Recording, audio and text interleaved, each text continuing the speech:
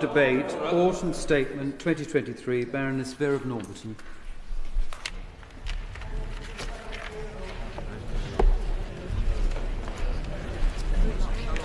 Thank you. Thank you, Barbara. Best of luck, Charlotte. Thank you for all your easy questions and everything. I don't want any difficulties, okay?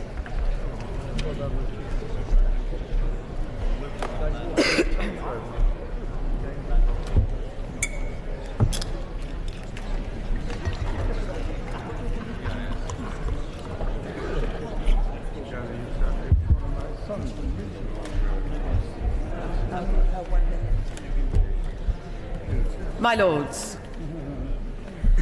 Lords, it's a pleasure to open the debate today on the measures brought forth by the Chancellor in last week's autumn statement. It was a statement designed to drive growth across the country, creating jobs and giving more people more money through work. It included some big headline-grabbing announcements, not least of which was a tax cut for 29 million working people and over 100 other measures carefully crafted to build on the post-COVID economic recovery. Taken in combination, the measures that the Chancellor proposed could boost business investment in the UK by around £20 billion a year in a decade's time. My Lords, I will start my remarks with some important context. The British economy has outperformed all expectations this year and has exceeded many of the forecasts. Yet in some ways we should not be surprised. When the Prime Minister took office, he set out 5 pledges to the British people, 3 of which were economic: to halve inflation, reduce debt and grow the economy. And he is a man of his word. Turning first to inflation.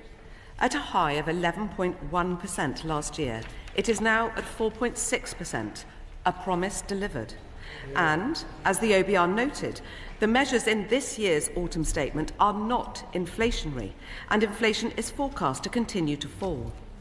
I echo the Chancellor's thanks to the Independent Bank of England Monetary Policy Committee for their work in bringing down inflation. And this government will continue to support them to do whatever it takes until the job is done. Secondly, on debt.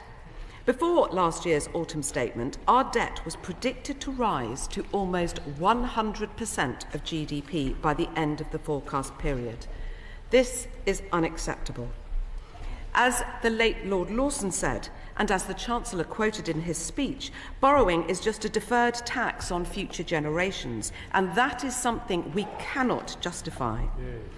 So now, thanks to the decisions taken by the Chancellor, the OBR says that borrowing is lower this year and next, and on average across the forecast it is lower by £0.7 billion every year compared to the spring budget forecasts. It falls from 4.5% of GDP in 23-24 to 1.1% 5 years later. We meet our fiscal rule that public sector borrowing must be below 3% of GDP, not just by the final year, but in almost every single year of the forecast.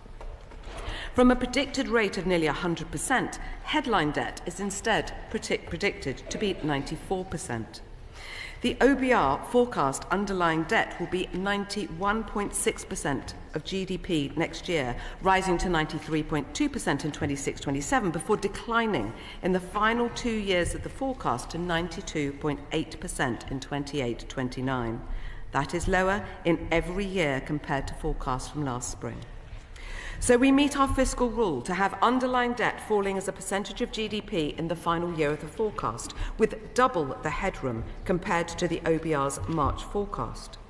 And the UK continues to have the second lowest government debt in the G7. That is lower than the United States, Canada, France, Italy or Japan. Another promise delivered. Finally, economic growth. There are 1 or 2 in your Lordship's House who remember the economic recession that accompanied the Second World War. When this government came to power in 2010, the UK was facing the worst recession since that era of terrible conflict. From 2010 until the pandemic, this government presided over faster growth than many of our major competitors, including Spain, Italy, France, Germany and Japan. When the pandemic hit, followed in quick succession by an energy crisis, our economy, like so many around the world, faced a shock. As a result, last autumn and just a year ago, the OBR forecast a recession in which the economy was expected to shrink by 1.4% in 2023. Instead, my lords, it grew. Revised numbers from the ONS now say the economy is 1.8% larger than pre-pandemic. And looking ahead, the OBR expects the economy to be larger in every year of the forecast compared to March. It expects to grow by 0.6% this year and 0.7% next year. After that, growth rises to 1.4% in 25, then 2% in 26, 2% in 27 and 1.7% in 28. My lords, this government is delivering on growth. We have an economy that is bigger and stronger than people thought. And as I have already said, with double the headroom that the OBR predicted.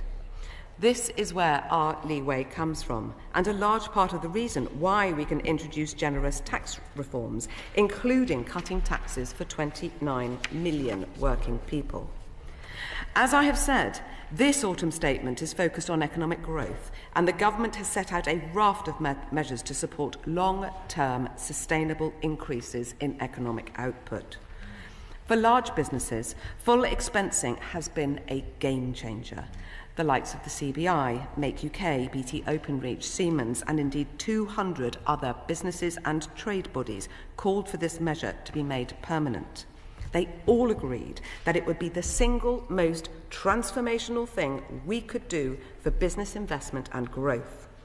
Full expensing means that for every £1 million invested, a company will get £250,000 off their tax bill the very same year. That is cash flow that can be used to buy a new vital machine, expand premises, test a new product, or hire a new team to begin work on a new project. For investment, growth and employment, that is game-changing. It means that we will soon have both the lowest headline corporation tax rate in the G7 and the most generous plant and machinery capital allowance anywhere. And once again, the OBR says that this measure will achieve our aims and make a huge contribution to our economy, increasing annual investment by £3 billion a year, totalling £14 billion in the forecast period. Alongside this, the government will provide £4.5 billion over 5 years to our strategic manufacturing sectors, those where we already have or can have a competitive advantage and which have tremendous potential for growth in the years ahead. This will encourage the manufacturers of zero-emission vehicles, green energy solutions and aerospace and life sciences technologies to set up or expand in and stay in the UK, again creating more jobs and more income. And as we move down the business scale from the very largest to small and medium enterprises, we continue to provide support. The government is extending the 75% business rate discount for retail, hospitality and leisure businesses for another year, and will be freezing the small business multiplier, saving an average independent pub more than £12,800 next year. Then we come to the smallest businesses of all, those consisting of self-employed people. The Chancellor illustrated the importance of these people in his speech last week, and it was an elegant description that I would like to repeat. These are the people who literally kept our country running during the pandemic, the plumbers who fixed our boilers in lockdown, the delivery drivers who brought us our shopping, the farmers who kept food on our plates. Without these people, I simply cannot imagine how we could have got through the pandemic. They already give so much of their time and effort to their work that it has always seemed an unnecessary burden to ask them to fill in all sorts of tax forms and then pay all sorts of different taxes before they can enjoy the fruits of their labours. So the Chancellor made 2 interventions. First, the abolition of Class 2 national insurance, saving 2 million self-employed people an annual average of £192. Then the reduction of Class 4 national insurance, down from 9% to 8%, saving those 2 million people more again, so that from April next year, 2 million self-employed people will save an average of £350 a year. And finally, the Chancellor offered one more major tax cut, a 2 percentage point reduction on national insurance for employees. That saves someone on an average salary over £450 a year. And that saving will start from January, once the legislation is passed. My Lords, turning now to labour and welfare. This government wants to make work more available, more appealing and more rewarding. That is why we are delivering on our commitment to end low hourly pay for full-time workers on the national living wage. Last week, the Chancellor announced the largest ever cash increase in the national living wage, increasing it by 9.8% to £11.44 an hour for workers aged 21 and over. This is worth up to £1,800 for a full-time worker.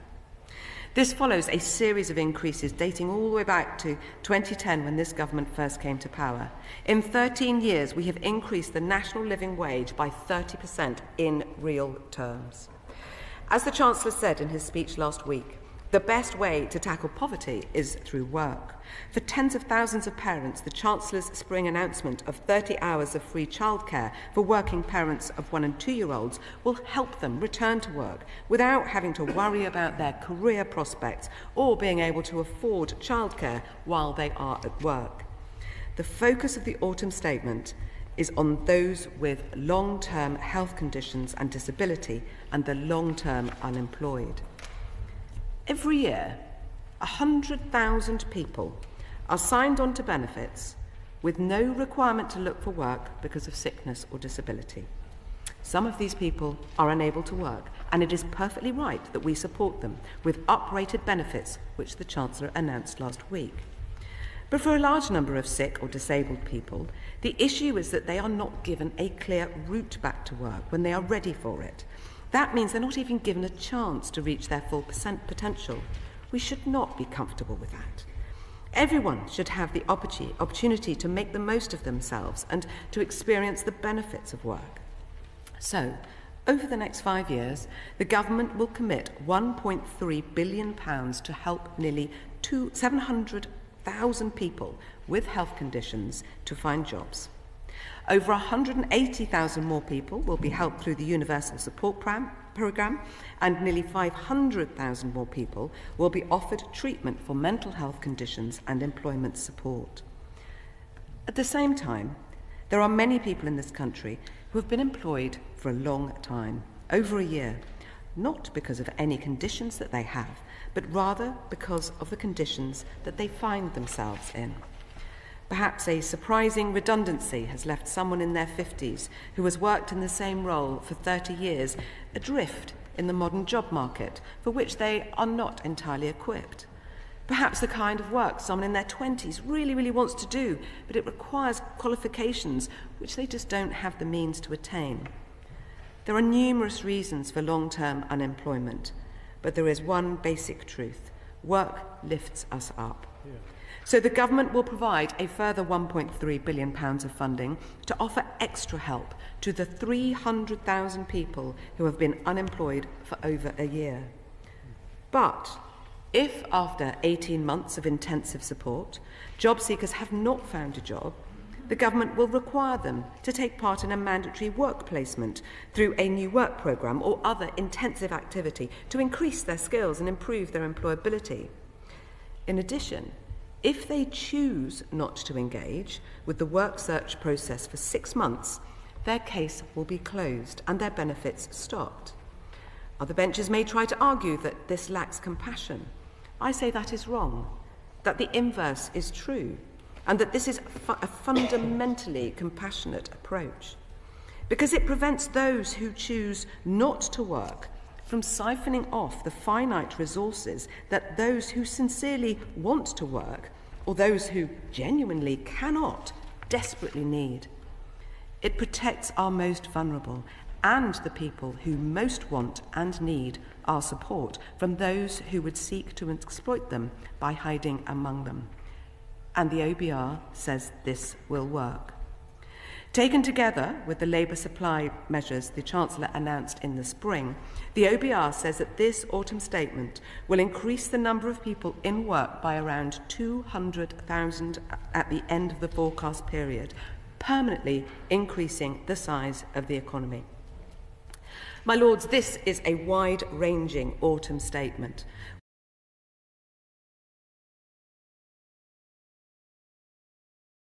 In modern British history over a 5-year period. The largest ever cash increase to the national living wage, paired with the largest ever cut to employee and self-employed national insurance.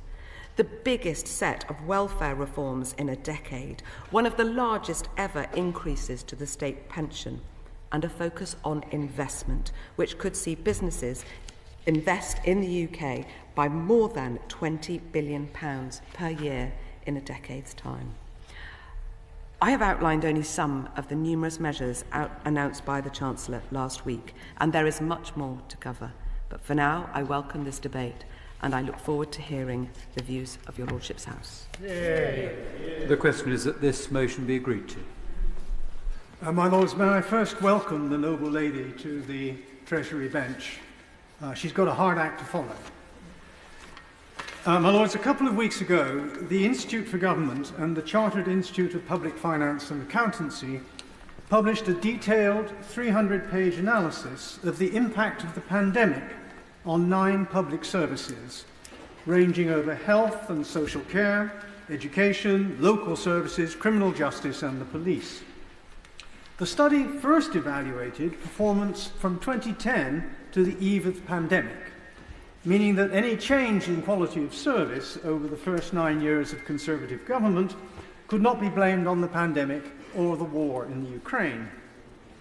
In 8 out of 9 areas of public service studied, performance was found to be worse in 2019 than in 2010. In 4 areas, general practice, hospitals, adult social care and prisons, performance was much worse. Only in schools was performance rated better. Between 2019 and the present day, nothing at all has improved, and 8 of the 9 major services have deteriorated yet further. Finally, as far as the next 5 years are concerned, while some services are predicted to stay at the same miserable level, others, including schools and criminal justice, face further decline. So will the Chancellor's autumn statement proposals turn this decline around? The answer given by the OBR is clearly no. As tables A1 and A2 of the OBR Outlook make clear, current spending will grow very slowly, whilst investment in public services will suffer major cuts. The Chancellor's one big public services announcement was to set a productivity target of 0.5% increase each year. Now, productivity is an issue in many services, particularly in the courts and hospitals. But nothing in the autumn statement will significantly improve the situation. Indeed, the real terms cuts to capital budgets ensure that public services will be left with a crumbling estate, insufficient equipment, and inadequate IT systems. But of course, the main focus of the autumn statement, as the noble lady has made clear, was not on public services, but on private sector growth. If significant economic growth is indeed achieved, then the positive impact on public services might be considerable. The autumn statement commitment of £4.5 billion support for new industries sounds impressive, until you compare it with the United States funding for green investments of $360 billion and the European Union plans in excess of €200 billion. And of course, the government deserves congratulation that taxpayers' money has secured the new Nissan investment. And we all hope for similar encouraging results from the investment summit held on Monday. But just as when unemployment rises, some people are finding new jobs, so these welcome investments must be viewed not as isolated events, but in the context of the overall investment picture. The Chancellor's primary measure to stimulate investment was his decision to make so-called full expensing permanent, a positive step. According to the OBR, this is expected to increase long-run potential output by slightly below 0.2% of GDP per annum. However, this positive impact, according to the OBR, is offset by the reduction in, and I quote, the public capital stock of as a share of GDP, which would likely have a material negative impact on potential output over the forecast period. Here, the OBR has, sotto voce, identified a fundamental error in the government's approach to investment and growth. Its failure to recognise that public services are complementary to the efficiency of private sector investment. Private profitability requires a thriving public sector. For example, the deterioration in the health service has been a major contributor to the record 2.5 million people out of work due to ill health. If just half the number of these people were in work, this would add a full 1 percentage point to GDP, 5 times greater than the impact of full expensing. Similarly, the lack of additional support for local government will impact spending on local infrastructure, on transport and on skills, increasing private sector costs of production, particularly for SMEs. The complementarity of public investment and private investment was very clear in 2010. George Osborne's austerity budget killed a growing economy stone dead. This wasn't the immediate effect of his expenditure cuts. They took time. It was the immediate effect of his clear declaration of interest to cut public investment and cut the growth of demand. It was the vision of austerity, together with the reality of cuts, that killed off so much private investment. The Chancellor's 110 measures to stimulate growth may be successful, but a fundamental problem is that they do not add up to a coherent policy. They are, in Churchill's famous phrase, a pudding without a theme. An economy and society in which popular estimation is that nothing works is not an attractive place for businesses to invest. That is why Rachel Reeves' commitment to large-scale investment in green technologies, the undoubted technologies of the future, is so important. This defining commitment will provide the theme, the coherence that this autumn statement lacks. It's also a long-term policy, a commitment to at least one parliament, so different from the persistent chopping and changing of the last 13 years, providing the stable policy confidence that investors need. Of course, given the public sector's scorched earth that Labour government will inherit, an ambitious green growth investment strategy will be a considerable challenge. But it is as nothing compared to the challenges faced by our parents and grandparents in 1945, when in far worse circumstances, a Labour government laid the public sector foundations for the next 25 years of transformative growth under both Conservative and Labour administrations. A component of Reeves' green growth strategy is a long-term commitment to investment in and reform of the public services.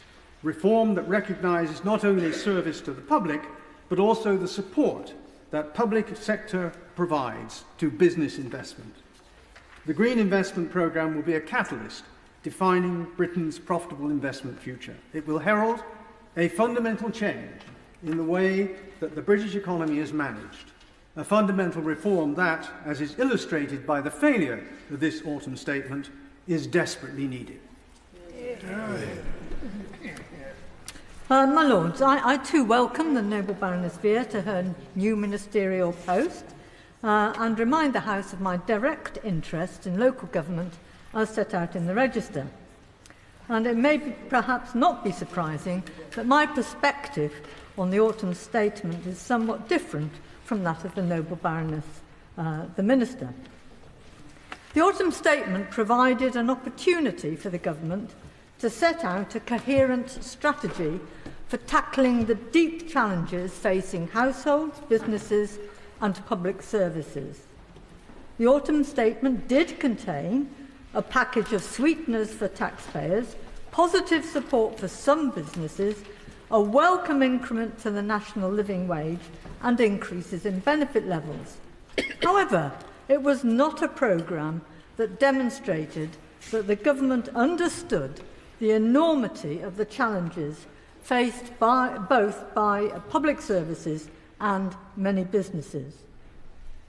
The government fails to understand that a successful country depends on well-funded, reliable and resilient public services.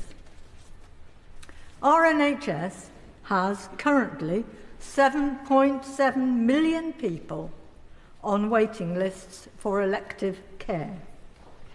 The latest information from Cancer Research UK is that 20,000 cancer deaths per year are avoidable. The autumn statement was the chance to use the fiscal headroom available to provide the NHS with the resources it needs to reduce waiting lists and cut avoidable deaths. The NHS wasn't even mentioned. What the government are ignoring are the consequences for individuals who are stranded on ever-increasing waiting lists to alleviate a painful hip or hernia. These are the very people who are on long-term sick from their work that results in burgeoning demands on welfare support. A strategic approach would recognise the links and attempt to address them. The Joseph Rowntree Foundation reported in October that over 1 million children experienced destitution, which means that their families are struggling to provide the absolute basic needs to stay warm, have enough food and appropriate clothing. That is shocking enough, but the fact is that 3/4 of those experiencing destitution are already in receipt of social security payments, and the JRF recommended that universal credit should have an essentials guarantee, they called it, to ensure everyone has a protected minimum amount of support to afford the very basic needs. The rise in benefit levels will not be sufficient to reduce this appalling picture of destitution. Maybe the Minister can say what actions the government intend to take to substantially reduce the number of children experiencing destitution. Increasing numbers below the breadline has consequences for other public services, particularly for local government. Yet another important piece of the jigsaw that provides for the needs of communities and families is under severe pressure, and yet was not referenced at all by the government, that nevertheless expect local public services to pick up the pieces in times of stress and distress.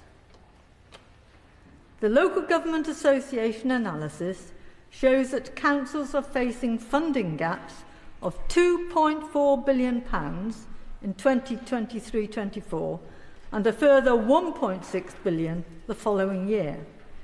This amount is equivalent to all local government spending on waste collection, libraries and recreation and sport.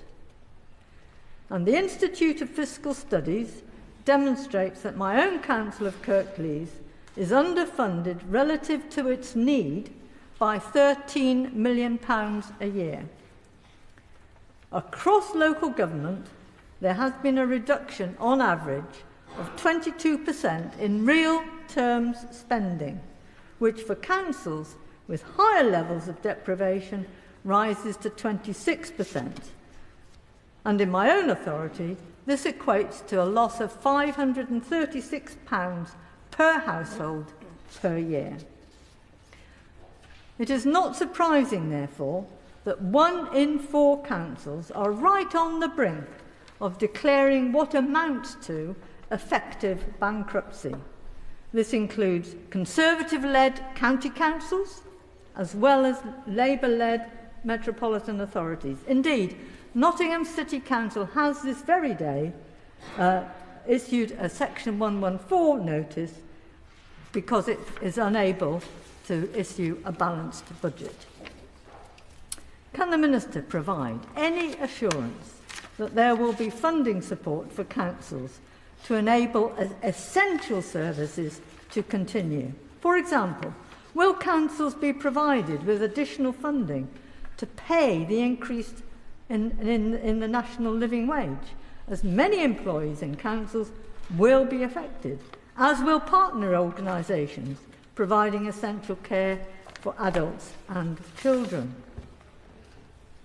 Local authorities in more urban areas are spending around 30% of their core spending power on children's services. Increases in central funding nowhere meets that justified level of demand, which leaves local authorities making desperate decisions. Over 70% of councils are considering scaling back leisure services. In my own council, there are current proposals which will result in closing of swimming pools, leaving just 2 swimming pools for a population of 500,000 people. Again, this has consequences. For example, those with arthritis who depend on swimming for exercise. And the closure of sports centres means that social prescribing, say yoga, dancing, badminton, becomes impossible. And those same people are then reliant on an already overstretched NHS. Perhaps the loss of swimming pools is to the solution to the loss of swimming pools is to use our rivers. But then the only action in the autumn statement in relation to tackling sewage-filled rivers is to slash the funding of the Environment Agency by 11% a year. No doubt the Minister will respond that for adult social care there's been an increase in funding, but what is never acknowledged is that over a quarter of this additional funding comes from the pockets of hard-pressed council taxpayers in the form of the social care precept, which in my council amounts to £200 per household per year on top of the council tax. Levelling up is the government's answer to the dire state of local services. Excuse me. Yet the investment provided is, and I quote from Zagoma, a drop in the ocean compared to what councils have lost, as well as the bidding regime, which requires councils to spend £30,000 per bid in order to make a bid to the various levelling up pots.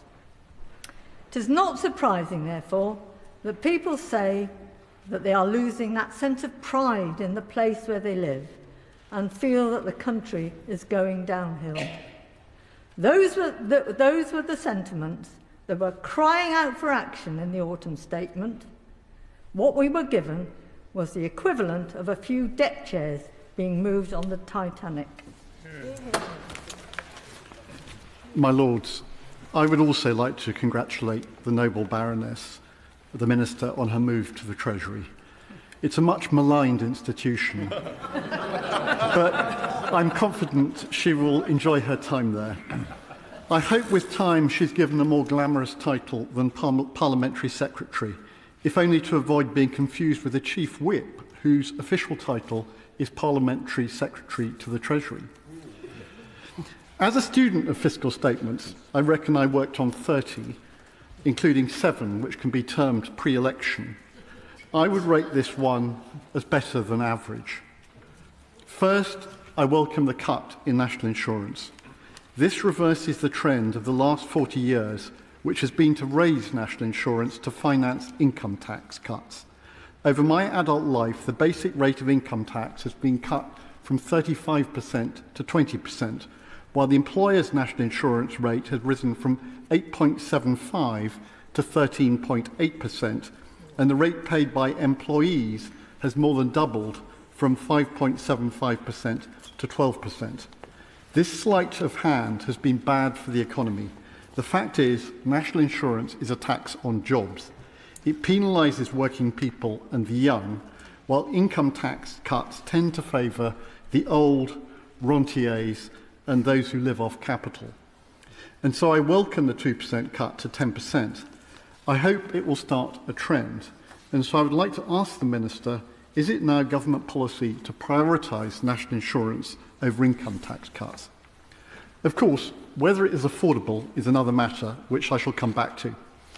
Secondly, I welcome the focus on growth, and in particular the full expensing of business investment. Normally, I would favour the widest possible tax base with the lowest tax rate, but Britain has a chronic problem of underinvestment, which is a contributory factor to our low growth, and so it's right to try to tilt the playing field. Finally, I welcome the Chancellor's commitment to fiscal rectitude, if only by 2028. He did a great job in pulling the Truss government back from the brink a year ago and in restoring confidence. Whoever governs in the coming period will need to keep on bearing down on borrowing and to get public debt on a downward path in relation to the nation's income. We may currently be benefiting from a rally in the bond market, but we cannot be sure that will be sustained. The fact is, debt interest is eating into resources better spent on the public services people need. And that brings me to what I see as the problem with the autumn statement. I fear the public expenditure projections are simply unrealistic. The National Health Service and the state pension are accounting for an ever-increasing proportion of public spending.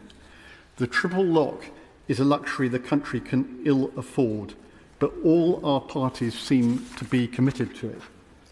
Of course, there's more the government can do on productivity and efficiency of public services, starting with the civil service. But the so-called unprotected programmes, such as criminal justice, housing and local government, as Baroness Pinnock mentioned, have already been cut too much, and the results are beginning to show. Moreover, as the international security situation deteriorates, we really do need to spend more on defence, diplomacy and intelligence. Demographic pressures will only increase over the next 20 years. Of course, much of this was set out in the OBR's Fiscal Sustainability Report, published in July. Can the Minister assure me that that report is informing Treasury policy and will inform the budget come March? I fear that sooner or later the government is going to have to grasp the nettle and reintroduce a health and social care levy. When it does so, it should be based on the income tax base rather than that of national insurance. The better off elderly, and I should declare an interest as the possessor of a free bus pass, should pay their fair share. My other concern is that the government isn't going far enough on growth. And here I agree with the Noble Lord Eatwell that more private investment needs to be combined with more public investment. Yet, the government is projecting that net public investment will fall over time from some 72 billion this year to 56 billion by 2028. When inflation is taken into account, that's a cut of at least 30%. One of my biggest regrets as a Treasury official was recommending the cancellation of what is now called the Elizabeth Line in the early 1990s. Of course, we need to focus on investment projects with the biggest economic return. To that end, I'm no fan of HS2, but we also need to ensure infrastructure gets sufficient resources. That means consuming less and investing more. I welcome the Chancellor's words on planning reform, but I fear they don't go far enough. We need to make it easier to build houses, and we also need to make it easier to make progress on infrastructure. Only yesterday, a telecoms industry veteran told me about the planning obstacles to delivering infrastructure in Scotland, and I see little evidence to suggest that the planning system is much better in the rest of the UK. And finally, the autumn statement doesn't go far enough on skills. Much of Britain's problems with immigration stem from our inability to develop a labour force for the 21st century. We used to rely on the Polish and Central European taxpayer to train our workforce. If the day after the 2016 referendum, the Prime Minister had said we were going to prioritise further education and vocational skills, and then relentlessly focused on the problem, we might just, 7 years on, be beginning to see some results. But she didn't, and her successors have shown even less interest in the subject. It's not too late to put that right. My Lords, if we don't rise to the productivity and growth challenge, the public finances will only get worse. This autumn statement represents a small step forward, but whoever forms the next government is going to have to do a whole lot more. My Lords, I too welcome my noble friend's arrival at the Treasury, in which a long time ago I served as an official. I shall try and find something nice to say about the Treasury, although it's not terribly easy, frankly.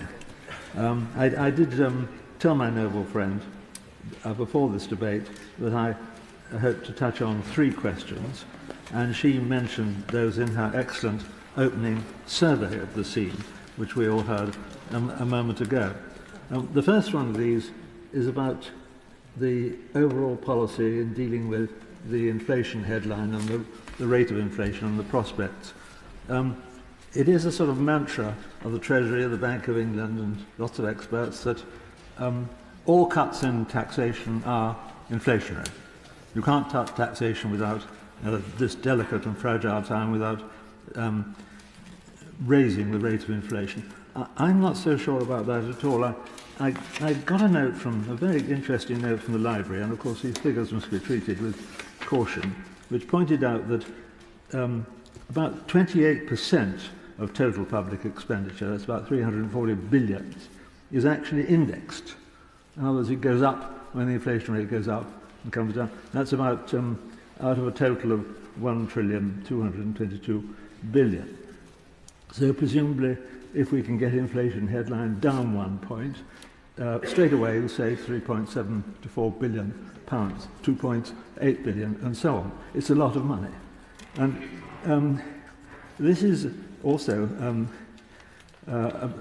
this is a position where one therefore says, well, are there some areas where the retail headline, where the retail taxes being reduced can have an impact on the headline inflation? If they can, then you're saving as well as you're losing revenue, but you're also saving expenditure on a very, very large scale. And I just wonder whether the Treasury sometimes has worked out some of these things. The figures are very big indeed. That's a quite distinct from the other indexing point, of course, which is that higher interest rates immediately raise the amounts that the government has to pay in debt payments for its borrowings. And these were running at 116 billion a year. I think they've come down a little, but it'd be interesting to know, if my noble friend can provide the figures, what does 1 point interest rate fall involve in reducing public expenditure? So there is a sort of swings and roundabout element here we don't hear very much about, and I hope my noble friend can talk a little more about it. The cost of debt servicing is 5.2% of total public expenditure, which is a lot. That's 3.8% of GDP. So really, any increase in interest rates, which the Bank of England firmly says is to cut inflation, is in fact got a big inflationary element built into it as well. These things are not straightforward at all.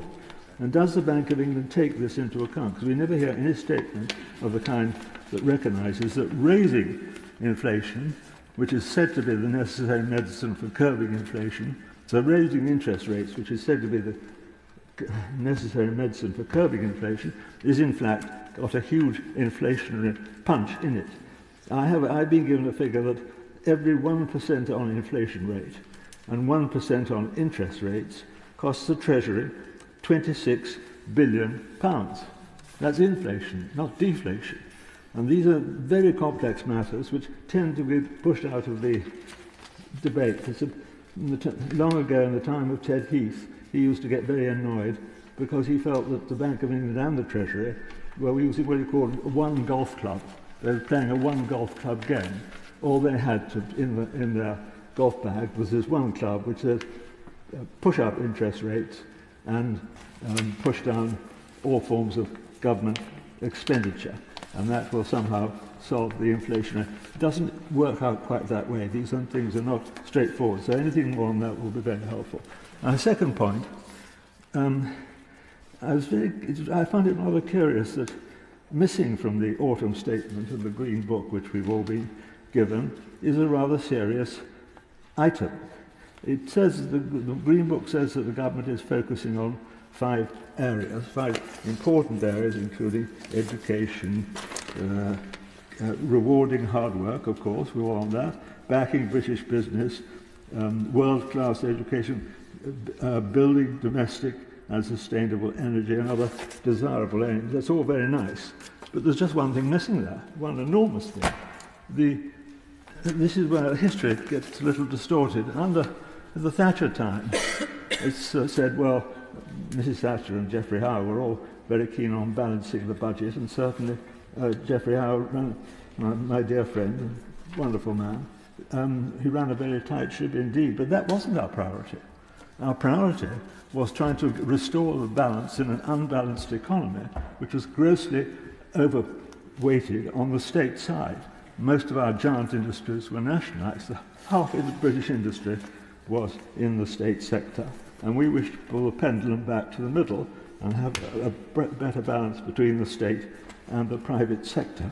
And to that end, we concentrated on enormous efforts which had a considerable success, and we did succeed in rebalancing the economy in a less socialised way. Still wanted an efficient state sector, of course, as Lord Equal said we must have, but we didn't want a greedy public sector, an efficient sector, not a greedy one, because that was the danger right from the start, that we were being sunk again and again by a huge, overexpanded and constantly growing public sector. The mechanism for bringing that down is a very important part of the story, and at the moment it doesn't appear to be there. So that was the second thing. The third thing, my noble friend Lord Maud is reported to be advocating that in order to get a tougher approach on public spending, we should split the Treasury between its various functions of being a Bureau of the Budget and being a Ministry of Economics. And I'm very interested to hear the government's view on that proposition, particularly as if we're talking about public sector capital investment, that is always the orphan. If the investment comes from the public sector, it tends to be a leftover or from all the exciting current pressures and political demands on the budget. And that is why a great deal of our infrastructure needed in this country is going to have to come from private sector. That was the third matter. There's a fourth one, and just quickly, my last few seconds. Please can we have a serious attention to more democratic capitalism, that is wider share ownership, wider involvement by everybody in the growth of assets rather than the few. This is not a good advertisement for capitalism. Capitalism does work, but it works best of all if it's democratised, and indeed I even say socialised. And I notice the Chancellor is trying to expand people's involvement in the stock market and in asset ownership. We need a lot more of that. So could I have a comment on that as well? My Lords, Lord Howth of Newport is taking part remotely. I call upon the noble Lord to speak. My Lords, reducing national insurance contributions does nothing for people on the lowest incomes, and full expensing at a cost to the Exchequer of £11 billion a year seems a very expensive way to secure an increase in annual business investment of £3 billion. Before the autumn statement, the OBR projected a fall of £27 billion in borrowing in 2027-28 compared to its forecast in March. The Chancellor had a choice as to how to use this windfall between consolidating the public finances, improving public services, or making tax cuts. Bullied by his party and with an election coming up, he chose tax cuts. He has gambled that the wafer-thin margin forecast by the OBR will enable him to adhere to his fiscal rule that the debt to GDP ratio will be falling by the end of the period. The OBR's projection is, of course, no more than optimistic guesswork. The Chancellor has left himself with nothing in the bank for contingency, yet contingencies always occur.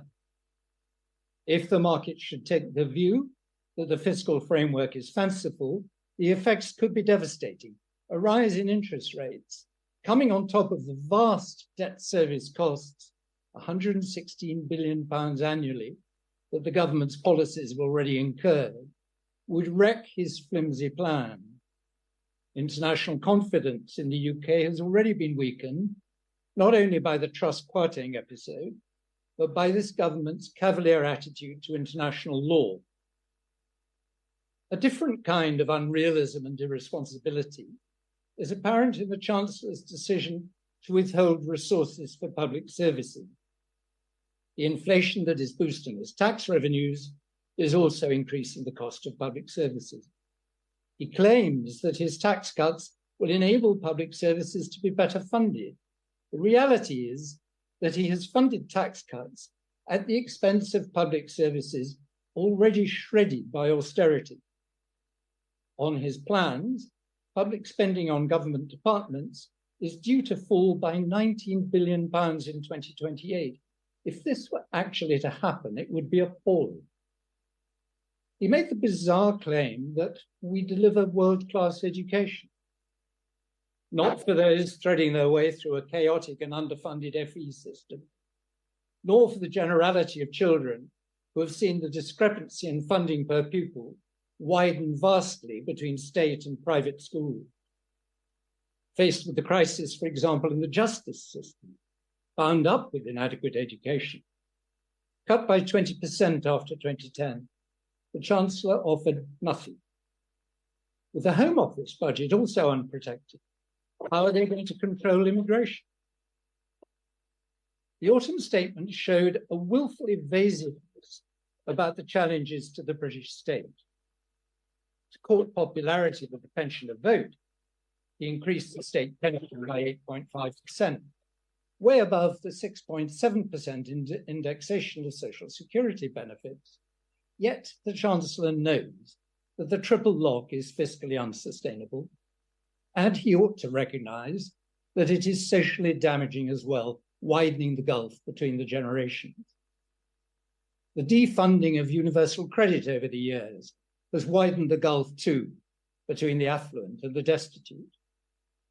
The Chancellor's measures, on average, will give £1,000 a year to the top 20% of earners, but only £200 to the bottom 20%. Who are the employers who are going to provide all this work at home for people with mental health and mobility problems?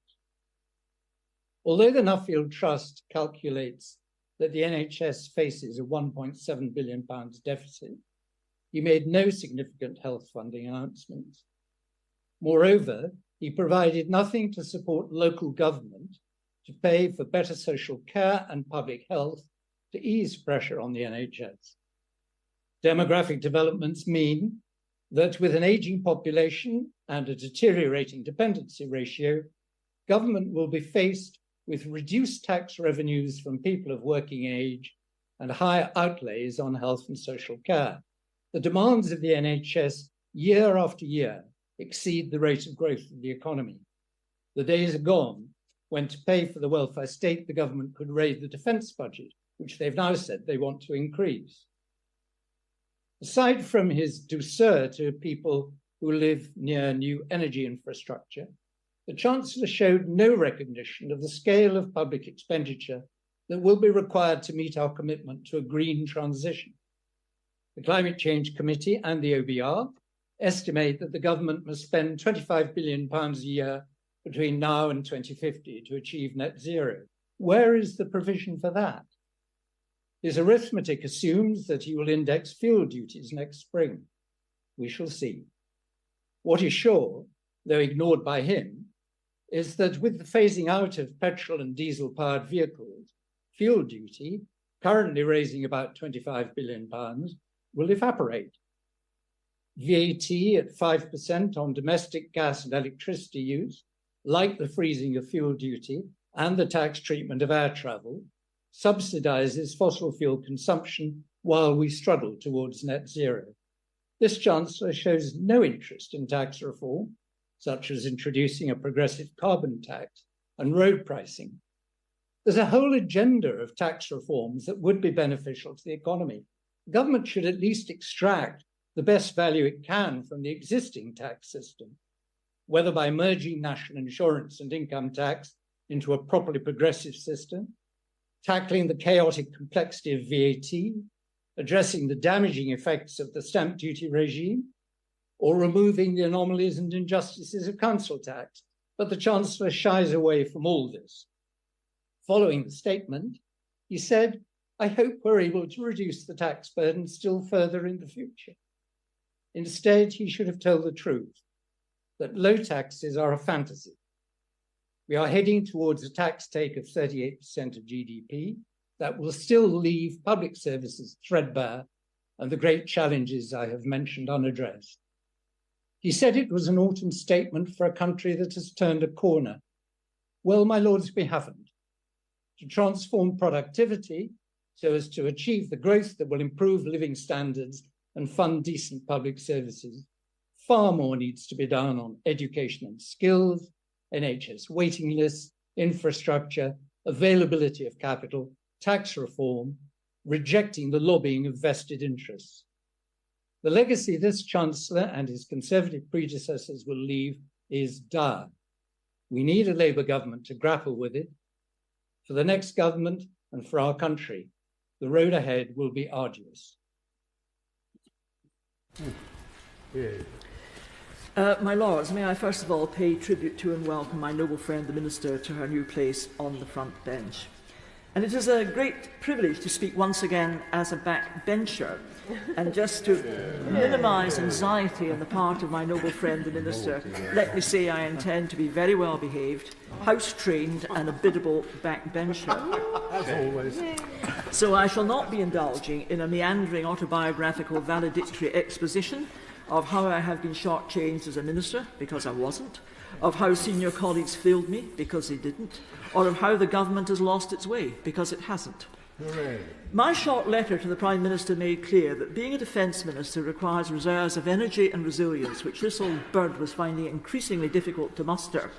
And the time had come to pass on the baton to another incumbent, whom I'm delighted to say is my noble friend, the noble Earl Lord Minto. But, my Lords, my letter also made clear my pride in serving this Prime Minister, and that I would continue to support him in every way I can. And the autumn statement, my Lords, is the affirmation of why I offer that support. And let me explain. I'm an old-fashioned kind of girl, a sort of political response to Eartha Kitt. I know why I am a Conservative. You don't come from Scotland and not know that. I know what kind of conservatism I believe in. A free society where everyone is encouraged to optimise their individual talents, a free enterprise economy which can flourish, supported by the state, not obstructed or oppressed by it. And my noble friend Lord Howe very eloquently explained why that is so important. A society where the state and its offshoots are enablers and facilitators, not a resource-sapping monolith, as I am afraid is sadly the case in the devolved governance of Scotland. And lastly, and for me most importantly, a society where the privileges of these essential freedoms are balanced by a responsibility and a compassion which protects and supports those who, for whatever reason, are vulnerable. So, you won't find me in the tent of ideology and dogma. I'm much more interested in pragmatism and delivery of the broad tenets which I have outlined.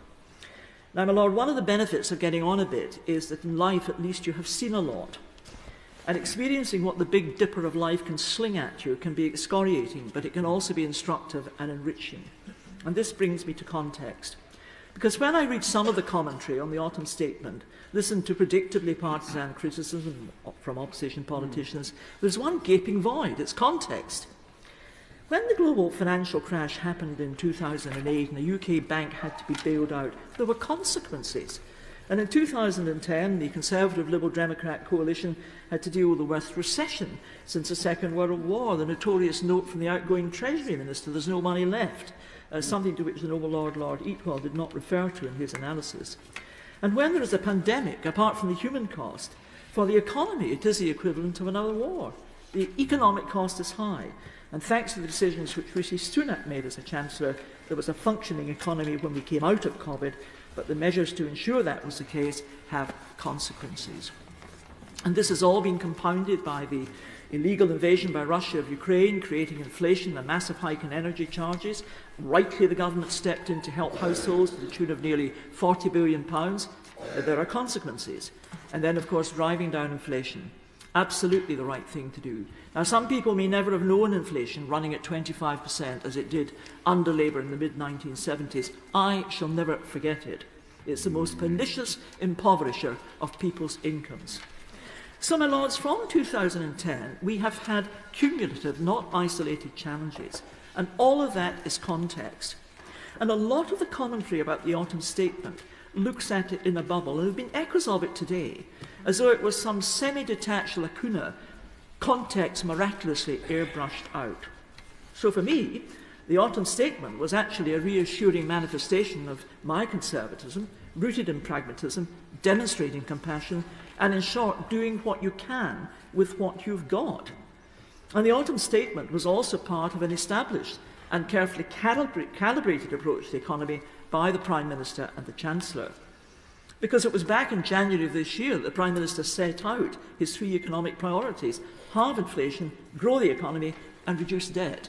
And we've made progress in all three of these. So what the Prime Minister and the Chancellor had already created to give us a meaningful "what have we got" was actually the springboard for the next step of doing what we can, which in reality has much more excitingly translated into look at what we can do. And I find it invigorating. I couldn't disagree more with the noble Lord Howarth. So we've got a serious approach to keep inflation falling. We've got a consistent resolve to reduce debt. And we've got a coherent and credible approach to economic growth, building in positive progress by a laser focus on higher productivity. I mean, 110 growth measures in the autumn statement, boosting business investment by $20 billion a year. That's what I wanted to hear. But then rightly recognising how searing the cost of living has been, particularly for those most vulnerable, those in the lowest incomes. And they will benefit by our approach to universal credit and other benefits. 1.6 million households will be helped with rent, and of course for pensioners we've honoured the triple lock in fuel. So, my lords, for this Conservative, the autumn statement has delivered not just for the moment, but for the future and for the country. It is part of a journey. Now, interesting, already clear, is the political challenge which it poses to the opposition. And the Shadow Chancellor can try and dissect the autumn statement in the abstract, but that approach is not credible. It's not rooted in reality. But when she embraces the reality, she is confronted by three demons. Demon one: a persistent Labour record of economic mismanagement whenever it has been in government. Demon two: the Shadow Chancellor says she'll do it differently. She'll control inflation, but no mention of how. Instead, she's going to increase borrowing by £28 billion a year. Bad news for the economy, flinging petrol and inflation. We need neither, and the public will work that out. And Demon three, and this one really has got pointy ears and big horns, that she actually has to agree that the Conservatives are taking the correct decisions, so she can't actually disagree with much in the autumn statement, which poses a lethal question for the Shadow Chancellor: what's the point of Labour? A question, my lord, that others may have asked in the past, but I expect more and more voters to be asking in the future. My lords, in conclusion, I know the point of being a Conservative. I shall fight the next election as a Conservative, and on the basis of the autumn statement, I look forward to winning that election as a Conservative. Yay! My lords, that felt more like a speech about a future autumn statement from a Labour government than the current one we have before us. But moving on, I too welcome the noble lady, the Minister, to her new role, and I look forward to hearing from her often here in this House. Yet I suspect even if you're a Treasury Minister, every autumn statement feels a bit like a missed opportunity. There's always things each one of us would like to have seen given a higher priority. Areas of spend we would have wanted greater resources allocated. And there may also be things that we think too much money is being spent on, though that may be a little less common. So I want to begin by being grateful for a number of items announced this time. I'm not sure I can sustain that congratulatory perspective all the way through my remarks. Your lordships know me too well to expect that. But at least I'll start in a positive direction. My lords, the uprating of working age benefits by 6.7% and the 9.8% increase in the national living wage will go some way to stem or slow the growth and deepening of poverty among those households who are striving and struggling with low-paid and insecure employment. My own belief is that the money made available to our lowest-income households should, however, not be subject to annual political whim. More than a triple lock for pensions, we need an independent mechanism for ensuring benefits will always cover the basic essentials of living. And to that extent, I would, as the Noble Baroness Pinnock has already urged, encourage support for the Joseph Rowntree Foundation and Trussell Trust proposal for what they call an essentials guarantee. This would provide long-term certainty that benefits would be enough to live on for all families. It would mean the rate of universal credit was set by an independent body, which took into account the cost of essentials. But that is for the longer term. This announcement is a step in the right direction. And then the uprating of local housing allowance back to the 30th percentile is also something I welcome wholeheartedly. The freezing of this figure during a period when private sector rents have risen rapidly busts any myth that holding LHA down would help keep private rents affordable. Instead, what we've seen is rent levels become one of the principal drivers for homelessness, including now homelessness among people who are in steady employment, especially in major cities such as my own. In inner Manchester, these new rates will provide an additional £41 per week, over £2,000 per year. And this uprating will go some way to address the worst of the problem. But I do fail to see why, given the national insurance reductions are to take immediate effect, why this is being delayed until beyond those coming winter months, the months when homelessness wreaks its greatest toll on the health and life of our fellow citizens. And I would welcome a commitment, ideally from both front benches today, to not letting this level fall back below 30% in future years. My lords, taken together, these changes are a welcome step in the right direction. However, the parish of St Barnabas in Oldham, serving one of the poorest communities in Greater Manchester, now finds itself operating a free laundry service for local people. People who cannot afford a washing machine or dryer, and for whom commercial laundrettes necessitate an expensive and difficult journey. And we all know what happens if you try to dry clothes in a cold house and just get the kind of damp that we've seen wreak such havoc on people's health. So I applaud that parish's initiative, but I deplore the need for it, and I don't see measures in this statement being sufficient to render it no longer necessary. There are, however, several areas where I feel opportunity has been missed, and as time is brief and other noble lords have, and no doubt will refer to many of them, I'm going to focus on just one where I have a particular interest. Through my work as co-chair of the National Police Ethics Committee, which is set out in the members' Register of Interests, I am deeply concerned as to how much police time is wasted by officers sitting in hospital A&E departments waiting to hand over people with mental health issues to the medical professionals who can properly assess their needs and then offer treatment. One of my Right Reverend friends on these benches recently observed 4 officers spend 6 hours on such duties each, time that could and should have been spent preventing and detecting crime. So I applaud the Right Care, Right Person initiative, which seeks to divert people with health needs from inappropriate and wasteful periods of engagement with police. However, my lords, timely handovers will not be achieved without a more significant increase in funds for mental health in our hospitals and communities.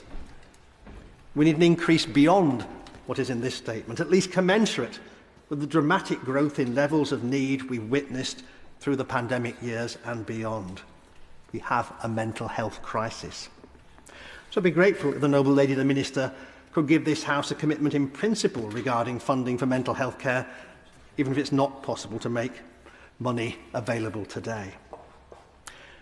And finally, my lords, and here I do depart from the noble lady who spoke before me, I suspect many of us here feel that this autumn statement reflects a tiredness and a lack of ambition. It may speak of long-term decisions for a brighter future, but the reality feels somewhat different. I learnt, early in my years as a parish priest, how one of the saddest signs of human decline and the approach of life's end is a narrowing of horizons, both physically and metaphorically, until they reach barely beyond the bedroom walls. I hope that when we next hold an autumn statement debate, that whichever party is in power, post the forthcoming general election, it will feel able to bring us a bold and long-term vision for Britain's future, not, as we have before us today, my lords, a whispered croak from a governmental deathbed. Gosh. Wow. Gosh. I think he's must be a candidate. My lords, may I begin by welcoming my noble friend, the Minister, to her new role in the Treasury. I speak in this debate more because I feel obliged to than because I really want to. I'm well aware that the government has stopped listening to Conservatives with my opinions, but I'm going to give them anyway. I had hoped last week we would get a statement and a set of measures which acknowledge that Britain has been on the wrong track and that a radical change of direction is needed. And I'm afraid what we got instead, and obviously these are welcome, was some palliatives, some attempts to soften a direction of travel that remains the wrong one. We got a statement that, I'm sorry to say, does all too little to persuade the British people that we as the governing party have solutions that are capable of solving the country's problems, and one that makes it far too easy for voters to believe the falsehood that there is no real difference between Conservative philosophy and those of the parties opposite. My lords, if I'm honest, I'm tired of pretending I think we are on the right track. I meet many Conservative members and voters, all too often former voters, I'm afraid, and even quite a few ministers who don't think we're on the right track either. Now, even with the reduced tax increases that we saw in the autumn statement, we are still heading for the highest levels of tax and spend ever seen in this country outside wartime.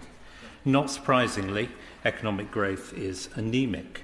Yes, as my noble friend the Minister said, we are outperforming the gloomiest predictions of the OBR, let alone the pre-Brexit Treasury prophecies of doom. But, as you will see, if you look at the Angus Madison database measuring this country's growth for the last 700 years, since the financial crash, we've had pre-modern growth rates. Per capita growth rate roughly that of Britain during Queen Victoria's reign.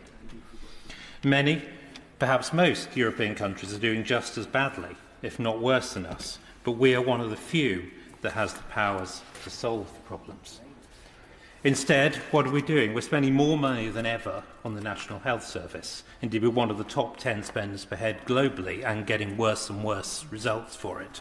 We're paying huge sums on welfare and pensions, yet the only solutions we have are the very gentle carrots of encouraging people back into work, rather than a bit more of the effective stick of reducing welfare for people who choose not to work. We're sucking in huge numbers of immigrants to try to fill the gap, or rather not fill the gap, because we still have 1 million job vacancies. We're building nowhere near enough houses. We've heard from many noble lords already, many wishes, many calls, very well justified, I'm sure, for more public spending on favoured causes. But the truth is we're trying to provide public services as if the economy was growing at 3% a year and the real figure is 1%. That just can't be done, and we're now feeling the pain. It's not as if any of this is a secret. Outside this building, people talk about these real-world problems all the time. They don't talk about smoking bans or A-level reforms. Now, the party I'm a member of has been in power for 13 years, and I'm afraid I have to say it bears much responsibility for the problems I've just outlined.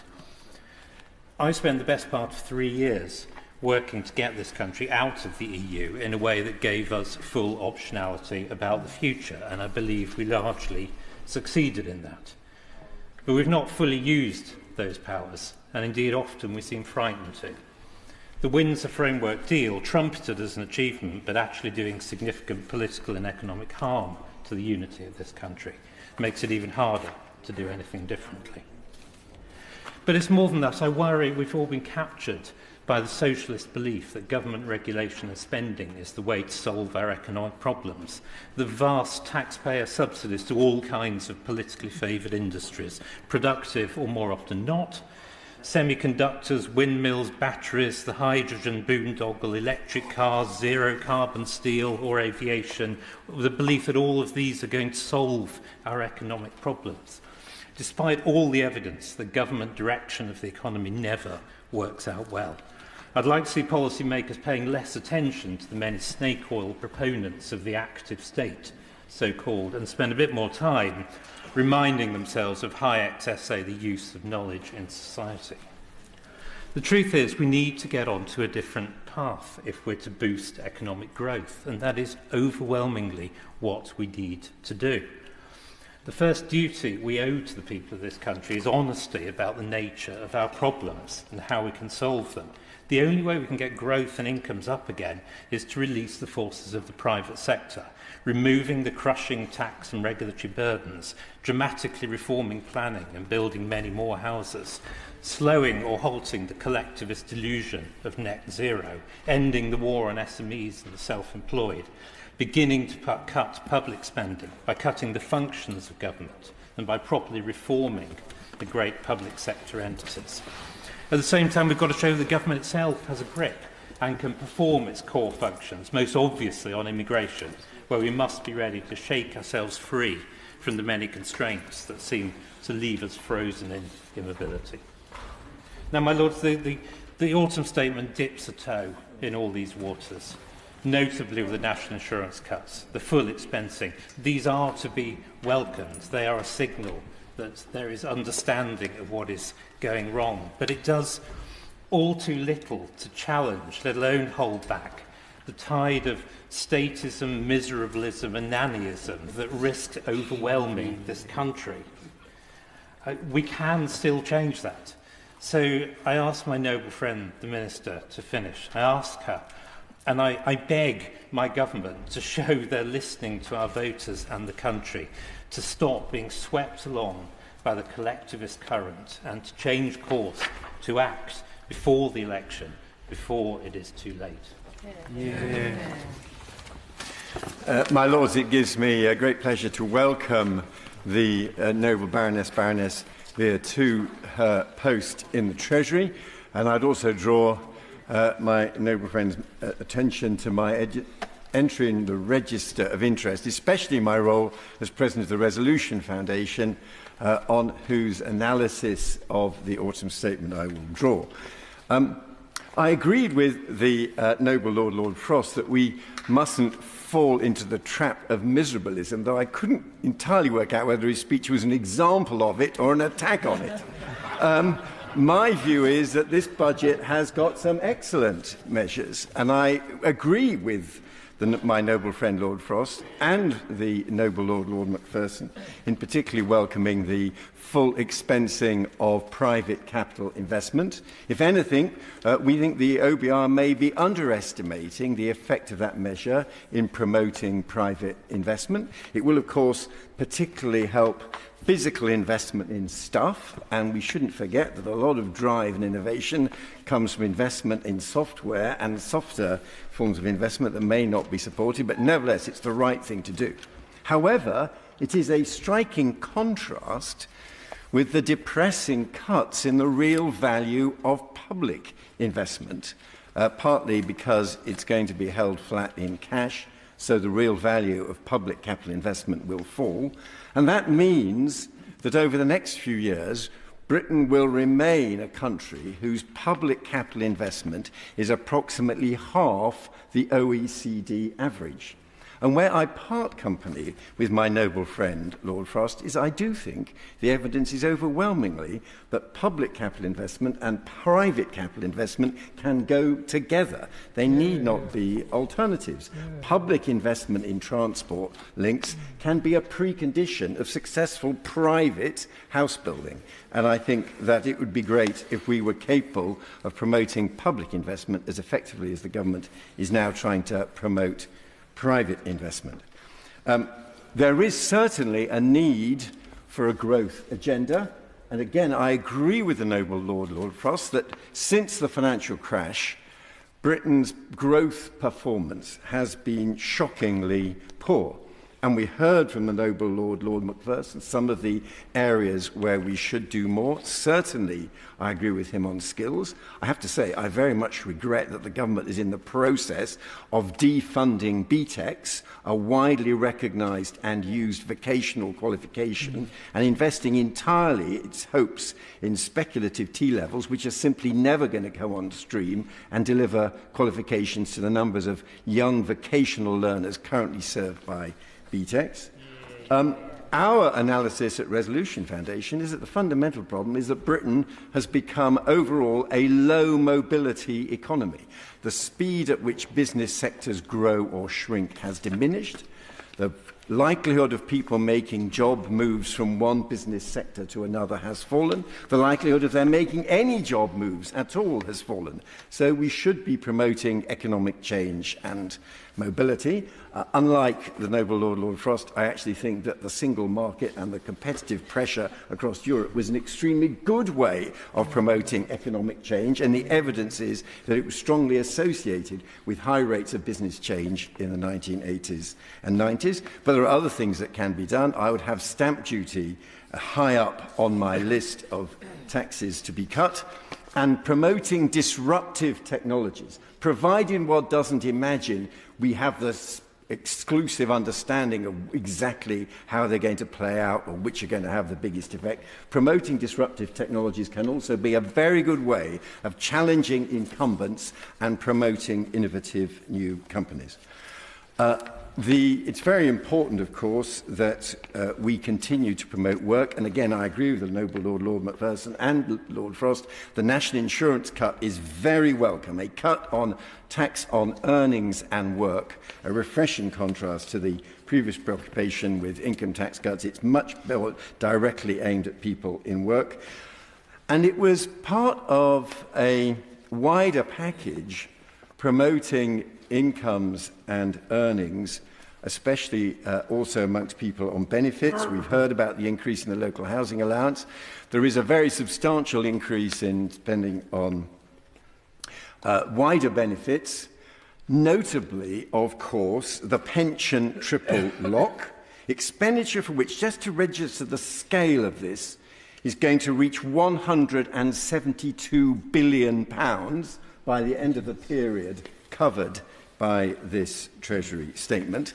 And what this means is we have now reached the position in Britain where not only are the poorest 10% of pensioners after housing costs enjoying a higher income than the poorest 10% of non-pensioners, and the middle-income pensioners after housing costs enjoying a higher income than middle-income people, families, it's now reached a stage where the most affluent 10% of pensioners have a higher income after housing costs than the most affluent 10% of families. And I would therefore like to end by asking the Minister to reflect a little bit on how the shape of the state is changing. There is a debate about the size of the state. There's also a debate about the shape of the state. And there is a pattern.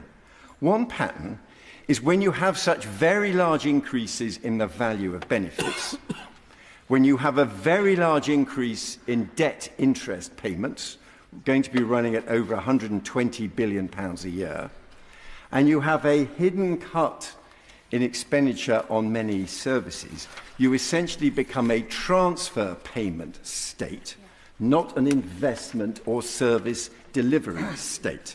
You put much more of your effort into paying out the pensions, the debt interest, the wider benefits, and less into investing in stuff, investing in technologies. Is that a reshaping of the state that meets my noble friend Baroness Goldie's attractive account of what made her a Conservative? And it is also clearly a state focused on expenditure and services and benefits for older people and doing far less to invest in our future. A state that is transfer payments, not investment, and a state that is for the old and not the young is not the kind of state that I think should be an objective of government policy. Also welcome the noble Baroness to the Treasury bench. I think she's going to find it interesting to be shaping the state in the future. The noble Lord Clark of Nottingham, in his evidence to the Constitution Committee in June of last year, said there were no votes in criminal justice. He continued, the criminal justice system is in an appalling condition. I would never have believed it. He added that the Lord Chancellor had the misfortune of presiding over a department, the two large chunks of which, the courts and prisons, are, as he said, in a dire state, worse than I can ever remember. He said that the Lord Chancellor lacked the necessary political clout to get a sensible settlement from the Chancellor of the Exchequer.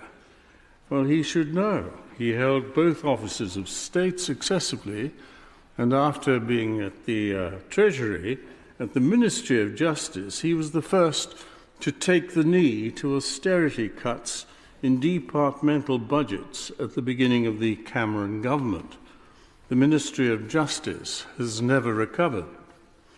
The analysis of the MOJ statistics published in October last by the Institute for Government underlines the present crisis.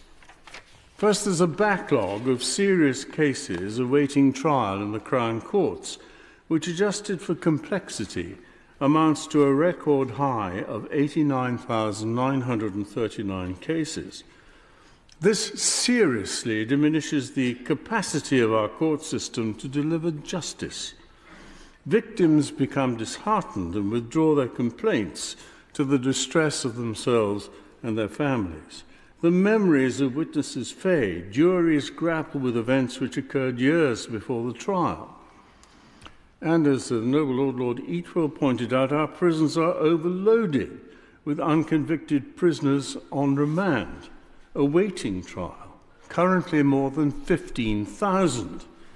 Indeed, 28% of cases in the backlog have been waiting for over a year, and 10% waiting for over 2 years.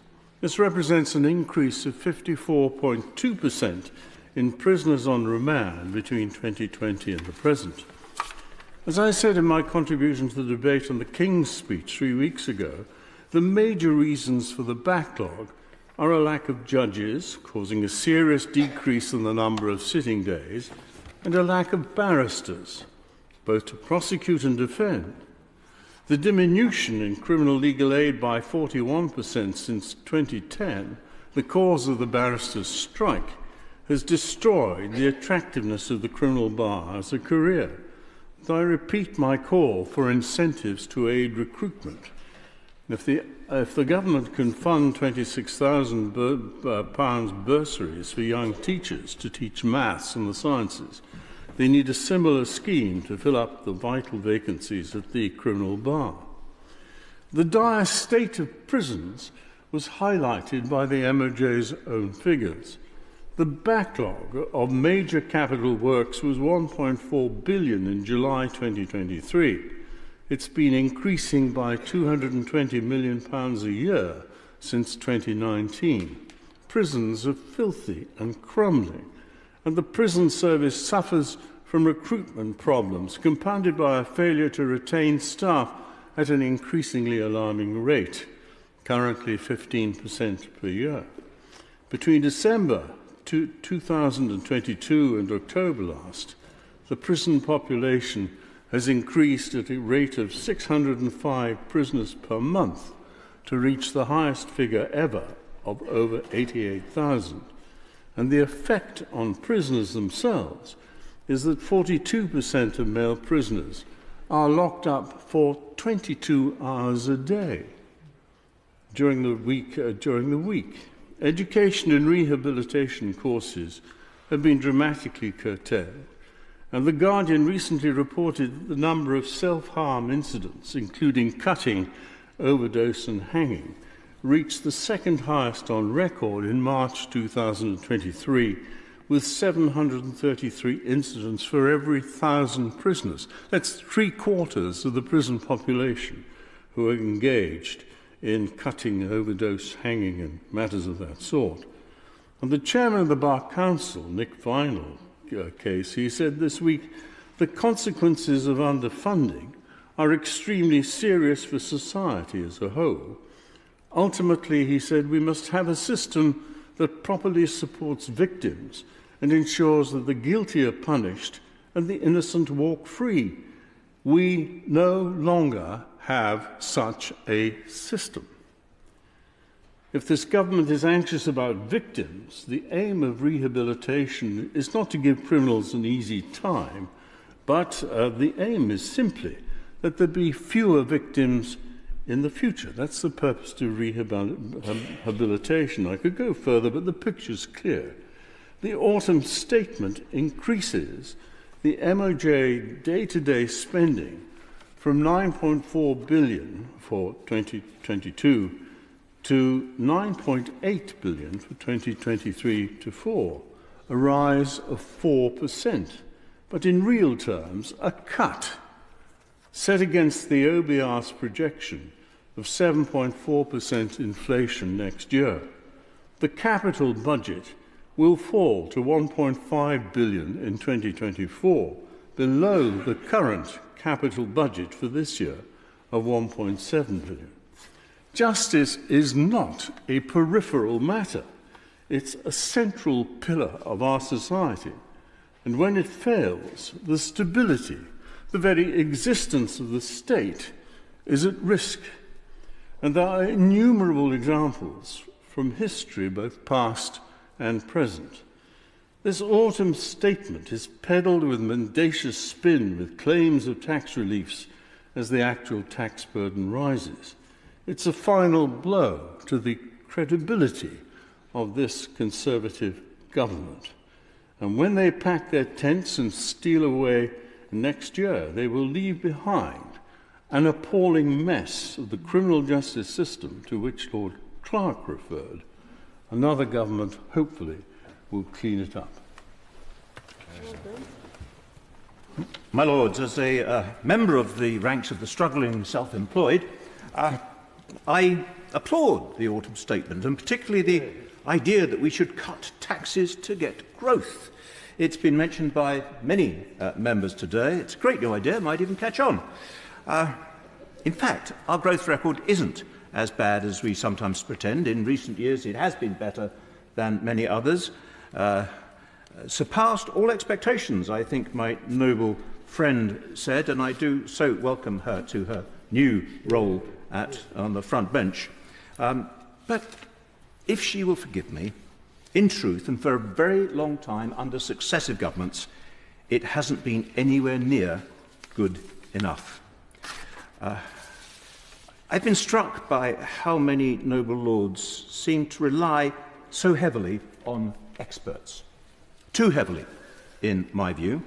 Over the years, it's allowed too many governments to shrug off their basic responsibilities. It's been 25 years since Gordon Brown handed over a great chunk of the Treasurer's responsibilities to the Bank of England. Today, we worship at the altar of the OBR. It's been fascinating that almost every speaker today has leant on the OBR, including my noble friend, even as on several occasions she mentioned how many of the OBR's forecasts have been wildly off target. We've put ourselves in thrall to the so-called experts. I always rely on Winston Churchill. He always has a great word, but he once warned, experts on tap, but never on top. Yet often, too often, we simply claim that we're following the science. So it's not our fault, not really, even though it's an excuse that's being ripped to shreds on a daily basis at the COVID inquiry.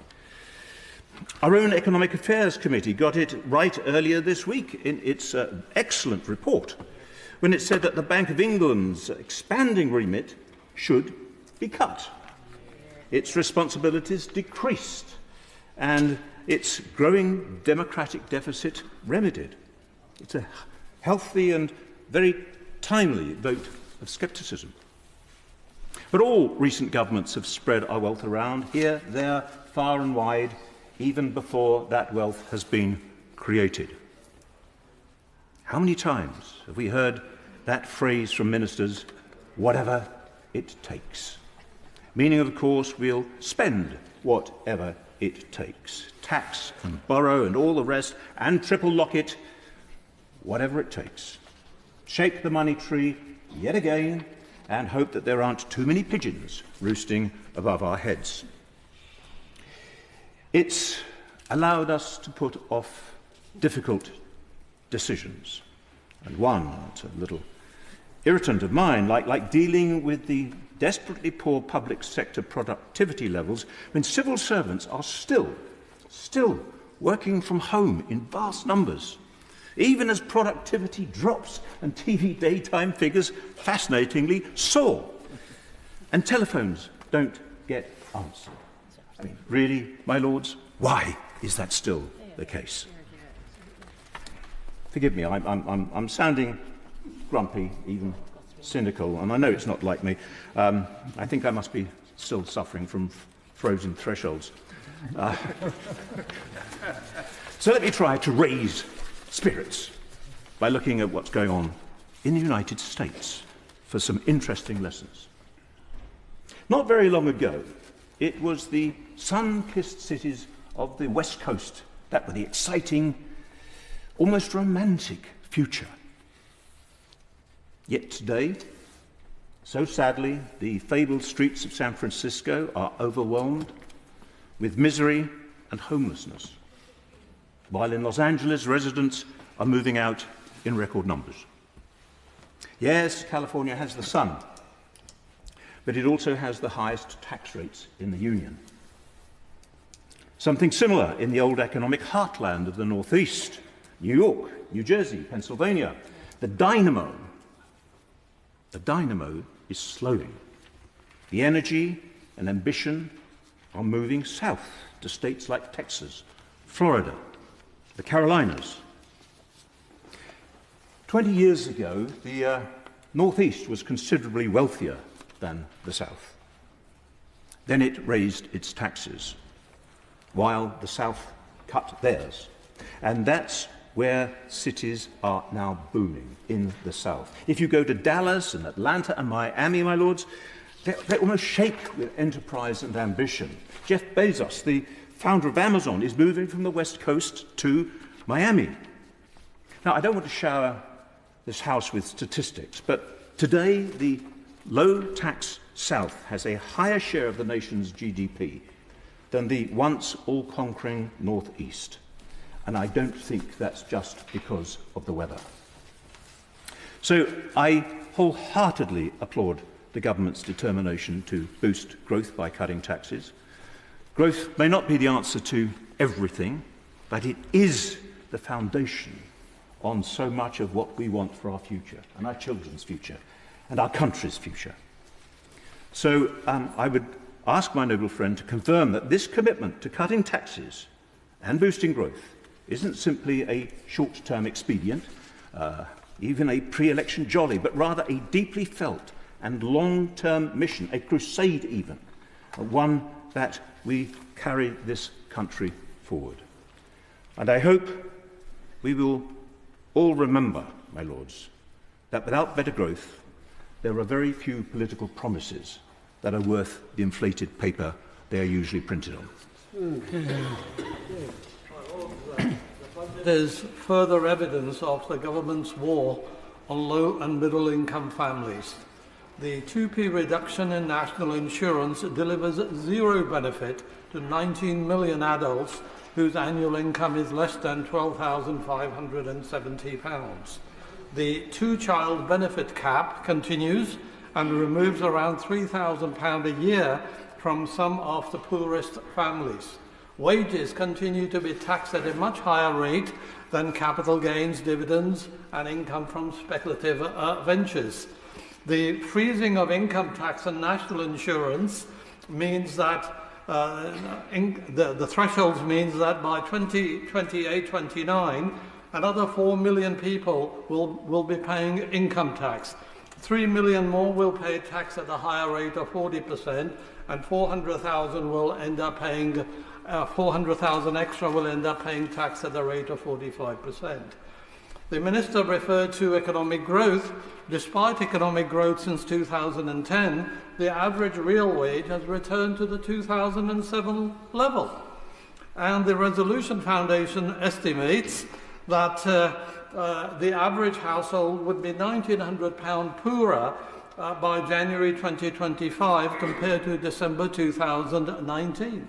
The government has to remember that in the absence of good purchasing power for the masses, economy can't be rejuvenated, and it simply has not learnt that lesson over the last 14 years. The government's failures have caused huge growth in poverty, malnutrition, scurvy and rickets have returned to the UK, and people are actually dying. Between 2012 and 2018, some 335,000 people died from government-imposed austerity. That is excess deaths, according to a paper published in Refereed Scholarly Journal. And we had a debate in this House, and I never got a decent reply from the Minister. So the government's response is what? Is to cut real spending, public spending by another £19 billion, which means that the public sector wages will be cut, hitting women the hardest, especially as they form the majority of the public sector workforce. So I asked the Minister the question, could the Minister explain why the Chancellor's statement is not accompanied by an impact statement showing how many more people will die directly or indirectly as a result of the government's policies? On economic growth, the government offers absolutely no vision. Despite a decade of low inflation, low interest rates and low corporation tax and numerous incentives, private sector has failed to invest adequately into productive assets. In the OECD table of 38 countries, UK is ranked at number 35. Of course, private sector won't invest because people haven't got good enough purchasing power, and the government has starved the public sector of investment, which really then fuels the private sector activity. So the government is not really offering to increase public sector investment. Last week, the Deputy Governor of the Bank of England told the Treasury Committee that Brexit, and I quote, has chilled business investment. End of quote. It has grown by less than 1% in real terms a year since Brexit. The government has offered absolutely no answer to the Brexit woes, though it has now belatedly offered £4.5 billion for investment, as the Minister referred.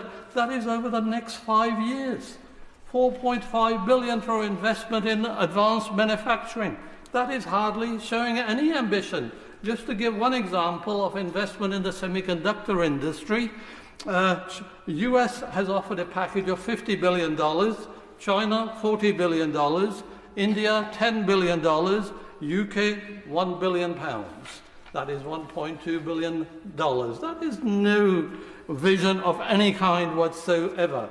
I like to ask the Minister some specific questions about the public debt, because she referred to that in her speech. Nearly £1 trillion of quantitative easing has pushed up asset prices and enriched a few. One study has shown that QE boosted the wealth of the richest 10% of households by between £128,000 and £322,000 per household. So instead of squeezing the poor and public services, the government could have clawed back this gift to the richest. So a question for the Minister. Can the Minister explain why the gains arising from QE have not been clawed back? Public debt under the Conservatives has soared from around £1 trillion, or 65% of GDP, in May 2010, to £1.79 trillion, or 79% of GDP, just before the pandemic, and is now, latest number is £2.64 trillion, or 97.8% of GDP. Now, what does this public debt actually consist of? The ministers have never actually explained. I can see no rationale whatsoever for treating quantitative easing balance as part of the public debt, especially as the government holds equivalent gilts and bonds. In any case, QE is an interstate transaction between the Bank of England and the Treasury, and the consolidated effect is zero. So can the Minister explain how much of the QE is included in the public debt amount, and why? Through the QE, the government has enriched speculators by pushing up the price of gilts and corporate bonds, but it is now selling them at a loss. So could the Minister explain why, as part of quantitative tightening, the government is selling securities at a loss, and how much has been lost, and why is the public purse being held responsible for that particular loss? The government is also paying interest to commercial banks on what is called central bank reserves, which are created as a result of QE.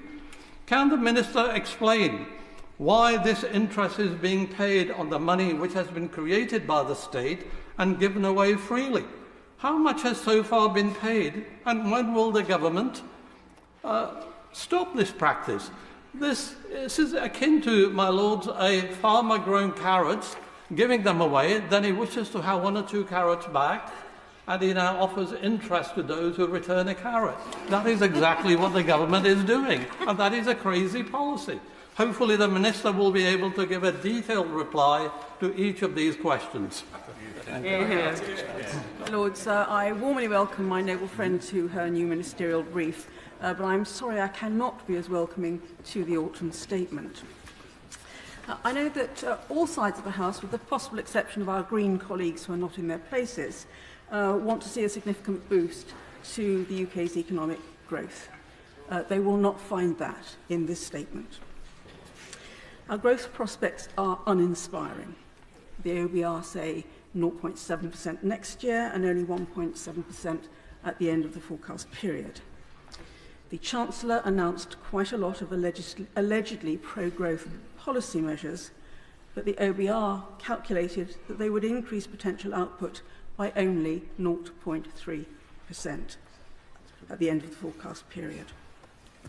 Of course, that is better than nothing, but it does not transform our economic prospects by a very long way. I and many of my Conservative colleagues believe there are 3 foundations for growth: low taxes, low regulation, and a small state. This autumn statement achieves none of these things, and for us it is not surprising that economic growth remains feeble. On taxes, full expensing has been welcomed by the business community and indeed by many noble lords today. But it is very expensive and it achieves very little. The policy costs £30 billion over the forecast period, but produces extra investment of only £14 billion. I just cannot see that this is a good use of taxpayers' money. A much bigger driver of business investment is the headline rate of corporation tax, which the Chancellor has kept at 25%. And this is the main reason that the UK has plummeted down the competitiveness league tables for tax. And the latest OECD figures show us as number 30 out of 38 countries. My Lord, I'm sure that those in work will welcome the national insurance reductions, but they probably do not realise that they are paying for this themselves through fiscal drag. For all the talk in the autumn statement about tax cuts, there's been nothing to change the trajectory for this Parliament to be the biggest tax-raising one since the Second World War. And taxes as a percentage of GDP continue on an upward path and are even higher than at this year's uninspiring budget. The autumn statement does nothing about reducing the size of the state, with total managed expenditure still around 43% of GDP at the end of the forecast period. The Chancellor missed another opportunity to get rid of the triple lock, which remains one of the biggest fiscal sustainability risks that has been identified by the OBR. I applaud the efforts by my right honourable friend, the Secretary of State for Work and Pensions, for trying to get more people into work and for bearing down on the bill for out-of-work benefits, but is barely making a dent in that bill, or cutting the nearly 9 million economically inactive people of working age who are a major drag on the economy. And apart from welfare, the autumn statement said nothing about cutting the size of the state. Similarly, the autumn statement said nothing about cutting regulatory burdens. It did brag that the government are bringing forward an ambitious package to supercharge small and medium-sized entities. I got quite excited about this until I read 5 meagre paragraphs. These include something on faster payments, and I've lost count of the number of times that faster payments have been announced as an initiative, and something arcane about HMRC rewriting its guidance on the tax deductibility of training costs. SMEs need something more transformative than this. The Chancellor announced in his statement that he had 110 growth measures. I had expected the autumn statement documents to set them out. Now, there are some costings covering 67 policy decisions in Chapter 5 of the statement, and a separate policy costings document which has detail under 55 headings. But quite a lot of these could not conceivably be regarded as growth measures. Now, Chapter 5 also has 200 paragraphs on policy decisions, some of which presumably have growth implications, but this is not always clear. Now, the OBR has some analysis of the main policy decisions, but it does not reference the growth ones specifically. So I cannot find anything which says, these are the 110 growth measures. So my question for my noble friend the Minister is, what are the 110? If there is nothing in the public domain which sets them out, will she undertake to write to me and put a copy in the library of what this 110 measures actually entail? And I should be clear that even if by some miracle my noble friend the Minister has a list of 110 measures in her briefing for this evening, this is not an invitation to her to read them out. My Lords, GDP growth of 1.7% at the end of the forecast period is nothing to be proud about. We must not be self-congratulatory about merely being in the pack with other G7 countries. This country needs more ambition and more imagination, certainly much more than this autumn statement provides. Well done, My Lords, it is also my pleasure to speak in this important debate. And as always, to hear such a vast array of different, generally extremely eloquent opinions, which, as always, somewhat intimidates me despite my role in some of these issues in the past. And in that regard, let me also welcome the Minister to her new role. Having sat there myself once, it is an interesting challenge. Reflecting some of the things that have been said already, I am still sort of stuck in my mind 1 week after the autumn statement as to aspects of the sort of bizarre gaming that the system has got into, and sort of reflected, I'm not quite sure whether this is what Lord Dodds intended, but I kind of get that itself, but I'll come back to that. But at the same time, it did include a number of measures. I'm not sure if it was 101 that I would cite that I think were particularly important, that really are for economic geeks to wade through, particularly about those with real expertise, notwithstanding economics being a miserable or social science, but they are ones that can think about the microeconomic issues of some of these so-called supply-side measures. Indeed, the Chancellor made a point in his speech and his follow-up media, as referenced kind of by some others, of saying that the OBR had boosted their estimate of trend growth by an accumulated 0.5% because of the spring budget and what he announced last week.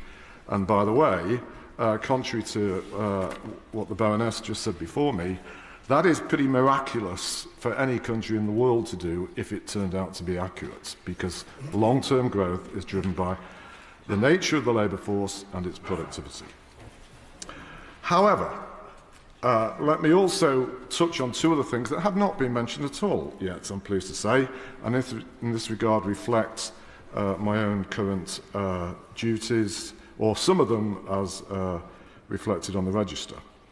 In my role as chair of the Northern Powerhouse Partnership and being involved in the whole Northern Powerhouse thing since it started, the additional steps to give more mayoral powers to different areas and for a select few, so far, potential or theoretical access to the next spending review, I really welcome. I also welcome the news of a devolution deal for Hull and the East Riding after the endless years of struggle to get that through. Also reflecting my role as chair of Northern Gritstone, the entity that is investing in startups coming out of Northern universities, I greatly welcome the news of enhanced powers and role for the patient capital arm of the British Business Bank in fostering an even greater growth capital culture amongst our investing institutions, or in fact, perhaps a significantly greater culture. Can I ask the Minister in this regard that the requirement for them to repay a set amount of capital each year has indeed now been removed, which, if so, should be of considerable help to giving more genuine aspiration for the BPC. As touched on, the never-ending discussed OBR, despite what I've just said, they did lower their estimate of trend growth because of some of the underlying issues that can't go away. But it is also the case, as is touched on, and slightly here contrasting to the flavour of Lord Dodds, and almost an analogy with being thrown a favourable VAR decision, the OBR actually decided that things look about 38+ billion better than they did in the spring, which, of course, in the game that I referred to at the start, gave the freeway for which the Chancellor pretty well exploited. And I won't touch on some of the other complications of that that others have touched on, but of course, it also means that come next spring, maybe a VAR decision might go in the opposite way, which would have some very interesting consequences for what would then happen to some of the things, especially as it relates to tax. I would also quickly like to add, despite the very passionate and often understandable pleas about lower taxes, the UK is the 20th country in the world in terms of GDP per capita. More than half of those have considerably higher taxation levels than we do. It is how tax is used and how it is spent by the state. And in that regard, let me close by what is increasingly one of my hobbies, if not slight obsessions. And I'm encouraged by the focus on public sector investment by a number of other speakers before. As I've said in this House on many occasions, the UK suffers deeply from poor productivity and low investment spending, from both the public and private sector. And in my view, we should use an entity like the OBR for what it is really good at, which is focusing on things to do with the long-term growth trend and studying truly long-term things. And in this regard, I call on for more powers for them to have what they're good at, and in particular, instruction to regularly scorecard and analyse at least 20 of the biggest infrastructure projects that the Independent Infrastructure Commission was set up to do, and if they turn out to not have multiplier economic benefits and lower debt, then they shouldn't happen. But if they do, why on earth are they not happening? Thank you. May I first draw attention to my interests as set out in the Register, in particular as chair of the Financial Services Division of the global commercial law firm DAC Beechcroft. Like many other speakers, albeit in varying degrees, I do warmly welcome the autumn statement. I've known the Chancellor of the Exchequer, Jeremy Hunt, for many years, and I'm confident the economy is now in safe hands again. His presentation of the statement was characteristically unflashy, and the reassuringly calm response of the market spoke volumes. Speaking now as a solicitor still practicing in the City of London, the one message which I hear all the time is that businesses crave certainty. And in this world, especially just now, there can be no certainty. But governments can still strive to create stability and productivity. And that is how we encourage businesses to invest and to innovate.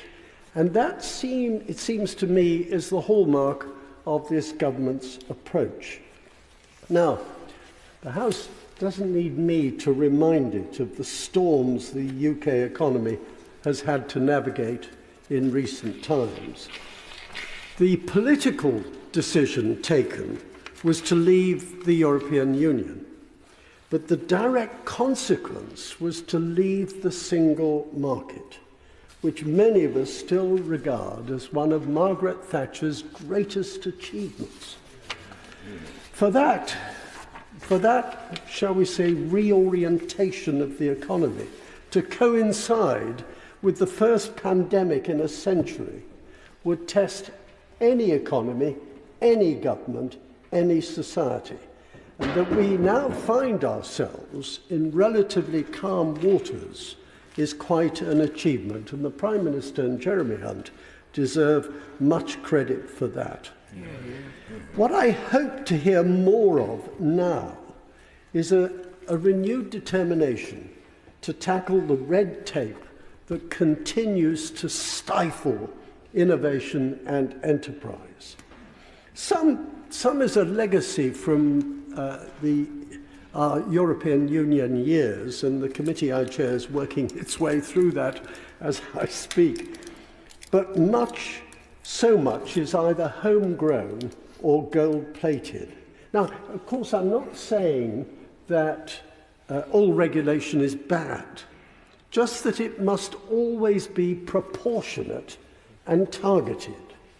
And the Digital Markets Competition and Consumers Bill is an excellent example of how statutory intervention into a market can both protect consumers from unacceptable market behaviour and also foster competition. I look forward to our debates on that bill and hope for more of the same, especially as the latest innovations in financial services regulation bed down.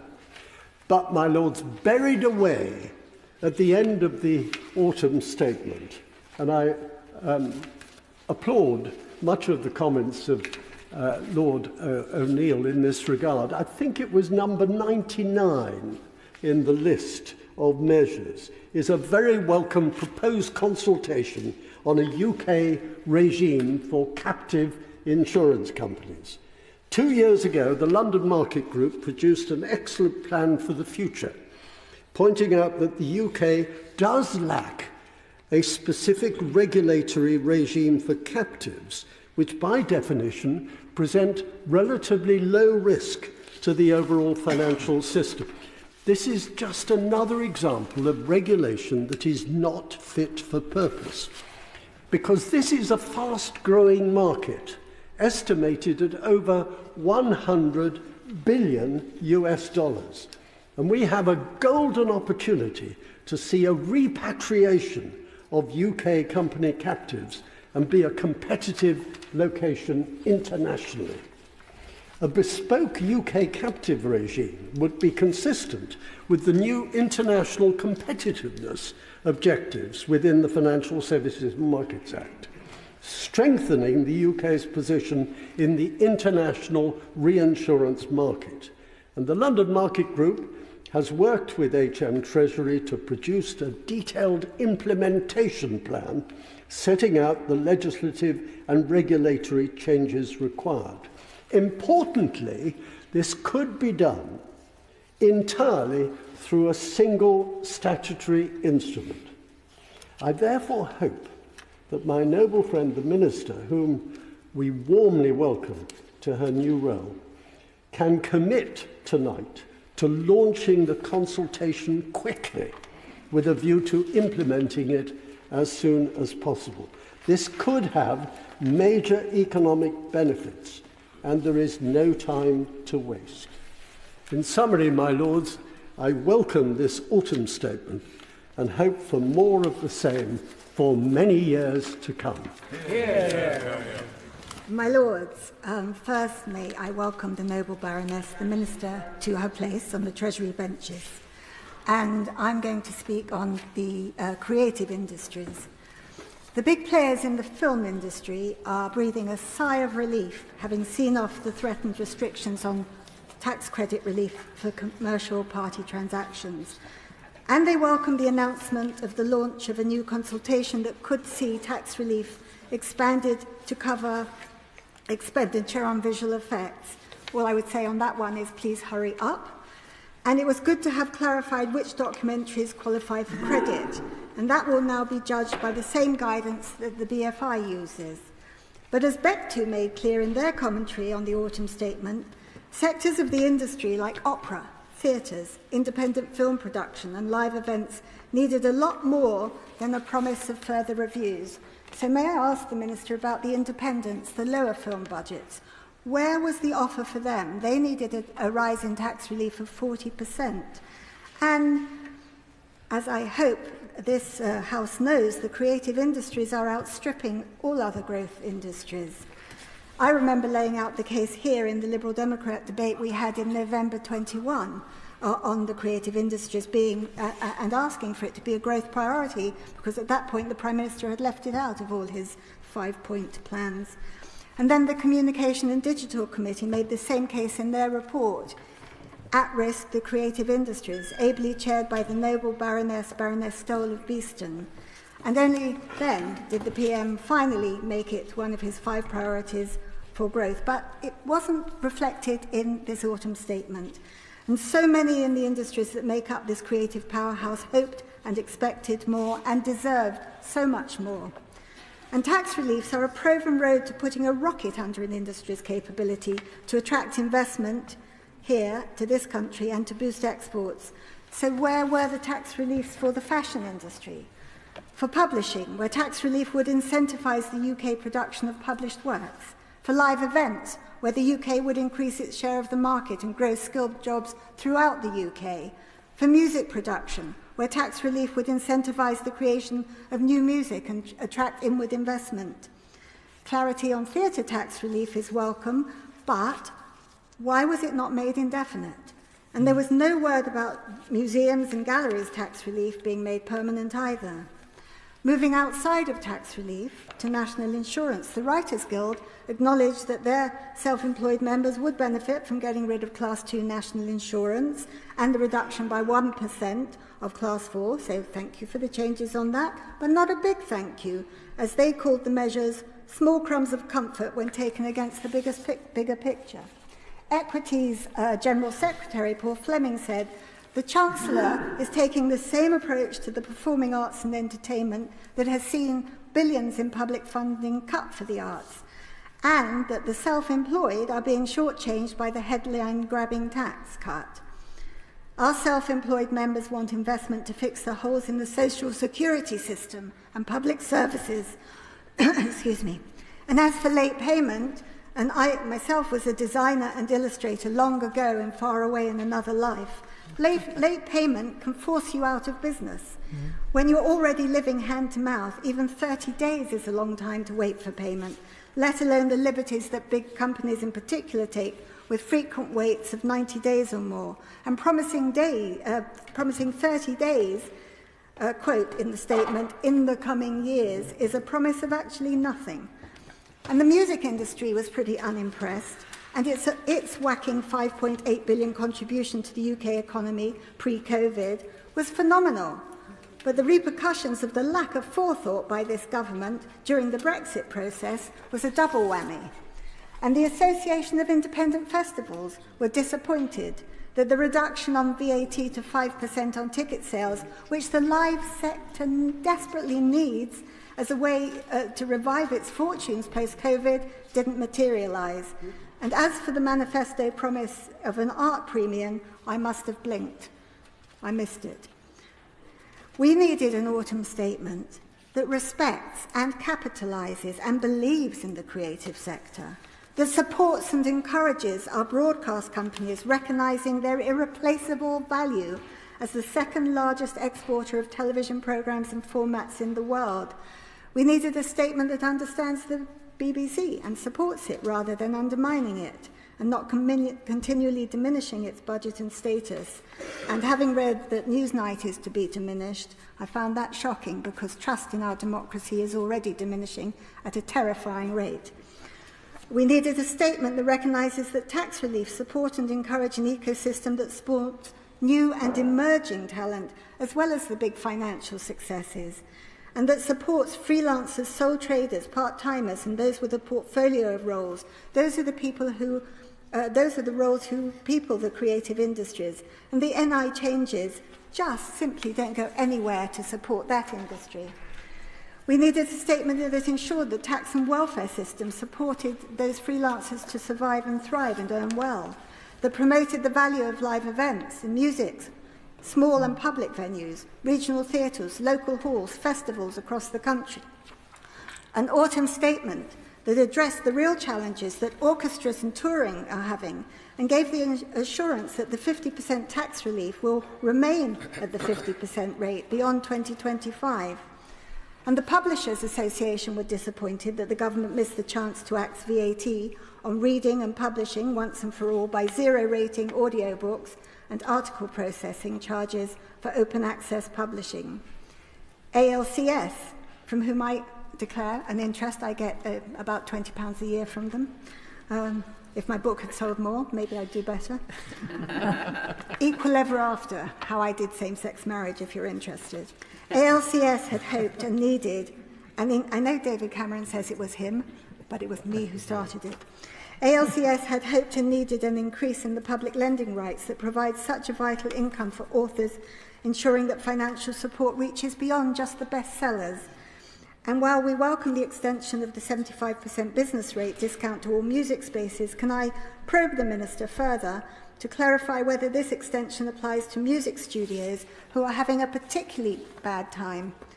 We needed a commitment to research and development, to an additional capital budget for buildings, historic buildings affected by that crumbly concrete, RAAC.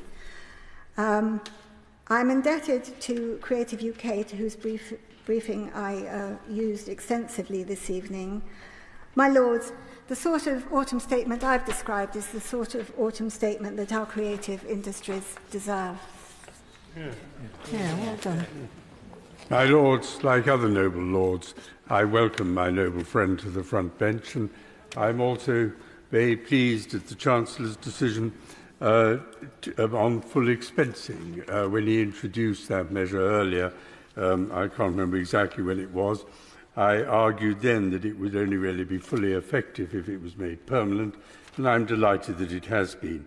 It's the single best way to encourage capital investment available to him at the present time.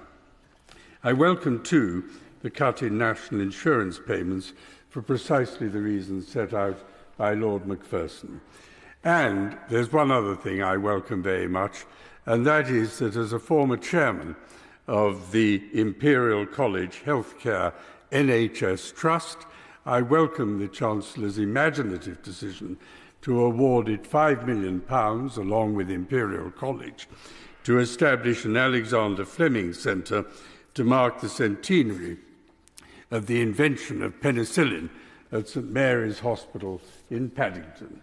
this sort of gesture is very modest in financial terms, but makes, I think, a very big impression on those who are involved, and I think it is a particularly welcome one on this occasion. But, my Lords, I want to devote my speech mainly to talking about how public expenditure and taxation are discussed in relation to GDP and the implications for policy, whether under this government or under another. As my noble friend Lord Frost indicated in his speech, it is constantly pointed out that they are at the highest levels since post-war years, as if this was some sort of historical aberration and a bad thing that needs to be put right, although they are, in fact, not out of line with other similar countries. Now, I believe that this approach, epitomised by my noble friend Lord Frost, is very much the wrong approach. They are at these levels because we are in a situation very similar to the post-war period, by which I mean that so many of the problems our country faces, like other similar economies, are big state problems. That is to say, they are problems that primarily require government action and government expenditure to be progressed, let alone resolved. Unless that action and expenditure is forthcoming, the private sector will not be able to function effectively. Now, these problems are well known to us all. They are the consequences of climate change, the impact of the ageing population and on the NHS, social services, and the public purse generally, the need to renew our crumbling infrastructure as well as to prepare it for the digital age, the need to rebuild our defences, and the need to prevent public debt from running out of control. To get a grip on this list requires the government to spend money and to raise money. Nothing has done more damage to the present government's reputation than the widespread perception that this country isn't working properly. And that is because too often it is true. It is because the battle is being lost on too many of these problems that growth is held back and the country isn't working as it should. This is not a case of having to choose, but it is not a case of having to choose between public and private. The private depends on the public. So, my Lords, I hope we can stop obsessing about the weight of the overall tax burden and the proportion of public expenditure to GDP. Instead, we need to consider far more carefully how to spread the tax burden fairly and how best to use it in order to encourage those economic and social projects and activities that will enable our country to be more competitive and a better place to live in. So, some taxes will certainly can be cut, but others must yield more. Finally, my Lords, a serious government needs also to be frank with the public about which public expenditure programmes outside the protected departments it intends to prioritise in coming years and the costs involved. With an election looming this autumn, within the next 12 months or so, this autumn statement doesn't do that, and nor does the opposition's response. A big test of whoever is in charge after the election will be the extent to which they are willing to be frank on these matters. My Lords, I welcome the noble lady to her new post at the Treasury. That is currently a hugely, unduly powerful department. We're all familiar with departmental ministers at the dispatch box, faced with an undeniable failing, shrugging and playing the Treasury just won't give me the money card. And look at where that has got us. We've heard from many noble lords about the state of broken Britain. So I'd suggest that the noble lady take note of the fact that the Treasury is increasingly being held responsible for the state of the country. So I'm going to look at three ways in which our system is broken. First, the individual and household poverty, inequality and insecurity. The Resolution Foundation has calculated that this Parliament is set to be the worst on record for household income. Incomes are projected to fall by 3.1% in real terms from December 2019 to January 2025. Now, many mobile lords have focused on the triple lock, but the problem is not generational. The problem is poverty and inequality, structural changes over decades that have left our society failing to meet our most basic needs. We have, very literally, a failing economy. Figures out today from the National Housing Federation shows that the pre-retirement private renters in the 55 to 64 age group, their numbers have increased 6 times the rate of the population increase in the past decade. We're going to see a huge spike of pensioners living in private rental homes that they cannot afford. The Joseph Rowntree Foundation figures 1 million children experienced destitution last year, a number that has almost doubled since 2019. So what's in the Green Party's alternative autumn statement, released before the Chancellor stood up for individuals? Well, starting with the most vulnerable, what the Green Party is proposing is an increase in universal credit by £40 a week, which would cost £9 billion. It's also proposing to abolish the two-child benefit cap by increasing the welfare budget by £1.3 billion. Now, I would challenge the government, and also particularly the front bench in front of me, why would you not do that to help some of the most vulnerable who are suffering so much now? Secondly, public poverty, inequality and insecurity. The Productivity Institute has highlighted there's been a decade of declining spending per capita on education at all levels above primary school. Yet overall schools have somehow, all credit to them, broadly upheld performance as measured by the Institute for Government. They're the only group of public services of 9 in total that has not seen a deterioration since 2010. To quote again the Institute for Government, this government has abdicated the responsibility for public services. Now, there's also a question of how realistic all these plans are. The OBR has publicly doubted that the plans for further swinging austerity in public services are actually deliverable.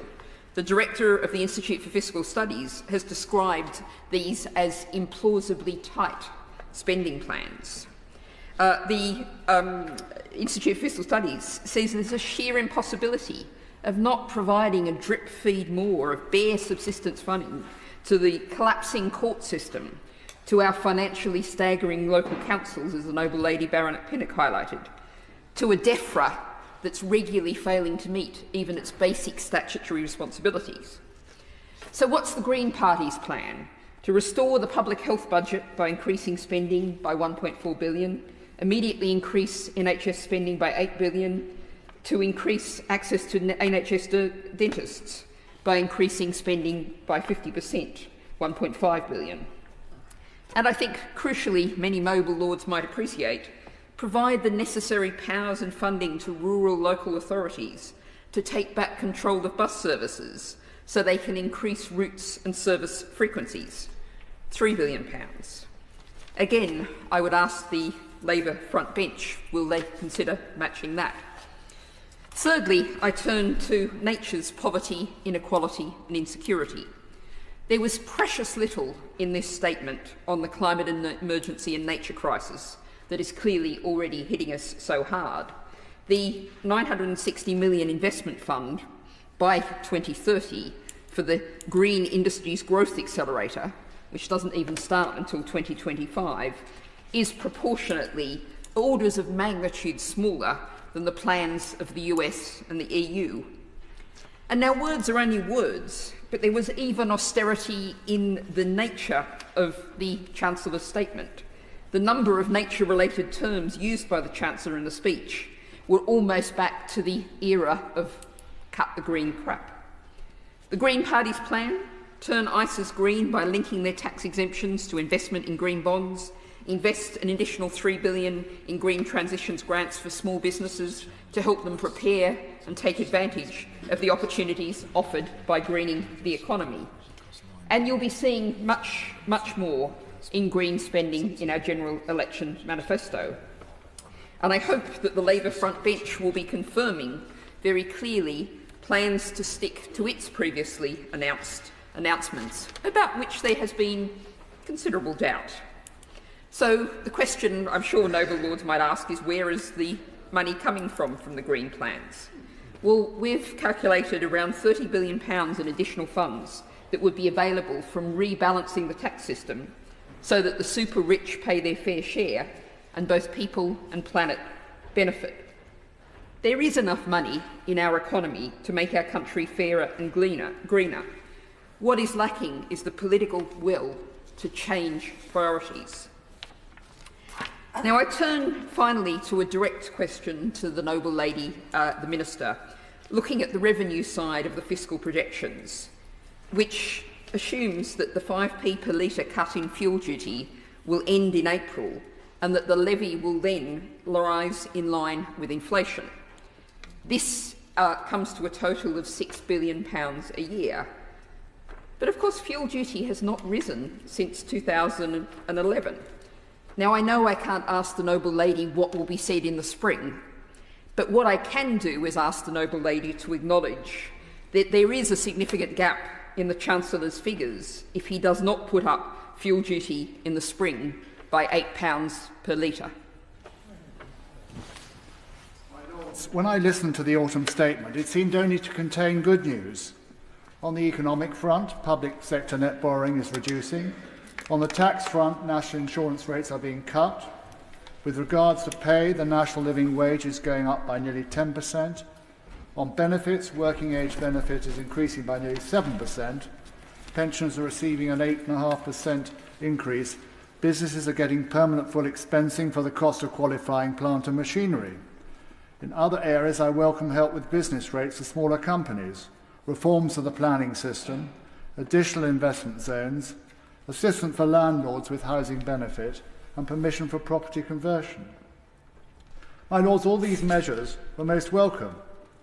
But when you stand back and look at the overall economy, wage, benefit and tax situation, a much less rosy picture emerges. And I'm in the camp of Lord Frost and Baroness Noakes on this. Looking at economic growth, other noble lords have highlighted the weak growth figures for 2024 and 25, so I won't repeat that.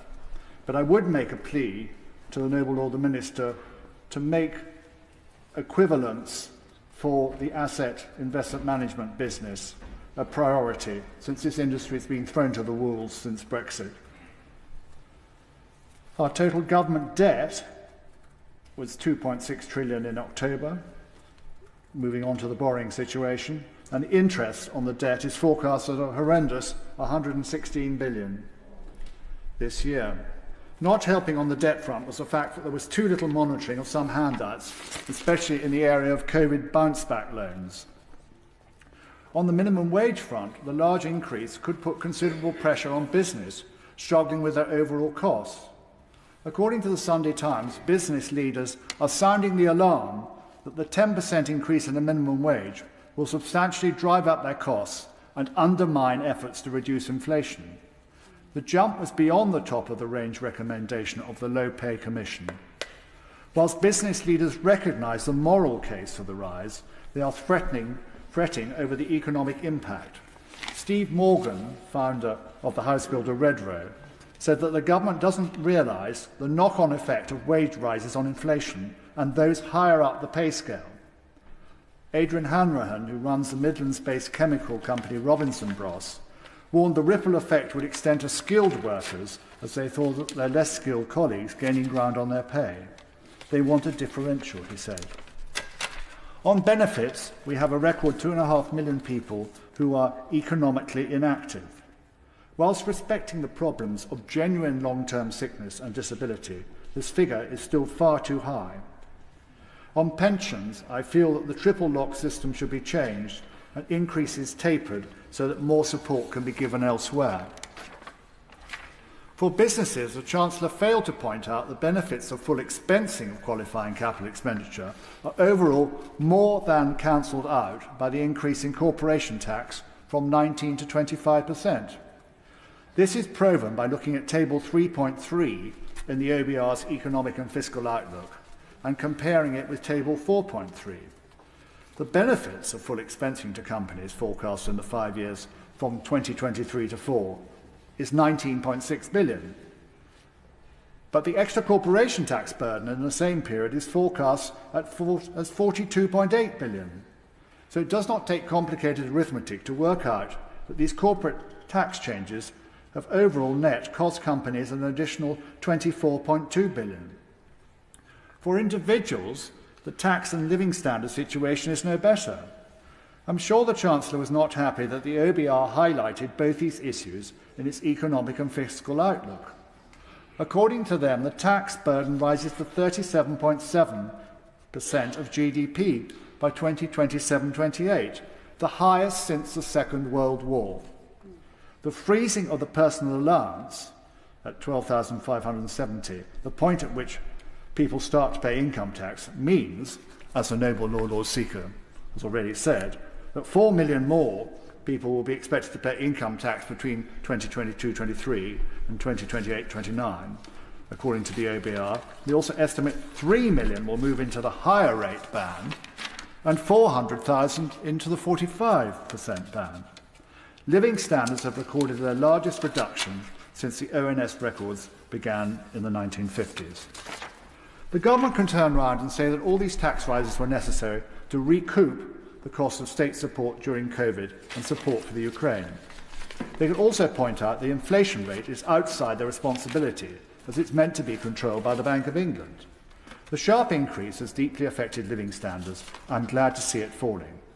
So I have some sympathy with the government's reasoning. Also, with regards to inflation, I repeat my previous assertion that the Governor of the Bank of England was asleep at the wheel, carrying on with quantitative easing for far too long, and failing to recognise that earlier action was needed with regard to interest rates.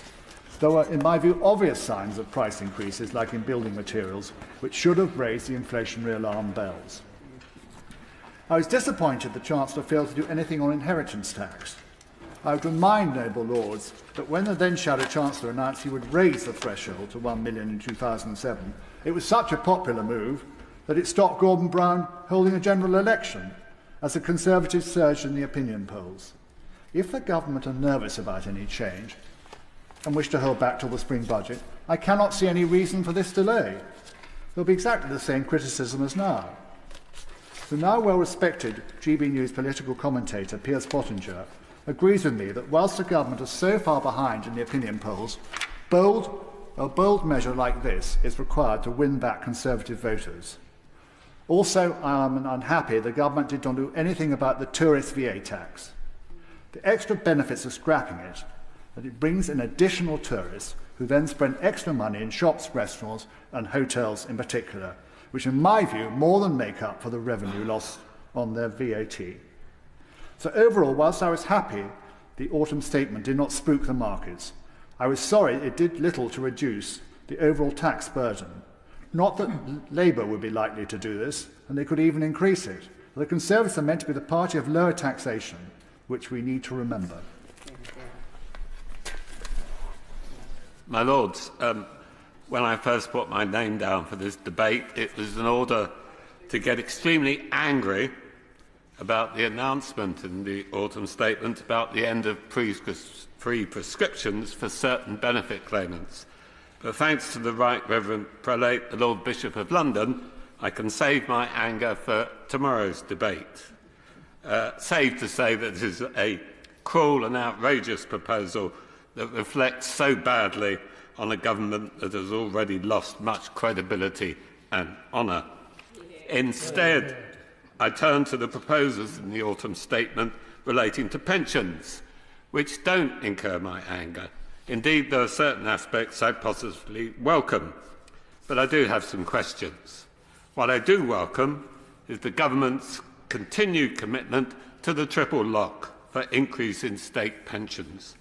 Newspaper columnists and other commentators might speculate about the unpopularity or the cost of the triple lock, but in truth there is overwhelming support for protecting state pensions, including the triple lock, which does particular help to those on middle to low incomes. Now, in truth, the government didn't have any choice.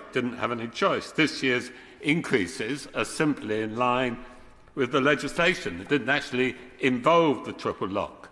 And it's worth mentioning here, of course, that everyone says pensions were increased by 8.5%. Well, they weren't. No one's pension was increased by 8.5%. Part of everyone's pension was increased by 8.5%, and part of their pension was increased by 6.7%, because the triple lock only applies to the basic state pension and the new state pension. But of course, it wasn't for the want of trying that the government complied with the triple lock, or with the existing law, I should say. A whole series of kites were flown, clearly in line with government thinking. Possibly they might fiddle with the index, although they did that 2 years ago and promised never to do it again. Another idea was fiddling with the time period, but that would have been wide open to legal challenge. So in the end, they did the right decision, which was to comply with the law. Admirable, and a true reflection of public sentiment. Turning to pensions, however, I welcome the new minister to her post. I'm sure she's going to enjoy the discussions on pensions that we will have in future, because the autumn statement does include a whole series of proposals relating to pension. Whether anything substantial will emerge from these proposals, we'll wait and see. The key, of course, was the Chancellor, who returned to his much-touted Mansion House reforms as the basis for, quote, a comprehensive package of pension reform that will provide better outcomes for savers, drive a more consolidated pensions market, and enable pension funds to invest in a diverse portfolio. Well, I think he oversold it a bit. Hope is a fine thing. However, I do welcome some of the thinking behind these proposals, as they affect pension fund investment. Some of us have been arguing for years that pension funds should be invested in the productive economy, and this should be reflected in the basis used to estimate the contributions required to pay for the benefits promised. Now, defined benefit schemes have had a tough time of late, but they still hold substantial funds available for investment, which should be used to grow our economy. Instead, for the past 25 years, they have been increasingly forced by regulatory errors and false concepts of what constitutes safety to invest in what the new City Minister just called the safest graveyard. There was de facto a race to the graveyard for such schemes, with wind-up seen as the preferred option. Now the government has reversed its approach, with measures being promoted that they say are intended to encourage them to run on, to continue in operation, to continue in their active life, and to continue to pay benefits.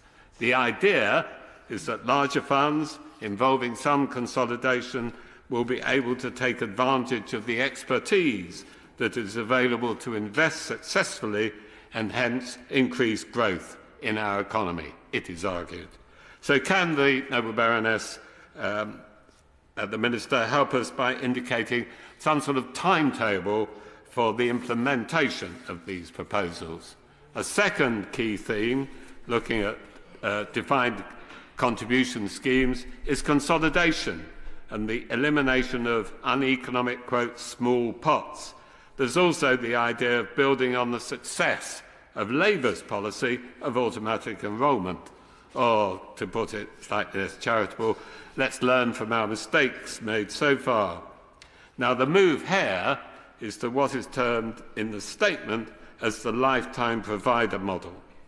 What I want to know is how committed the government is to early implementation of change in this area. I was present at the meeting yesterday with the new Pensions Minister, and I gathered the impression that the government was only at an early stage of its thinking. Finally, I want a commitment on the changes mentioned in the statement to, quote, the rules about when surpluses can be repaid. I think the use of the word repaid there is slightly misleading, but it does go on to say this will include, quote, new mechanisms to protect members. Now, the starting point is that the money in a pension scheme is the member's money and should only be used where there is a benefit to the member. However, where discretionary benefits require the consent of the employer, it is possible that there is a deal to be done that can suit the employer and suit the members. But such a deal should only be done with the fullest disclosure to those who matter, that's the members, and only after consultation with them and the unions that represent them. Now, this is obviously all subject to consultation, but I hope the Noble Baroness will reaffirm the commitment in the statement to protect members. I was very encouraged by last week's autumn statement, and I welcomed the policy changes, whilst recognising the Chancellor's limited room for manoeuvre. But before discussing these policy changes, I would like to put the autumn statement into some sort of economic context. All too often, I feel, two recent seismic economic events are overlooked or regarded as history, but their legacies still cast major shadows over the economy and inevitably restrict the Chancellor's room for manoeuvre. The first event, of course, was the economic lockdown associated with the pandemic. There was a huge cost to the Exchequer, which the National Audit Office estimates at nearly 380 billion. That's about 20% of GDP. 20% of GDP. That is absolutely enormous. Unsurprisingly, the debt to GDP ratio soared, and this debt needs financing. And lockdown severely hit the labour market. According to the ONS, the economically inactive, those are the people who are not in work and not looking for work, aged 16 to 64, so anybody who's over 64 is let off, were over 410,000 higher in the 3 months to July than they were in the 3 months to February 2020 prior to lockdown. This helps to explain the current tightness of the labour market, which is a major supply problem. The second event, of course, relates to the soaring energy prices following Russia's invasion of Ukraine in February 2022. This is a major inflationary shock to the economy at a time when inflationary pressures were already building up, reflecting supply-side disruptions after lockdown. And of course, the burst of inflation triggered the cost of living crisis and has undermined real personal disposable incomes significantly. Arguably, rather late in the day, the Bank of England began to tighten interest rates. Interest rates, of course, hit mortgage holders, and they hit, along with the higher RPI inflation, the public finances by significantly boosting debt interest payments. But despite these seismic events, the economy has proved really quite resilient. Granted, overall GDP growth since 2019 has been pretty weak, but it's been similar to France's and has exceeded Germany's. And it's been more resilient than widely expected by major forecasting bodies. It's worth remembering the bank, for example, was still forecasting a 2-year recession for 2023 and 2024 as recently as February this year. But of course, anybody who's done any economic forecasting knows that forecasting is not an exact science, or art, I don't know which. And it's all the more difficult because when the ONS revises the underlying data quite significantly, as it did in September with the GDP data. This is not to criticise the ONS. As an ex-member of the Government Statistical Service, you wouldn't expect me to do that, would you? But it is an attempt to provide some context to the difficulties and uncertainties underlying the autumn statement. And I note the OBR concluded in their economic and fiscal outlook that the economy has proved to be more resilient to the shocks of the pandemic and the energy crisis than anticipated in March. And they upgraded their forecast for 2023, but they cautiously downgraded their overall growth projections for the forecast period perhaps too cautiously. Turning to the fiscal outlook, the OBR's forecast reduced public sector borrowing quite significantly, as higher inflation boosts revenues more than spending. This provided the Chancellor with a windfall, which he largely used for some judicious tax cuts, while still sticking within his main fiscal targets. Don't forget those fiscal targets. Turning to the policy measures, there were two major tax changes, both of which, for me, were very welcome.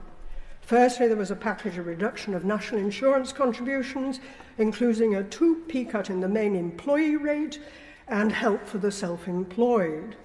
And secondly, full expensing of plant and machinery costs were made permanent in order to stimulate business investment and productivity, as already mentioned. Full expensing was initially reduced in the March budget, but only up to financial year 2025.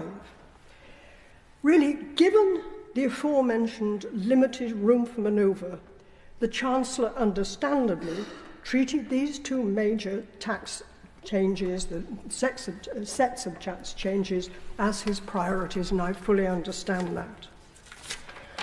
Suffice to say, it's quite clear that he did not have the leeway to address two key tax issues very close to my heart, and people have already alluded to these. Firstly, the issue of personal income tax thresholds, which are due to remain frozen at financial year 2021 levels up to including financial year 2027. These frozen thresholds, of course, increase the personal tax burden through fiscal drag, as stronger wage growth pushes more taxpayers into higher tax bands. And secondly, again, as already mentioned, the chance to cut the main corporation tax rate from 25% back to, say, 19%. But as I say, I do appreciate his room for manoeuvre was very limited, especially as he had his eye on those key fiscal targets. But it is instructive to note that the tax to GDP ratio will be increasing over the next 5 years to a post-war high, as already mentioned, to a post-war high of nearly 38% by financial year 2028. And this is despite the tax cuts that did happen in the autumn statement. Perhaps, however, there might be further tax cuts in the budget. Finally, I note the Chancellor's Back to Work plan, which he announced along with the Secretary of State for Work and Pensions, and the idea, of course, getting people with sickness or disability or the long-term unemployed back into work. I think this is absolutely excellent, not least of all, of course, from considering my reference earlier to the substantial increase in the economically inactive compared with pre-lockdown. So the plan has to be welcomed. We have to get these people, if they can work, back into work and help the economy. So all in all, an encouraging statement, but let us be aware of the difficulties ahead. My Lords, if I can start by joining with others in welcoming the Baroness to her new role, and also in the spirit of trying to have a balanced approach to the autumn statement, I think there are a number of aspects which I would welcome. It's a relatively small intervention, but I think the additional finance announced by the Chancellor to combat anti-Semitism is particularly pertinent at this time, and I think would be something that I think the House would unite around. Similarly, the commitment of the Government to maintain the triple lock on pensions is important. It was something that, when my party entered into a confidence and supply arrangement in 2017 with the Government, that we insisted was a key part of the agreement, and it is good to see that being honoured by the Government. I would also welcome the increases in the national living wage, in the benefits uplifts, and while I think there's a bit of a mixed bag in terms of personal taxation, at least the reduction in the national insurance contributions will offset some of the pressures that are there through the failure of the Government to alter the rates at which personal taxation is paid. And similarly, some of the interventions from a business point of view in terms of incentivising capital investment are also to be welcomed. To that extent, I don't take great issue with a lot of the things that have been announced in the autumn statement. Where I would have a greater problem, I think, is the missed opportunities of this statement. The government, I think, rightly, and it's been something that's been rated by the Minister today, say that they place at the heart of the autumn statement economic growth, productivity, and trying to ensure that the private sector grows at a much faster rate compared to the public sector. Those as aspirations are all to be welcomed, but I don't see necessarily the corresponding measures within the autumn statement that will help facilitate that. It is of a grave disappointment that the headline rate on corporation tax remains at 25%. And while there's been some small adjustments, and even at the slightly lower rate of 19% for some businesses, it does leave the United Kingdom in a less competitive position than it should be when it comes to attracting international investment. Now, when one talks about corporation tax, it is easy to get drawn into the cliché of seeing this as some sort of device for global corporatism to be able to benefit. And I think that's a quite short-sighted approach. And similarly, I think there's been a myopic approach taken that doesn't realise that a reduction in corporation tax actually can lead to a much greater yield in terms of the tax that is brought in. One looks to our near neighbour of the Republic of Ireland, which for many years has maintained a corporation tax rate of 12.5%. And if we look at the impact on their economy because of that rate, it is projected, for instance, in 2027, a country which is less than 1/10 the size of the United Kingdom is projected to have a budget surplus of around about £56 or £57 billion. And it is noticeable that at the low point for the Republic of Ireland in the economic crisis of 2008-2009, when they had effectively to be bailed out by Europe with contributions from the United Kingdom, while they faced a range of austerity measures, the one thing that they held on to as an economic tool was maintaining that low level of corporation tax. And I feel that we're being short-sighted in our approach to corporation tax in this nation, and I think the opportunities for that to be a major driver for economic growth, I think, has been abandoned for the moment. Secondly, in terms of attracting people in and back into the workforce, and we know that from the government's own statistics, in the last quarter, it identified job vacancies at around about 957,000. That is slightly down on the previous quarter. But still, the failure to fill vacancies and fill them quickly is a major drag on our economy. And while there was very welcome announcements made in the spring budget on childcare, this budget not only fails to follow up on those measures, but provides probably additional barriers to the implementation of those measures. And so, for example, from the point of view of parents choosing and being able to afford childcare, the tax-free childcare allowance has remained unaltered. And similarly, I think it's been highlighted by early years organisations that while they welcome the increase in the national living wage, creating a situation in which a large number of their workers are getting a considerable boost in their income comes at a severe cost to those organisations without then government's corresponding support for those childcare organisations. This leaves the capacity of the sector to be able to deliver what are ambitious targets in terms of the expansion of childcare effectively meaningless. It's been estimated by the National Daycare Nurseries Association that in the last financial year there was an increase in the number of nurseries closing in this country by 50%. And if we are actually to deliver on childcare, which has such a major impact on both our economy and also children's life chances, we need to ensure that we actually have a joined-up approach to ensure that we can actually deliver that.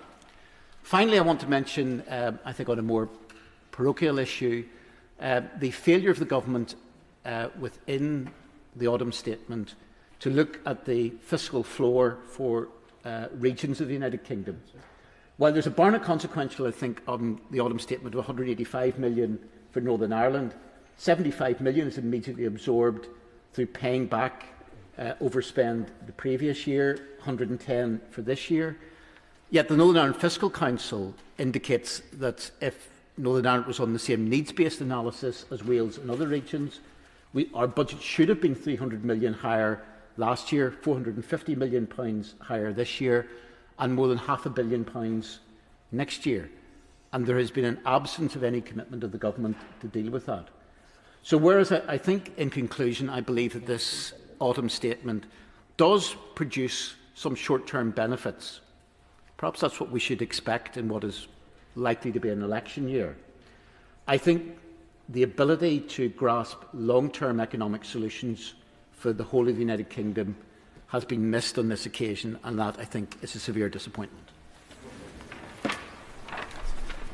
My Lords, can I also welcome the Minister to the Treasury bit of the front bench, having dealt with her extensively in her previous job as Minister of Aviation. I look at the autumn statement and I think, oh yes, well, fair enough, but no inspiration in it. Next year we're going to be going to the country and asking people to vote for our party to continue in government. A random selection of my friends yielded none of them particularly happy with this statement. They think it's a statement for other people. And within this House, I must say, we're always hearing about the poor, but we never hear about the people who actually make the money that keeps this country going. And they're the people who go to work every morning, who have qualifications and who work hard. Now, in a democracy, there's no such thing as gratitude. People look to governments to improve their standard of living. That has not happened recently, and indeed there's a feeling abroad that the state, the British state, has been captured by the civil service and by the woke brigade. And the biggest example of that is the National Health Service. Never had more money, never had more staff, never had more problems. Appears incapable of solving them, and all we get is calls for more and more money when quite clearly the system itself is not working. So let me give you three things which I would like the Minister to take back to the department and look at. Firstly, the reform of death duties, inheritance tax. No one will believe you if you put it into the next manifesto. They'll say, oh well, George Osborne promised this in 2007, it was never delivered. And do we honestly, on this side of the House, believe that an incoming Labour government is going to reform inheritance tax? I think it will be well down their list of priorities. But many people in Britain, particularly in the middle classes who keep this country running, do hope to inherit part of a house, and about 30% of them believe that they will end up paying inheritance tax. So you've not only got to reform it, Minister, but you've got to get it into law before the election, because if it's in the manifesto, no one's going to believe you're going to carry it out, because we haven't in the past. The second thing that I'd like to mention is the freeze on tax thresholds. Every year, the just managing Britons get, hopefully, an increase in their income tax, and they're pulled into higher rate taxation. There's virtually no incentive to do anything. And to say it's frozen until 2028 because of various government things, yes, marvellous for the government, but that's not going to incentivise anyone to vote for the government. No one is going to get up and say, oh goody, by the time this government comes to an end, it may or may not have delivered on some promises that it's made, and frankly doesn't have much of a record in carrying out. And the third thing is child benefit. Child benefit has now had its withdrawal rate frozen at 50,000 for 10 years. That means that more and more families are losing out, And if the Minister thinks that a family with 2 children and an income of $50,000 a year is a rich family, I think we need to think again. They are not. They are struggling. Even to pay nursery fees is difficult. So what I say to the government is, please look at this and look at either increasing the threshold, changing the taper, or doing something to help benefit the hard-working middle class who are losing their benefit all the time. And I declare an interest here. It affects 2 of my 3 children. The third one doesn't have any children, so it affects both of them. And it is just, you know, my daughter, who was a convinced Conservative long before I was, at 9 years old, she stood as the Conservative candidate in her school election in 1997. Note, 1997 Conservative candidate. She actually came second. She was beaten by the Green, but you can tell it was a private school. But nonetheless, you know, she said to me at the weekend, she said, "Dad, what are they actually offering families like ours at the end of all this statement?" And that is what, Minister, you've got to go back, and when you have your Treasury team meetings, because I know it's not within your gift to change these things, but to ram home the fact that we need changes in these areas for a hard-working, middle-income, middle class. And the final point I make, which might please Lord Seeker, who's not in his place, is that we somehow have to find a way of taxing the billionaires who jet in from Monte Carlo, who have their savings in the British Virgin Islands and all over the place, and we seem to put no effort into trying to get them taxed. This, of course, is not just for Britain.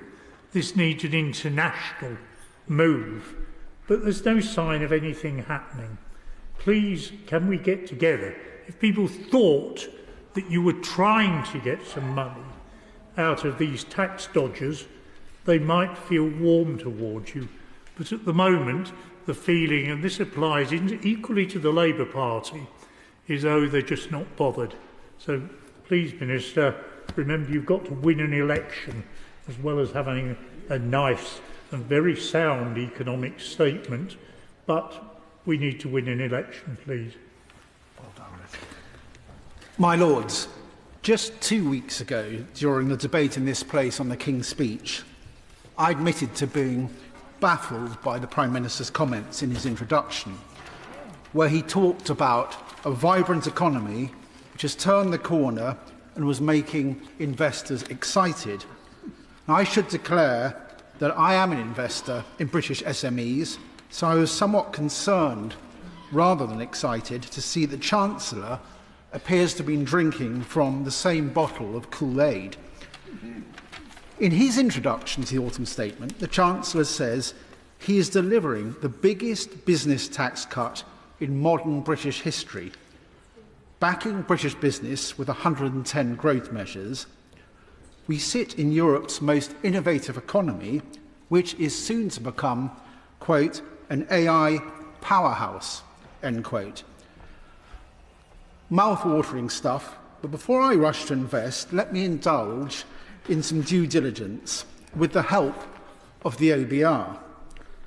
First point, GDP growth of 0.6% this year will accelerate to 0.7% next year. The tax burden will continue to rise over the next 5 years to 38% of GDP, the highest rate in modern history, and our interest rate payments on debt will grow to £122 billion per annum. That's triple what it was a few years ago, raising questions around debt sustainability. My Lords, you may well ask, how do 110 growth measures deliver so little growth?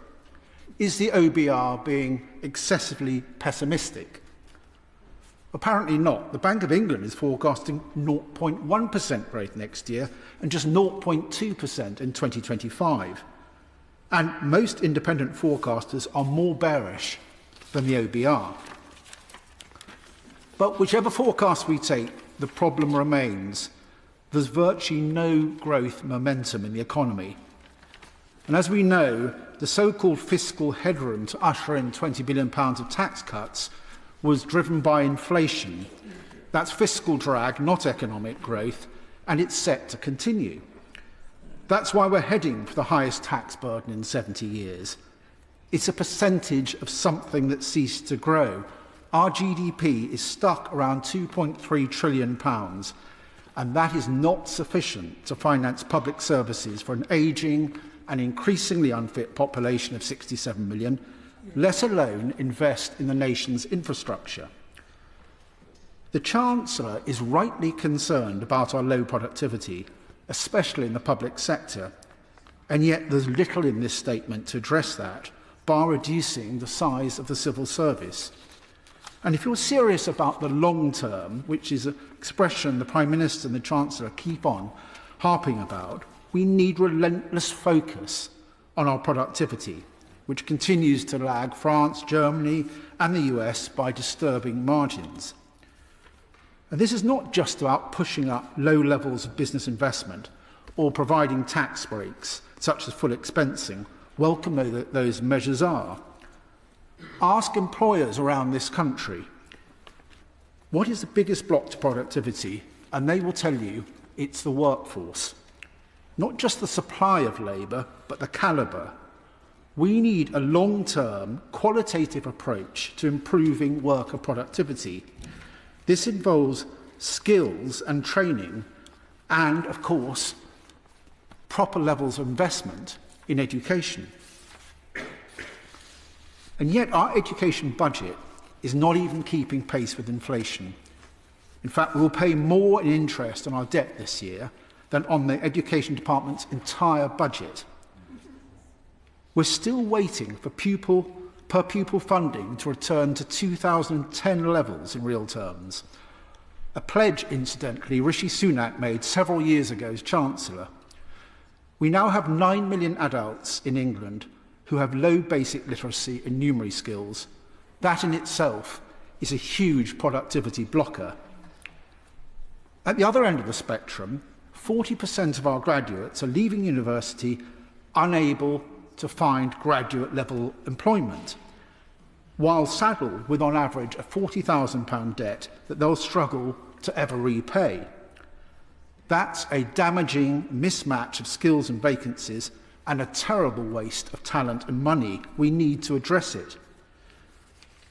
As for skills and training, the Chancellor is stumping up a derisory £50 million over the next 2 years to increase the number of apprentices in engineering and, quote, other growth sectors, end quote. To put that in perspective, that's less in annual terms than the wage bill of a second-tier football club like Norwich City. No disrespect to the Canaries.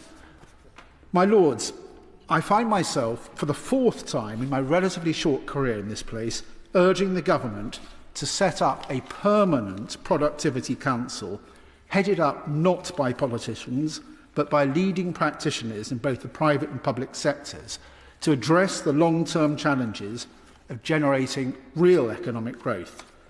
I would much appreciate the Minister's response to this suggestion. For we are in desperate need for a long-term plan for the economy and to generate a growth culture. And this autumn statement, like its predecessors, simply misses the mark. My Lords, I would like to join the long line of people to welcome my noble friend, the Minister, to the Treasury bench, to the bench today. I have a lot of respect for her personally, and the jobs that she's held with the government, she's done extremely well. And I must say, before she was in this House, she had a very noble cause as well in 2016 that we worked on together. And I hope her current position is more successful for her than that was for us. My Lords, I'm here today to speak about a document which, for those who got all the papers from the printed paper office, or indeed from the table office in the House of Commons, there was indeed a separate one, deeply buried in it, called the Harrington Review on Foreign Direct Investment. So I feel that I should restrict my comments to that, and I'll very happily test any noble Lords members of this House to see whether they've read it or not. I'm looking at the Minister as I speak. It's only 125 pages, and I don't think it's going to get in the Amazon best-selling list of books.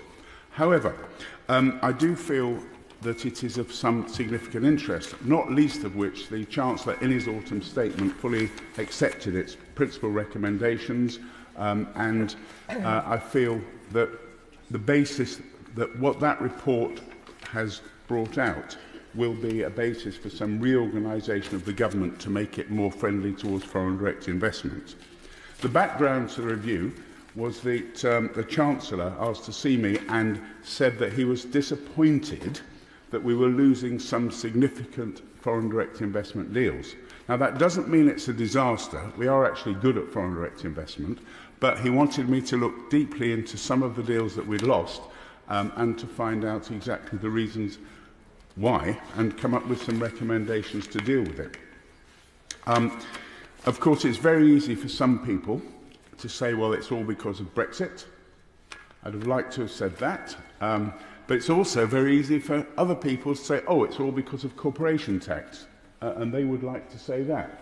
But actually, the truth, the evidence that we got from interviewing more than 200 companies, sovereign wealth funds, pension funds, and, well, multinational companies mainly, is far more complex than that. The government basically has, the country has, I call it, it's a 15-love advantage in a tennis game. People, the cliches about companies liking the rule of law, the language, the fact that they can get executives that want to come and live and work here. All of those cliches are absolutely true. That's where the 15-love comes. However, there then, I'm afraid, is a story of a number of factors which seem to get in the way of investment. The grant system, the investment system which government has, which actually is comparatively generous, more generous than I at first thought, is very difficult to get hold of.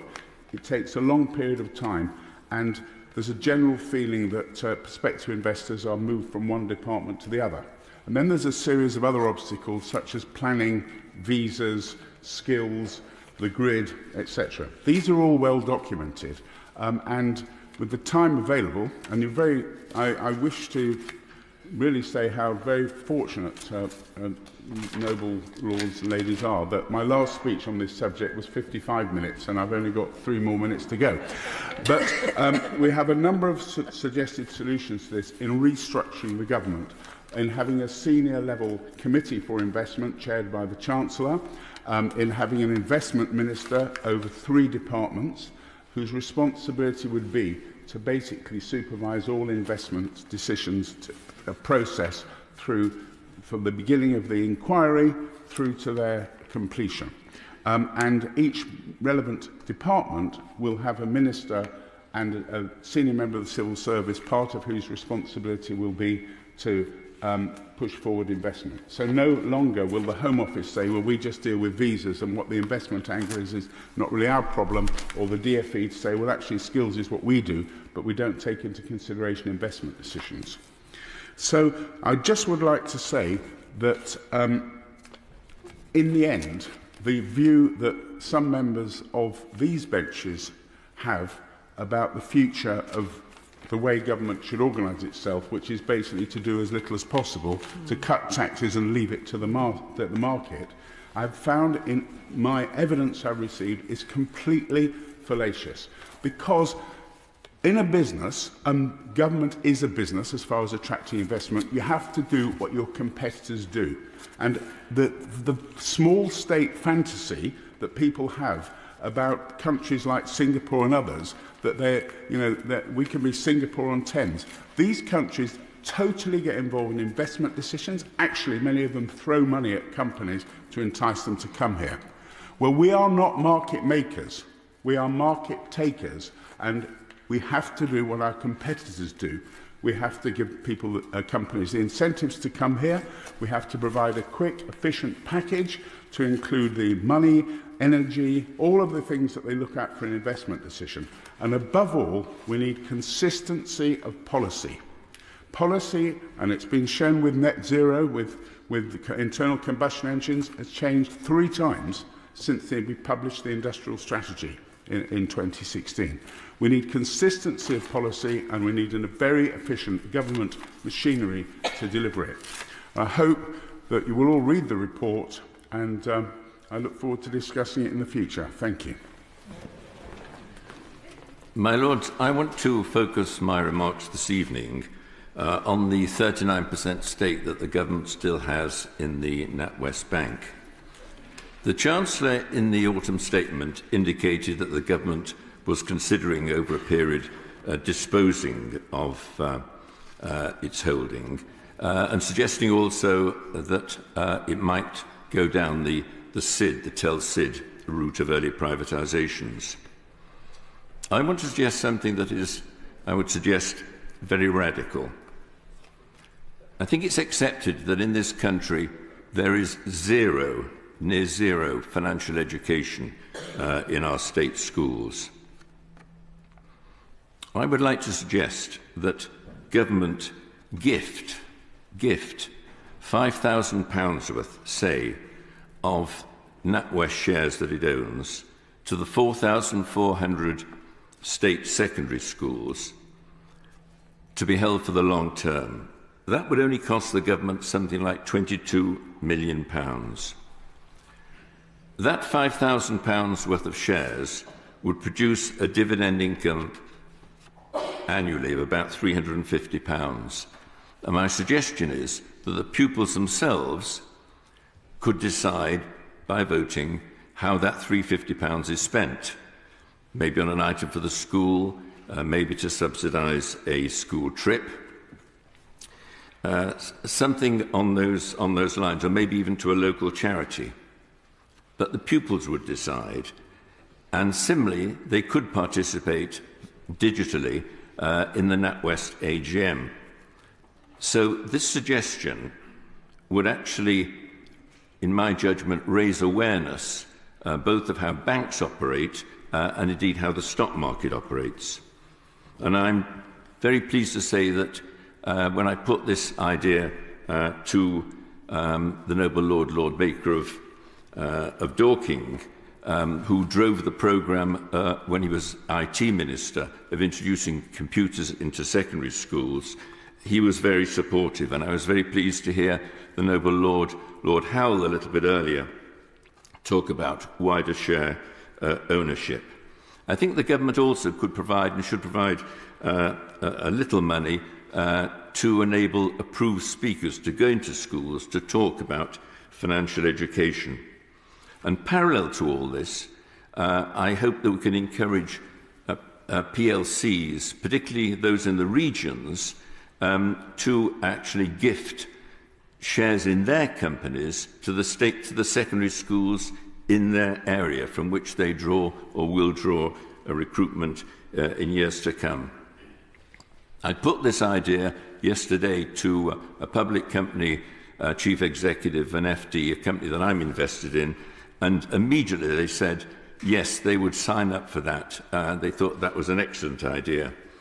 So I would ask the Minister, I realise that she won't be able to give a reaction, and I wouldn't expect her to give a reaction immediately, but I would hope that she would take this idea back to the Treasury with her, and they would give it serious consideration. I hope the Labour front bench also would perhaps consider this, because the opportunity may well come to them in a few months' time. Moving on, I was hoping that the autumn statement would reverse two early mistakes that I believe were made by this government. Firstly, the mistake that George Osborne made when he disallowed mortgage interest by landlords on their borrowings. This has had a massively negative effect on the private rented market. As we know, landlords are leaving the market and selling up, and I would hope that that had been or would have been reversed. And secondly, a decision that I believe the present Prime Minister made when he was Chancellor of the Exchequer to disallow the ability of overseas visitors to reclaim VAT. There's been a massive campaign, as the Minister and the House will know, by our hoteliers, virtually all our leading retailers and our restaurateurs, to try and reverse the present situation and give us back a level playing field. And finally, if the government and the Treasury is looking to save money, could I suggest that they look at the 60,000 civilians employed by the Ministry of Defence? It's an extraordinarily high figure. We only have about 70,000 in our army.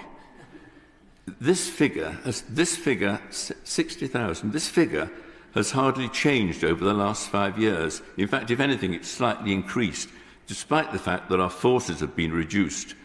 Almost every employer in the country, large employers, will have reduced their headcount over the last few years.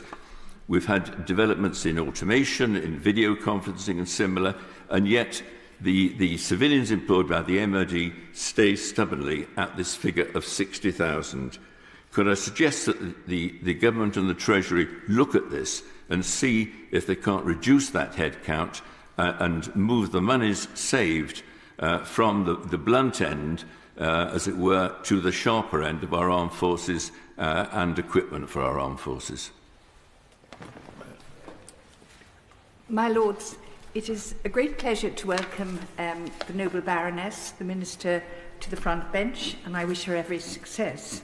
I'm very glad to follow Lord Lee of Trafford with his very interesting suggestions on educating youngsters, particularly in investment and shares, and applaud the work the Noble Lord has done over many years in that area. I declare an interest, my Lords, as the founder and research director of Politaire, a think tank which has published a great deal on many of the matters raised by your Lordships today and in the autumn statement, particularly on levels of tax and public expenditure and their impact on the economy and also on inflation.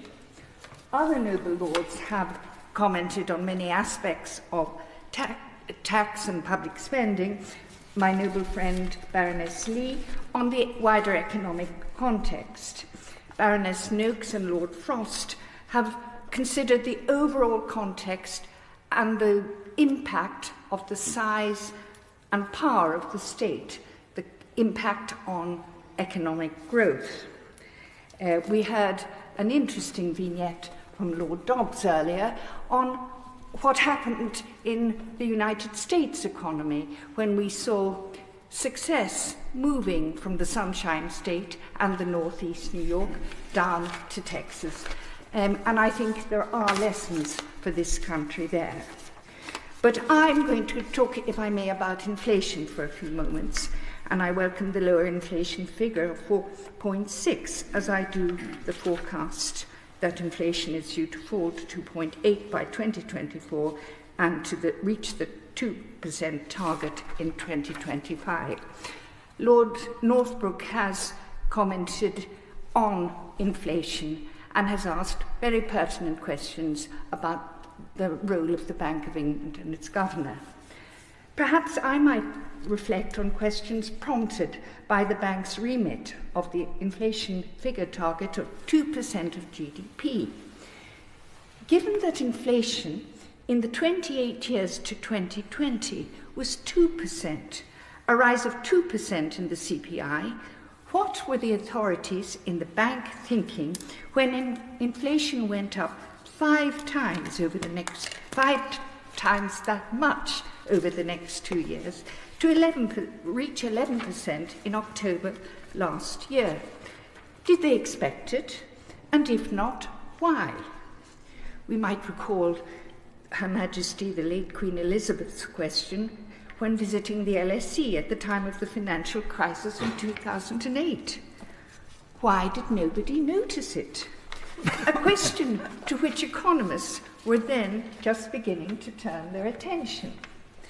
Indeed, one answer given in 2021 to our current problems and since was that the rise in inflation was due to external shocks.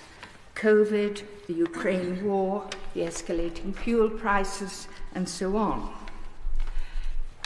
This week, the House of Lords Economic Affairs Committee report, Making an Independent Bank of England Work Better, to which Lord Dobbs has already referred, on which I would also like to congratulate its chairman and committee, noted the importance of an independent bank in achieving price stability, but mentioned that public confidence had fallen in the Bank of England, given that inflation has remained above target. While the report referred to supply shocks, it also noted, and I quote, "The above target inflation over this period also reflects errors in the conduct of monetary policy, including an over-reliance on inadequate forecasting models." Although not alone amongst central banks in failing to anticipate the high and persistent inflation, and other central banks also failed, the report suggested that there may, and I quote, be a lack of diversity of view in the Bank of England and the wider central bank community, and that some witnesses had considered that the inflationary potential of the elevated rates of money supply growth were given insufficient attention by the bank. And here I agree with Lord Dobbs that perhaps governments paid too much attention to the specialist advisors on whom they rely. This problem raised by the House of Lords Economic Affairs Committee highlights one of the significant changes in the measures and arrangements used by official bodies, that the money supply and the growth in money supply no longer tends to be used or considered to matter. Put less delicately, there may be a tendency to group think. The economist John Greenwood recently drew attention to the data available then and now on money supply growth, noting that each period of high inflation was preceded by a rapid growth in the money supply.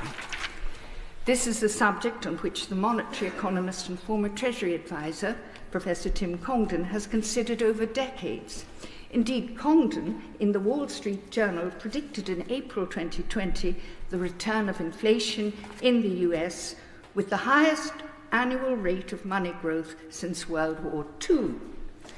Might I, therefore, in welcoming the government's commitment outlined in the statement to lower inflation and its support for an independent bank, might I also ask whether it might now be timely to include in the bank's letter a requirement, as Professor Congdon proposed, that the Governor of the Bank of England would write to the Chancellor when, and I quote, money growth is too high or too late relative to the 2% inflation target, and tell the Chancellor why the quantity of money will prove compatible with future inflation close to the 2% target. Such a requirement, my lords, would be fully consistent with the operational independence of the bank, and combined with other proposals of the House of Lords Economic Affairs Committee, would help the bank, as well as the government, the Treasury and their economic advisors, to take account of the diversity of data and view and ensure the right course is followed. No longer need a potential reluctance to take account of money supply growth be a factor in decisions which can have such a devastating effect on our economy and the lives and livelihoods of the people. My Lords, I too welcome the Minister to her new role on the front bench. I will speak briefly to express my concern about the regressive impact of the autumn statement on working households. I like and respect Jeremy Hunt and fear that the autumn statement reflects the undue influence of the right wing of the Conservative Party at the present time. The OBR considers the tax changes of this government, including those in the autumn statement, and concludes that tax as a share of the economy will rise every year to a post-war high of 37.7% of GDP by 2028-29, most of it driven by tax threshold freezes and strong nominal earnings growth, which together hit hard-pressed working families particularly hard. Public policy research suggests that the national insurance contribution reductions announced in the autumn statement will largely benefit the best-off households. For every £100 spent on these cuts, £46 will benefit the richest fifth of households, and only £3 of every 100 will go to the worst-off families. Paul Johnson points out that the tax cuts in the autumn statement are funded by the promise of years of very low real terms increases in public service spending. Now, of course, these services benefit the poor disproportionately. The Lib Dem Treasury spokesman described the public services as on their knees after 13 years of Conservative government. Clearly, things are not going to improve.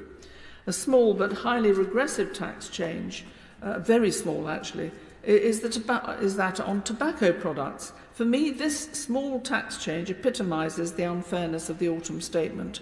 In general, tobacco taxes will increase by the RPI plus 2%. However, duties on hand-rolling tobacco products will increase by the RPI plus 12%. These hand-rolling products are, of course, overwhelmingly used by low-paid people. Again, they are being penalised.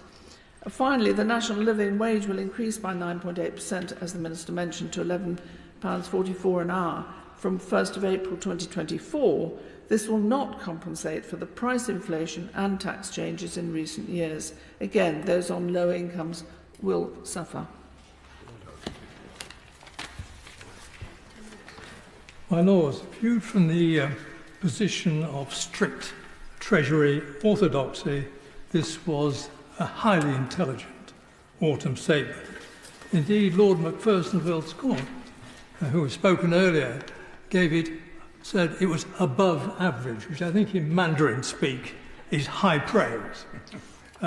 It was well thought out. I very much doubt whether it will fall apart, as some have in the past, and expectations in particular, I think, were well managed. The main point was surely right, which was help for business. The Chancellor said he was actioning 110 different ways to help business. Personally, I think it was about 100 too many, but nonetheless, the thought was clearly right. And in particular, of course, it was making investment fully expensed against taxation, corporation taxation.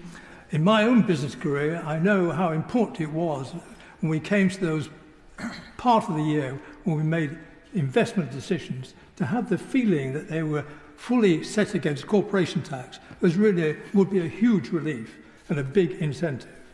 I also like the support that the initiative which the government has taken in asking Lord Harrington, our colleague Lord Harrington, to do a special report in foreign direct investment. And he's come up with some interesting ideas, for example, a concierge service for such investment. He might be amused, he's not in his seat at the moment, he might know that the film Barbie, which is the sort of epitome of sunny California, was actually made in his own former constituency of Watford. What we can do in this country is quite remarkable. Even Napoleon, the film Napoleon, I saw some distinctly British scenarios lurking in the background, which is rather interesting. Our creative industries are clearly doing it in great shape. So we are supporting our innovative industries, and looking at all this, it seems to me that we are actually getting towards what one describe as an industrial strategy. If it walks like an industrial strategy, it talks like an industrial strategy, it probably is an industrial strategy, and I'm delighted we've got there. I was also pleased that support for the lower paid, increasing the minimum wage, I'm always in favour of that, and I appreciate too the 2% cut in the employees' national insurance, employees' national insurance. And that is a bit more debatable, I agree, in view of the pressures of public spending, but people do need a little bit of a cheer at the moment, and it does help growth. I suspect, though, that Lord Macpherson is right, that we'll soon be back to talking about high taxation in view of all the inevitable demands that are going to be on the public services. That's the short term. In the longer term, I'm afraid that I have to say that we've been running the economy since what I call the Blair-Brown days in a very suboptimal way. Suboptimal because it's relied on high and increasing levels of immigration. Now, some people think that mass immigration is good for the economy. It is not. It increases the size of the economy, but GDP per head, which is what matters, is not increased necessarily. It may indeed, large-scale immigration, may indeed decrease productivity. Putting it in the simplest terms, to be productive, a worker needs capital to become productive. An immigrant does not bring capital with him. Therefore, the country has to develop capital to make him productive, on top of the capital it needs to develop to the existing population. And we are not, frankly, very good at that, or we never have been recently. As we know, also, immigration has very big downsides, which I won't go on to in this speech. It need not be like this. When Margaret Thatcher and John Major were Prime Ministers, net immigration was usually around 50,000 per annum, and the annual rate of GDP growth was greater than it has been in the last 20 years. I don't believe for a minute that Margaret Thatcher would ever have agreed to allowing immigration at the level of 745,000 a year, which it was last year. I do not believe for 1 minute she would have authorised that. We could also look abroad. Recently we've had a visit from the President of South Korea. They had a ruinous civil war which only ended in 1953, but their gross domestic product per capita, measuring on purchasing power parity, is now virtually the same as ours, and they have almost no immigration. The same can be said for Taiwan, the same can be said for Singapore. They have no immigration to speak of. They are rich or as richer than we are. So it can be done. I suggest the government at the centre, at Downing Street or the Cabinet Office, take a long-term, holistic view of the demographic, environmental, societal and economic trends in the country and start to adjust our economic model, the model we've been pursuing over the last 20 or 30 years. Otherwise, I fear the quality of life in Britain will continue to deteriorate, and other countries who take the more rational or long-term view will continue to overtake us. My Lords, I'm deeply perplexed when I listen to the monarch speeches at the opening of Parliament, and equally when I listen to the budgetary speeches of the Chancellor of the Exchequer. The question that I ask is to what extent do these speeches represent an attempt at bamboozling the public, and to what extent do they represent acts of self-deception on the part of the government? And I've not reached any firm conclusion. The Chancellor's recent autumn statement is full of doubtful claims about the success of the economy. We hear, for example, that under the Conservatives, our technology centre has grown to become the third largest in the world. That is double the size of the German sector and 3 times the size of that of France. And this seems to me to be patently untrue. And one may wonder what statistics have been misused to support such a claim. The truth is that our manufacturing sector has sunk to a proportionate level that is way below the corresponding levels of those other economies. What then is the technology centre to which the Chancellor is referring? In appraising the autumn statement, it's clear that many of its provisions, which include significant reductions in taxes, are intended to enhance the electoral prospects of the Conservatives. However, given how dim these prospects seem to be, one also wonders about the extent to which the provisions are also intended to embarrass a succeeding Labour government. The autumn statement has the intention of reducing public expenditure in the early years of the succeeding government. It severely restricts the financial leeway that will be available to them unless they're prepared to increase the taxes. A Labour government would be intent on repairing the damage that Conservative administrations have inflicted on the public services. Damage has been done to the health service, to care for the aged, and to the finances of local government. Our schools are in a state of physical disrepair, as are our prisons, which are severely overcrowded. Much else needs to be repaired. Public sector wages also need to be restored in some measure. And however, if the trajectory that's been defined in the autumn statement were to be followed, then none of these repairs would be possible. There is also an urgent need to repair the physical infrastructure of the economy, which includes the transport infrastructure and its energy infrastructure. And our water supply and our sewerage system also require urgent attention. And beyond these needs, there are huge and looming costs associated with the transition to a green economy and with the fulfilment of the programme to achieve net zero carbon emissions.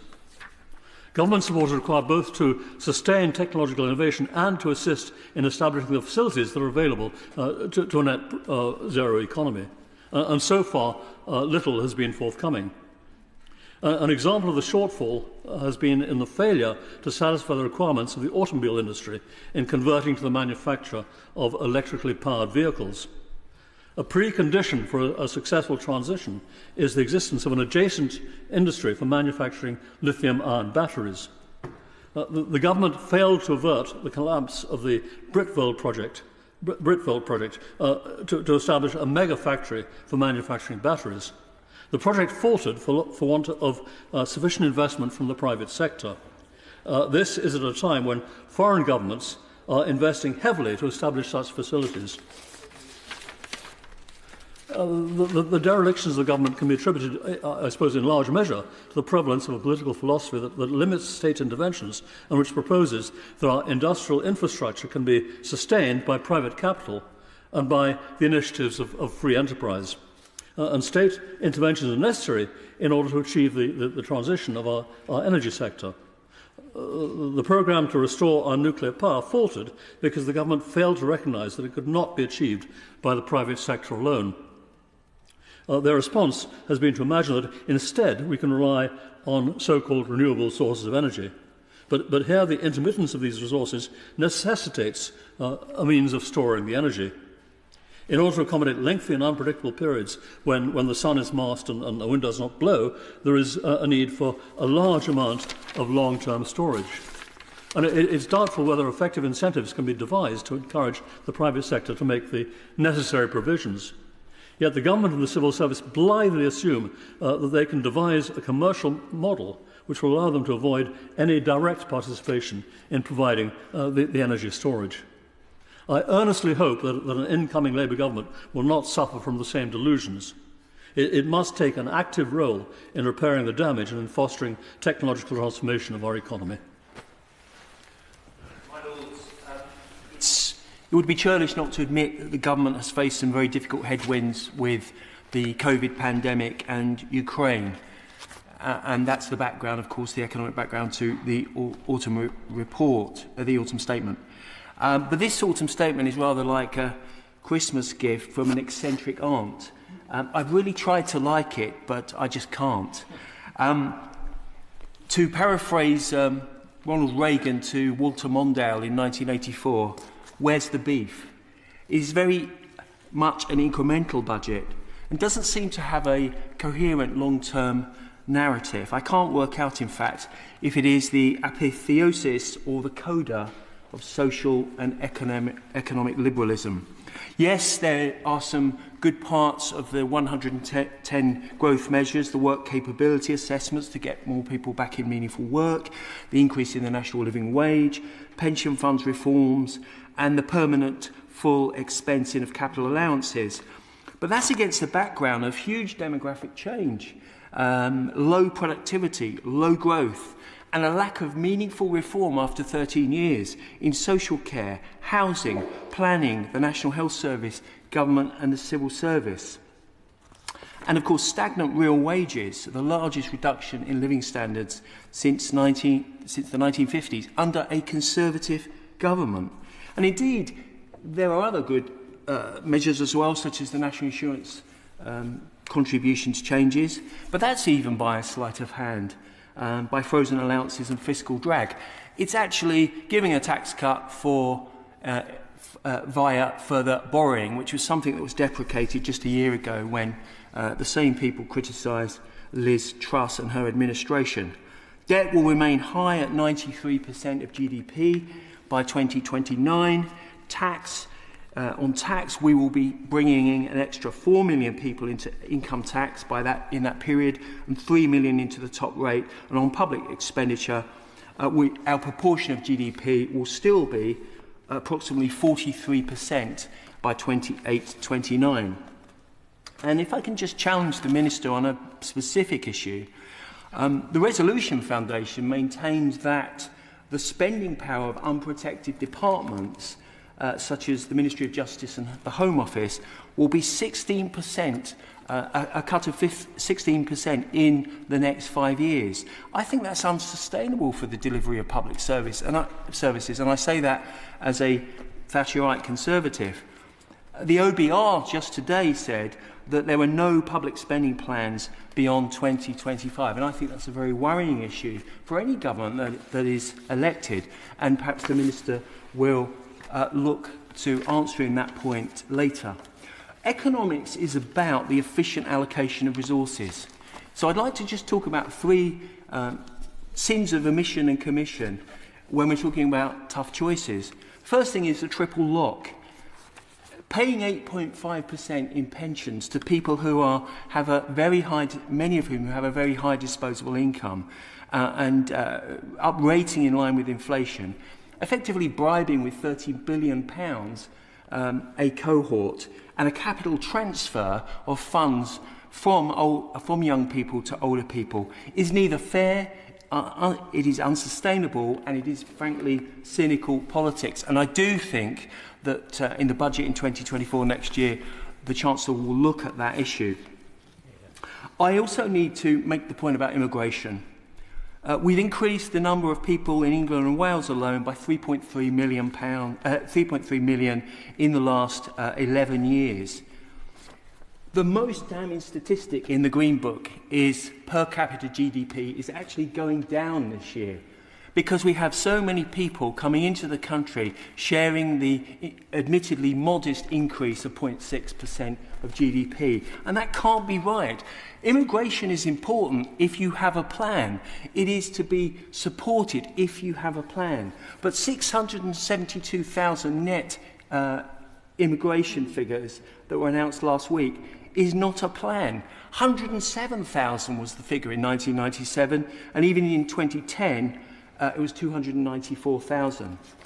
We must do something about the liberalised international student regime.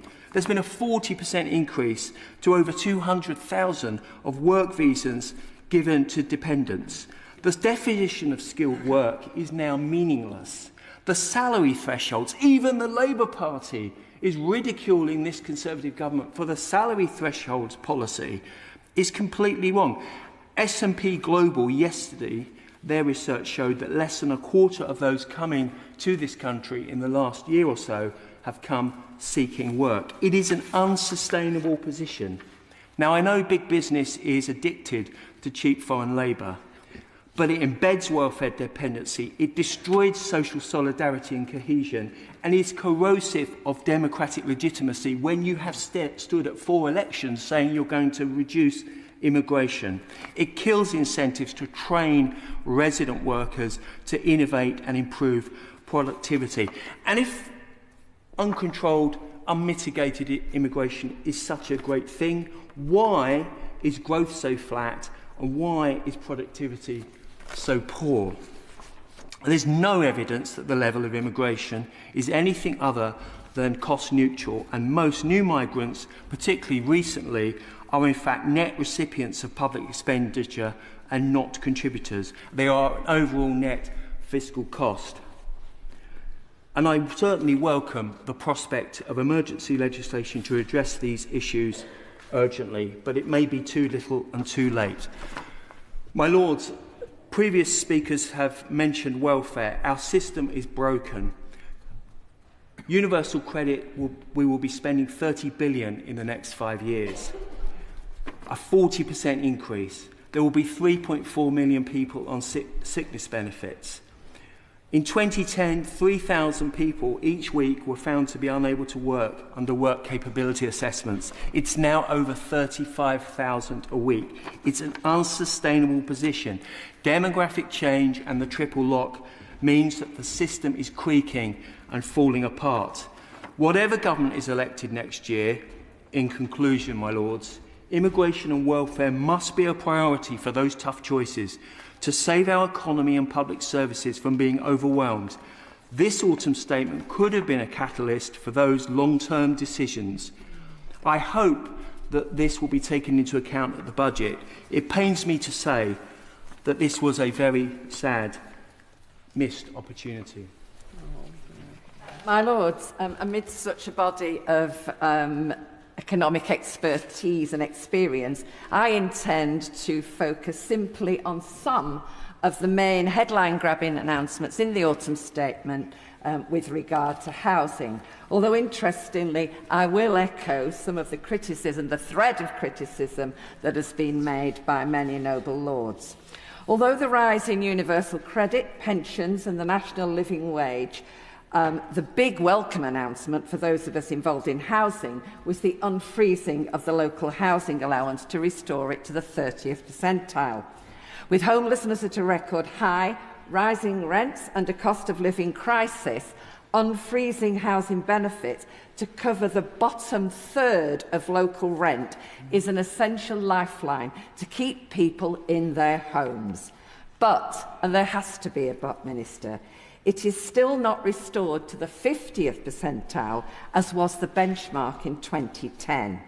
And regrettably, this will not come into play until next April. My Lords, it is nearly December. Surely the government realises that this will leave many families facing an uncertain cold winter, with many facing the threat of eviction and subsequent homelessness, or spending their Christmas in one-room temporary accommodation. A grim situation for the most vulnerable. Will the government reconsider and bring this decision forward? My Lords, the additional sting in the tail is that this rise is for 1 year only and will be frozen again from 2025, when the whole depressing cycle will start again. These delayed starts and later freezes are no way to either run a benefits or a housing system. Meanwhile, the increases in the local housing allowance and benefits in general will also bring more people within the scope of the benefits cap, which, although increased last year, has been frozen this year. Do we see a pattern? And still way below what it was 10 years ago. Or, my Lords, in this autumn statement, we see very clever examples of smoke and mirrors, or, as was said by the previous noble lord, sleights of hand. Take the amounts of money given to the extension of the Affordable Homes Guarantee Scheme, a £3 billion extension. Good news. But these, my Lords, are loans to housing associations to allow them to build more affordable homes for rent. All good, but a loan only partially compensates for the lack of enough real new money into an already creaking system. A system creaking under the costs of decarbonisation, building safety, spiralling material and labour costs, and all the other factors that are significantly squeezing associations' budgets.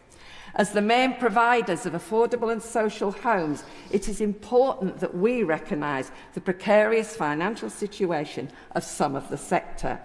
The social housing regulator has recently announced the downgrading of, quote, a couple of dozen associations over their financial viability, with the lower V2 assessment becoming, another quote, the new normal, reflecting the economic reality for the sector. But, my Lords, the consequence of this harsh reality is that many have had to reduce their building and development aspirations or put them on hold completely This is a very poor state of affairs when the need for social homes has never been greater. The Minister will rightly say that there is some new money, and there is. But take the third round of the Local Authority Housing Fund, £450 million. It will hope to provide 2,400 new homes. Interestingly, the criteria for this fund have been tweaked to include the use for temporary accommodation and housing Afghan refugees, both groups needing secure, permanent accommodation. But given that there are already over 100,000 families in temporary accommodation, and whilst there have already been about 21,000 Afghans resettled under different schemes, a further 1,054 entered the UK in the first 3 months of this year, requiring homes. It must be recognised that this has put very real constraints on council budgets. And put quite bluntly, my lords, in areas of high-cost housing, the properties are simply not there at an affordable price. And councils are now in the invidious position of competing with ordinary citizens to find homes to rent for their groups, putting more pressure on an already overheated market with soaring rental prices. Add to this the increasing waiting lists for social housing, and according to the most recent English Housing Survey, some 750,000 families living in overcrowded conditions, sleeping in hallways, living rooms, sharing beds with parents and siblings. So therefore it is not an exaggeration to say that this money, however welcome, is a drop in the ocean. There were also interesting headline announcements with regard to planning. One being that there will be a new premium planning incentive where local planning authorities will be able to recover the costs of major business application in return for guaranteed faster timelines. Now, this will undoubtedly help cash-strapped councils and hopefully speed up applications. But given that only 15% of planning applications currently come from such businesses, it will be helpful but merely a plaster on the wound. However, the fear is that this will mean council officers will concentrate on these cash-earning applications, while the vast majority of their applications will be placed in the pile to be dealt with as and when we can. And given the serious recruitment issues that the sector faces, this is going to be a tough challenge. In the autumn statement, there is a pot of money promised for additional planning officers, but again, there are simply not enough trained planning officers within the systems to make a difference in the short term.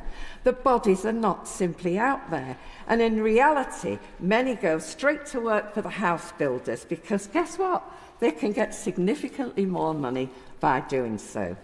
And importantly, like all the areas in development construction, the skills industry shortage is acute. This is probably the most significant barrier to speeding up planning applications and improving build-out rates. It needs a longer-term training and recruitment strategy across all the skills within the construction industry and its supply chains. And never has the need been more urgent. Well done. My Lords, can I start where the Chancellor started, his opening remarks? If I have to criticise his opening remarks, he was far too modest. We have a growing economy. In fact, we're doing a lot better than he gives us credit for. The recent IMF figures show that average real GDP growth 2010 to 2023, to take a period at random, is growing 1.53%. Not great, you might say, but look at the lower figure for Germany, 1.45, the lower figure for France, 1.18, lower Spain, 1%, and a Euro average of 1.25%. So, tick, I say. Thankfully, my noble friend covered this in her opening remarks. She's a very welcome addition to the Treasury team, a very warm welcome to her. And congratulations as well to my noble friend, Lord Harrington, who produced his inward investment report so well received. So some would say, well done the Tory team on the growth to date, but can I also congratulate the Chancellor on his first and opening pledge, not widely reported, to offer up to £7 million to the Holocaust Educational Trust and related organisations. For full disclosure, I'm a donor to the HET, and I believe it's so important to educate and fight anti-Semitism, and I was proud to do so in Parliament Square this weekend. This budget struck me as perfect for the time, balanced, hopeful, clear benefits as most of the economy recovers, without any irresponsible giveaways, and promotes considered policies which make sense. For example, there was no widely sought by some changes to our IHT or even abolition. Labour, on the other hand, seems to be flip-flopping on its previous announcements, which were to abolish business property relief for IHT. I don't know where they stand on it, but if they kept their word to abolish business property relief for IHT, it would dramatically knock the AIM market, which relies on it, and almost every single private family company would be at risk of collapse when a shareholder passed away. I declare my interest as in the register, but even though it would probably help my business if business property relief was withdrawn, as everybody would have to sell, but it would be a disaster for the country. Can my noble friend the Minister write to me and tell me how much inheritance tax is currently sheltered by business property relief so we can have a proper debate about it? And can I welcome the announcements on research and development? But as the chairman of the Finance Bill Subcommittee of the Economic Affairs Committee, can I confirm that we are producing a report on R&D tax credits in the near future, so I won't speak further on the detail of that today. I am pleased to see a commitment to OECD Pillar 2, which I know is not popular with every member of my party, but the tax treatment of multinationals does, in my opinion, need urgent attention. And if we don't get it right, I still want to see a digital sales tax, which I have consistently advocated. So I want to focus my remarks on just over 3 lines in the Green Book, section 5.76, not even mentioned in the Chancellor's speech, on EIS and VCT. My noble friend will recall that in the Conservative Party 2019 manifesto, a pledge on page 34 assures us that EIS and SEIS will continue. And there you go, it pops up in the autumn statement as a pledge to legislate to extend the sunset clause. I have to ask, why do we need to legislate? HM Treasury knows this can easily be resolved by Treasury regulation. Perhaps I can help her and explain the problem. While we regard EIS as a tax relief, or tax break, the EU regard it as a state aid, and as such it's governed by the Windsor Framework, in as far as it includes companies which trade in goods. Not services, just goods. And although at first sight this should only apply to those companies physically based in Northern Ireland, because Northern Ireland is still in the single market, I'm afraid the EU regard the regulations as applying to all of the UK, as it's possible for a company in, say, England to have a subsidiary company in Northern Ireland which might benefit from what they regard as state aid and we regard as tax breaks. And to the extent that there is trade between Northern Ireland and the rest of the UK, then the UK is concerned that this could lead to an unfair advantage to the Northern Irish company. The Windsor Framework does help us as trying to offer a pragmatic route out of this, but it doesn't actually clarify whether we can say with certainty that we can abolish the sunset clause or indeed make other changes I would like to see in respect of the EIS rules, which are currently, in my opinion, too restrictive, without any EU permission.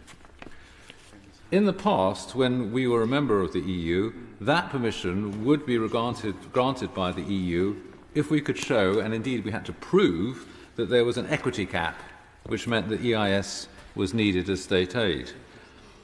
My Lords, it will be impossible to show that, or provide proof that there is an equity gap in Northern Ireland. And so, mainly because the equity gap figures for Northern Ireland are simply just not available. In theory, we could remove all companies engaged in goods from EIS, but what a disaster that would be. So, my Lords, I think we're not looking at getting rid of the sunset clause that easily at all. At best, we might put it back a further 10 years, but the industry, the financial services industry and the savings industry, really does need an urgent answer from the Treasury, if not today from the dispatch box, and very soon afterwards, as to whether or not they have squared this proposal, which is in the autumn statement, with the EU? Have they got the permission of the EU to abolish the sunset clause as is claimed? How depressing it would be to discover that we're still dependent on EU approvals for an otherwise excellent autumn statement. First of all, commiserate with the noble Baroness for having a very hard job of sitting here and listening to people and even having to answer questions. Let me assure her I'm not going to pose any questions to her in the course of my speech. I think it's not a bad sort of primer to an election manifesto. It is not a serious autumn statement. It is just an election manifesto. Say, we are going to do such and such. And I should, first of all, confess, I am an enemy of lower taxation and have been all my political life. And I think there is a fallacy about the history of the Conservative Party economic policy, which still prevails in this government after 13 years. They believe that Mrs. Thatcher cut taxes. She actually did not cut taxes. Somebody, there are people here who were partners in the crime, so I could tell them about this. VAT was doubled in the first term of Mrs. Thatcher's government, from 8% to 15%. They said we didn't quite double it, because we had said they'll double it, so there's no 15%. There was money from North Sea oil, and there was money from privatization, which just allowed some tax cuts after Lawson became Chancellor of the Exchequer, after several years. It was miserable, I can tell you. Until about 1987, it was very miserable. And taxes were high, interest rates were high, up to 15%. And don't let anybody think that it was a nice, happy thing. It was successful, but to be successful, you have to be hard on the economics. And you just can't go on planning sort of picnics when you don't have any food in the larder. And I think this is what I worry about this government. Being a crossbencher, I don't have to worry about which party will come to power. But I think to believe that tax cuts increase growth is a fallacy which I can disprove anytime you want to, and I'll give you numbers for that. After the Lawson tax cut, there was a recession, if anybody remembers. And there was a budget deficit in the major government's budgets, and we had a recession. So I think, and as the Honourable Lord O'Neill said, if you look at other countries' taxation, countries with higher tax takes than us are richer than us and have a better growth rate. So the idea that somehow tax cuts raise growth, there is no evidence in British data on that, and I can tell you, I used to do this thing for a living. Now, I think what is interesting is to say, why has growth been so miserably low for last 13 or 15 years? You know, I'm very surprised when people say, oh, the growth has gone from 1.5 to 1.6. How exciting. As a statistician, I would say a difference of 0.1% is not statistically significant. Nobody should even talk about small numbers like that. But anyway, we will let it go. We are not supposed to be numerate countries, so that's all right. Now, I think the problem is that we have, at least in this government, we have ample proof that any time you talk about tax cuts, the markets panic. And they put up the cost of borrowing. So please, can we stop talking about tax cuts while the deficit is high? Don't talk about it. I think we have some room this time, which we gave away in tax cuts, because of inflation. Thanks to inflation and fiscal drag, we had some surplus to spend. But if inflation goes, your surplus will go, and the deficit will increase. So please, can we not have tax cuts, because you'll wreck the economy before the next government comes to power. I want to propose one tax increase. which will be actually growth enhancing. And I say that because ever since, well, more or less since the Thatcher years, we have indulged in a luxury which is costing us a lot of money. And that luxury is very loved by the Conservative Party, and I think in most middle classes. According to my friend Lord Balfe, the people who work, of course the poor don't work according to him, only the rich work, which is all right, I don't mind that. But you see, and that is home ownership. We treat home ownership as one of the biggest tax breaks that I can think of, because when you sell your house, and your land being in limited supply, you will always make profits on a home ownership house you sell. And of course, you have zero tax on it if it's your principal residence. So all your capital, all your unearned capital gain is taxed at 0%. So all young people, good middle class people with their children going to private schools, if they have money, they don't invest in equity, they invest in house buying. Of course you would. And you know, there are data, I think the Resolution Foundation has got numbers on it about, you know, mom and dad's bank. We spend an enormous, I think about 80 billion or something like that, if I remember correctly, per year. The money which is invested there would go into equity buying if people had decent rental property. You know, as an economist, I think housing services can be rented or owned. It should make no difference in the quality of the houses you have. But we believe in home ownership as the foundation of our democracy. Well, if you believe in that, you have to give up growth, because investment supply, the funds of money coming from middle classes doesn't come if they're going to invest in bricks and mortar. And of course, when bricks and mortar come to things, we love inflation. So don't knock inflation. Inflation has helped you, and please don't have any tax cuts. My Lord, it's always a great pleasure to follow the noble Lord Desai. He always makes everything sounds so seductively simple.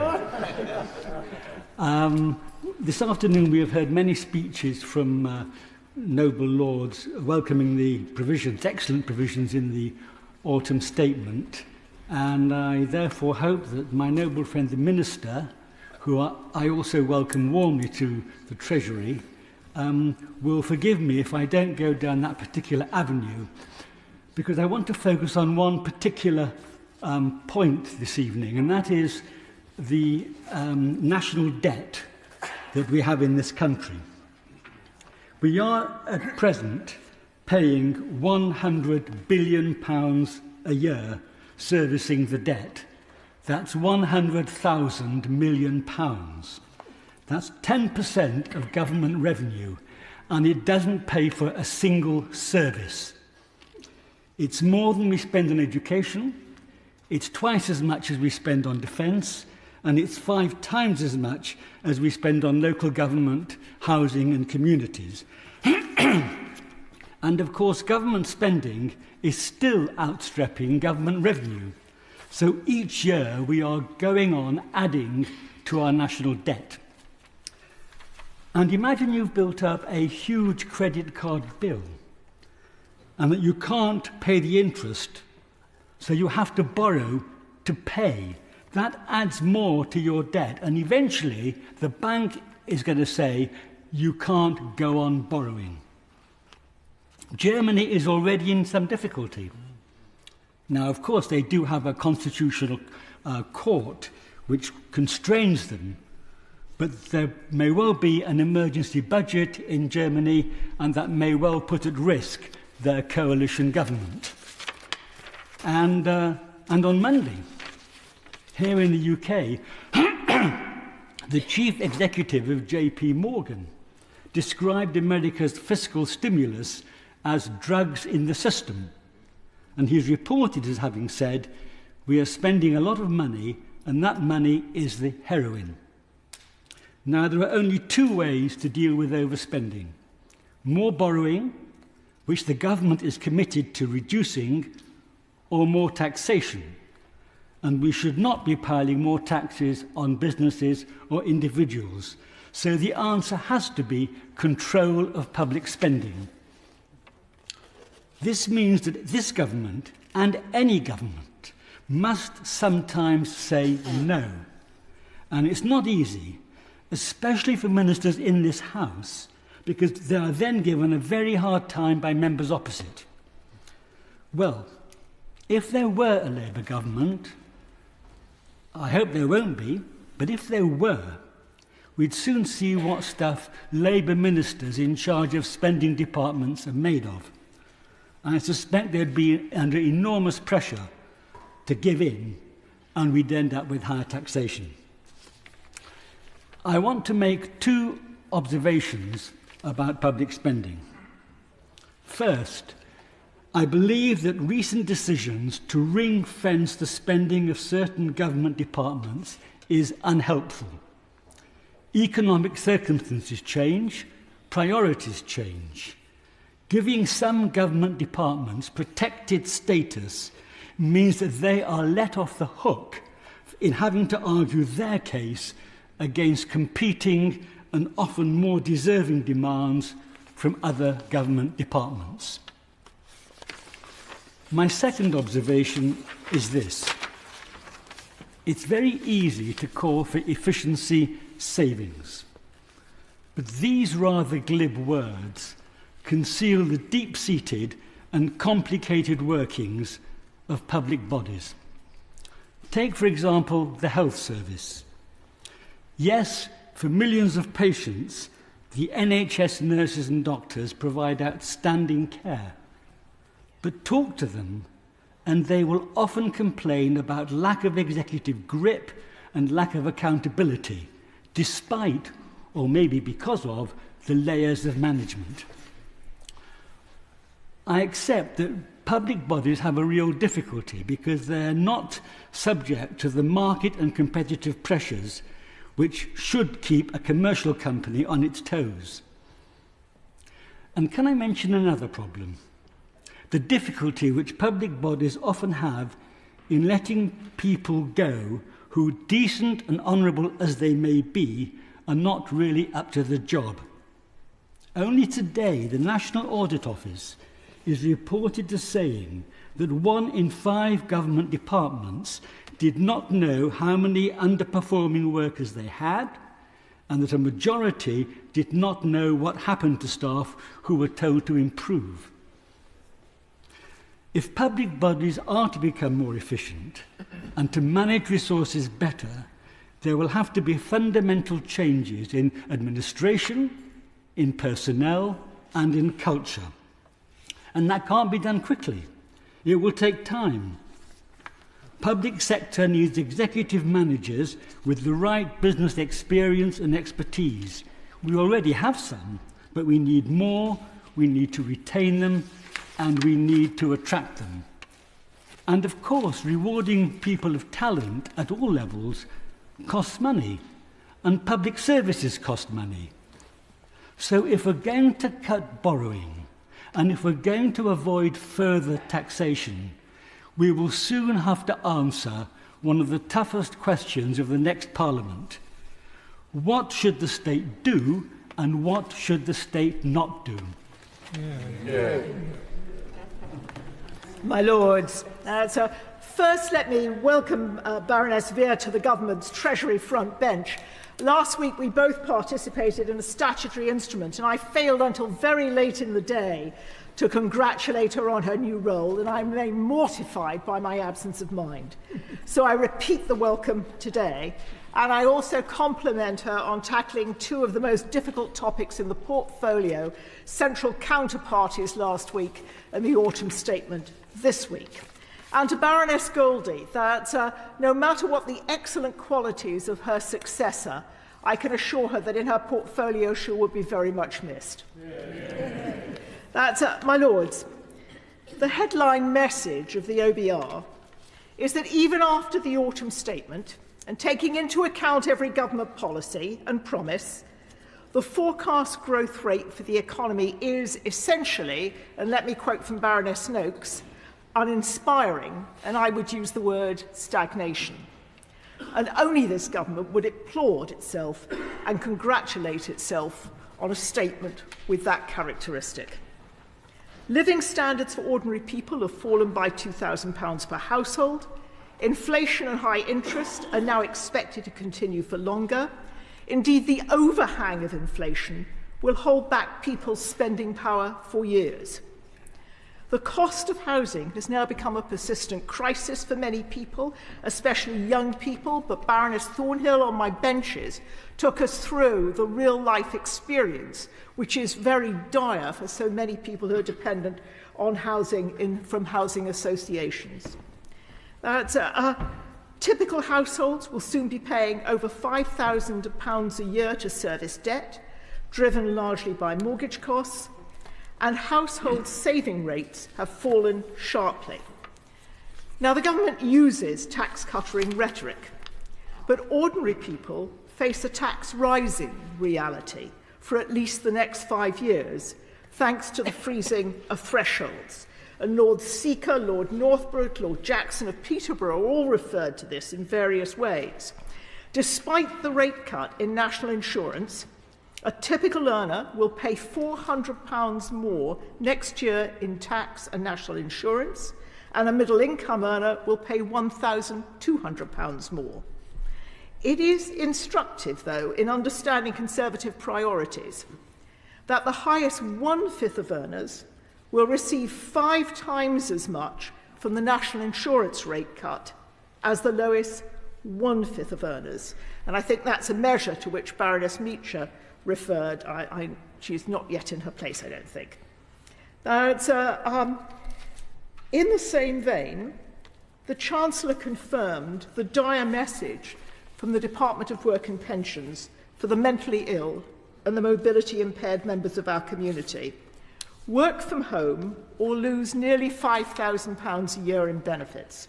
Mental health charities are sending around what I would almost call emergency briefings, warning that home working very rarely allows for hands-on support, can add to isolation, and the costs of heating and Wi-Fi and those kinds of supports, necessary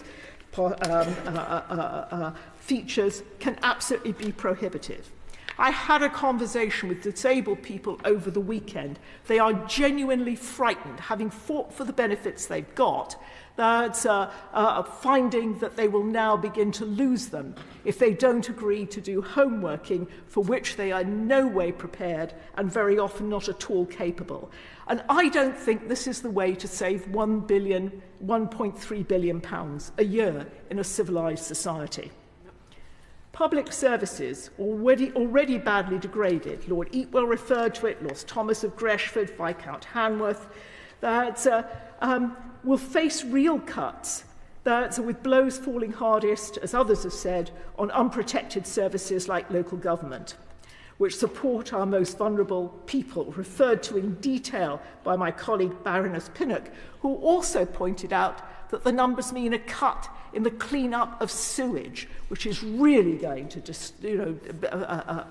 disturb, I think, so many communities who are disgusted by the state of our rivers. Public borrowing will still be at 94% of GDP at the end of the forecast period, and that only if we assume that fuel duty rises every year with inflation, a point made by Lord Howarth. Infrastructure spending also has to be curtailed, and the public will have to accept collapsing public services. Amongst advanced countries, we are now a high debt country, and I think that fits in with the issue that Lord Sherborne raised.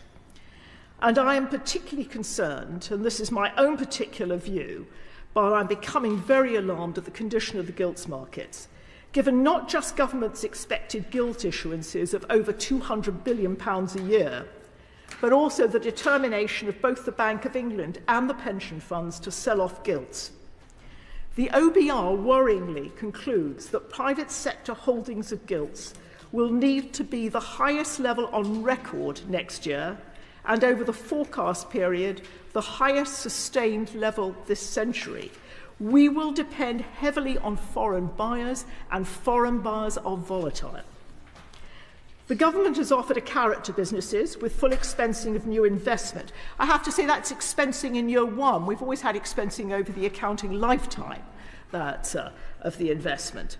But read the whole paragraph. I did in the same way as Lord Eachwell did.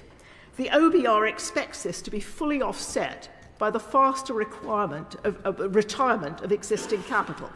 Now, modernisation of equipment and software is surely a good thing, but it's not the dramatic industrial expansion this government seems to be promising as a consequence of this particular tax change. I think Baroness Noakes put it well, saying that it was a costly way to achieve a modest increase in investment.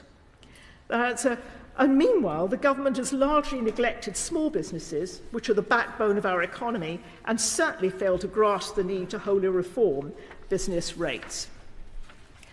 The OBR makes it clear that the economic damage of Brexit, of 4 to 5% economic scarring, remains. I think Lord Seeker drew attention to this, but I have to say, in her listing of all the events that had shaken the economy, notably Baroness Goldie didn't mention it, and yet it is the deepest and most permanent scarring compared to the other features that she carefully named. Interesting.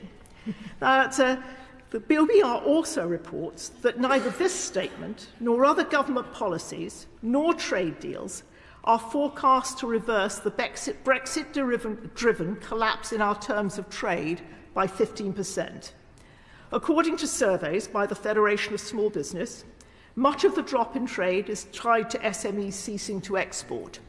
Many British SMEs have been dropped from European supply chains, have lost buyers around the world because they can no longer guarantee European standards, or find the post-Brexit regime too costly and cumbersome. Productivity remains below the rate before the 2008 financial crisis. Frankly, no developed economy can be prosperous with productivity at this persistent level. I like very much Lord Lonsborough's idea of a productivity council, and others have proposed ways in which to try and tackle this issue. Demographics. Demographics show that we are desperately short of working-age population given the size of our ageing population. We're also short of skills. And the situation is made far worse by the vast numbers on the NHS waiting list. Now, my party would have reinstated the bank levy and strengthened the oil and gas windfall tax to tackle those waiting lists head on as absolutely key to reviving the economy, an issue referred to by Baroness Pinnock. The government's advanced manufacturing plan, published on November 26, is positive news and I welcome it. Strategy is a bit scattergun, but it definitely is good news. But it doesn't assure that the UK can build the industries of the future at sufficient scale. The plan itself, and I think Lord Eatwell referred to this, exposes the problem, and I'm going to quote, "Other countries," this is the government, "other countries have embarked on large tax and spending sprees to claim a share of the global manufacturing market. The government then claims the moral high ground in not following suit. But the truth is, this government has run this economy so badly that it can't follow suit to compete with the US and the EU in support for industries of the future." And if people turn and start talking about the COVID and oil prices, those have hit all those countries as well. We have got to be in that competitive game, and I think Viscount Hamworth talked about this in some detail, and I very much appreciated the advice that we got from Lord Harrington. I haven't read his report. I will promise to do so immediately because it really sounds fascinating. My Lords, in this autumn statement, the government found 27 billion of headroom. I think Lord Neil referred to that. But it wasn't the headroom that came from economic success. Again, Lord Lonsborough, Lord Desai made the point. The headroom came from two sources. The revenues that resulted from higher than forecast inflation, especially since the government chose not to fund the hit to public services from such inflation. The second, from freezing the thresholds for income tax and national insurance. And in the autumn statement, the Chancellor spent every penny of that headroom. My Lords, I don't claim that the government faced an easy time in shaping the autumn statement, though one must admit they brought most of it on themselves. But where are the plans in this to recapture our access to European markets? Where is the investment in the NHS to rapidly cut waiting lists that allow people to turn to work? Where is the capital budget? And I think Lord Macpherson, Lord Willits and others talked about the importance of that public sector infrastructure investment. Where is the money to revive our faltering infrastructure? I return, my Lords, to my earliest comments. Put the whole package together. That's the statement, the promises, the policies, and the output, which surely is the measure, is economic stagnation for at least the next 5 years. My Lords, may I join others and again welcome the noble Baroness to her new role. It is a privilege to take part in this debate today and a pleasure to hear contributions from so many eminent and expert noble lords. All of us here have benefited from the intervening week between the autumn statement and today's debate, allowing us to consider in greater detail the Green Book and the Office for Budget Responsibilities report, as well as analysis from other independent forecasters. What has become clear is the extraordinary difference between the story told to us by the Chancellor and the reality revealed to us by the numbers themselves. The Chancellor told us the economy had turned a corner, but in reality growth was downgraded, revised down next year, the year after, and the year after that. The Chancellor told us inflation had fallen, but he omitted to mention that the inflation forecast has actually been increased every single year for the next 3 years. The Chancellor told us that debt will be lower. What he didn't tell us was that debt will actually now be 28% higher than it was when this government came to power 13 years ago, and is set to surpass £3 trillion for the first time ever. The Chancellor told us that take-home pay is going up, but he didn't reveal that real household disposable income is set to fall next year, or that we are now seeing the biggest ever fall in living standards since records began.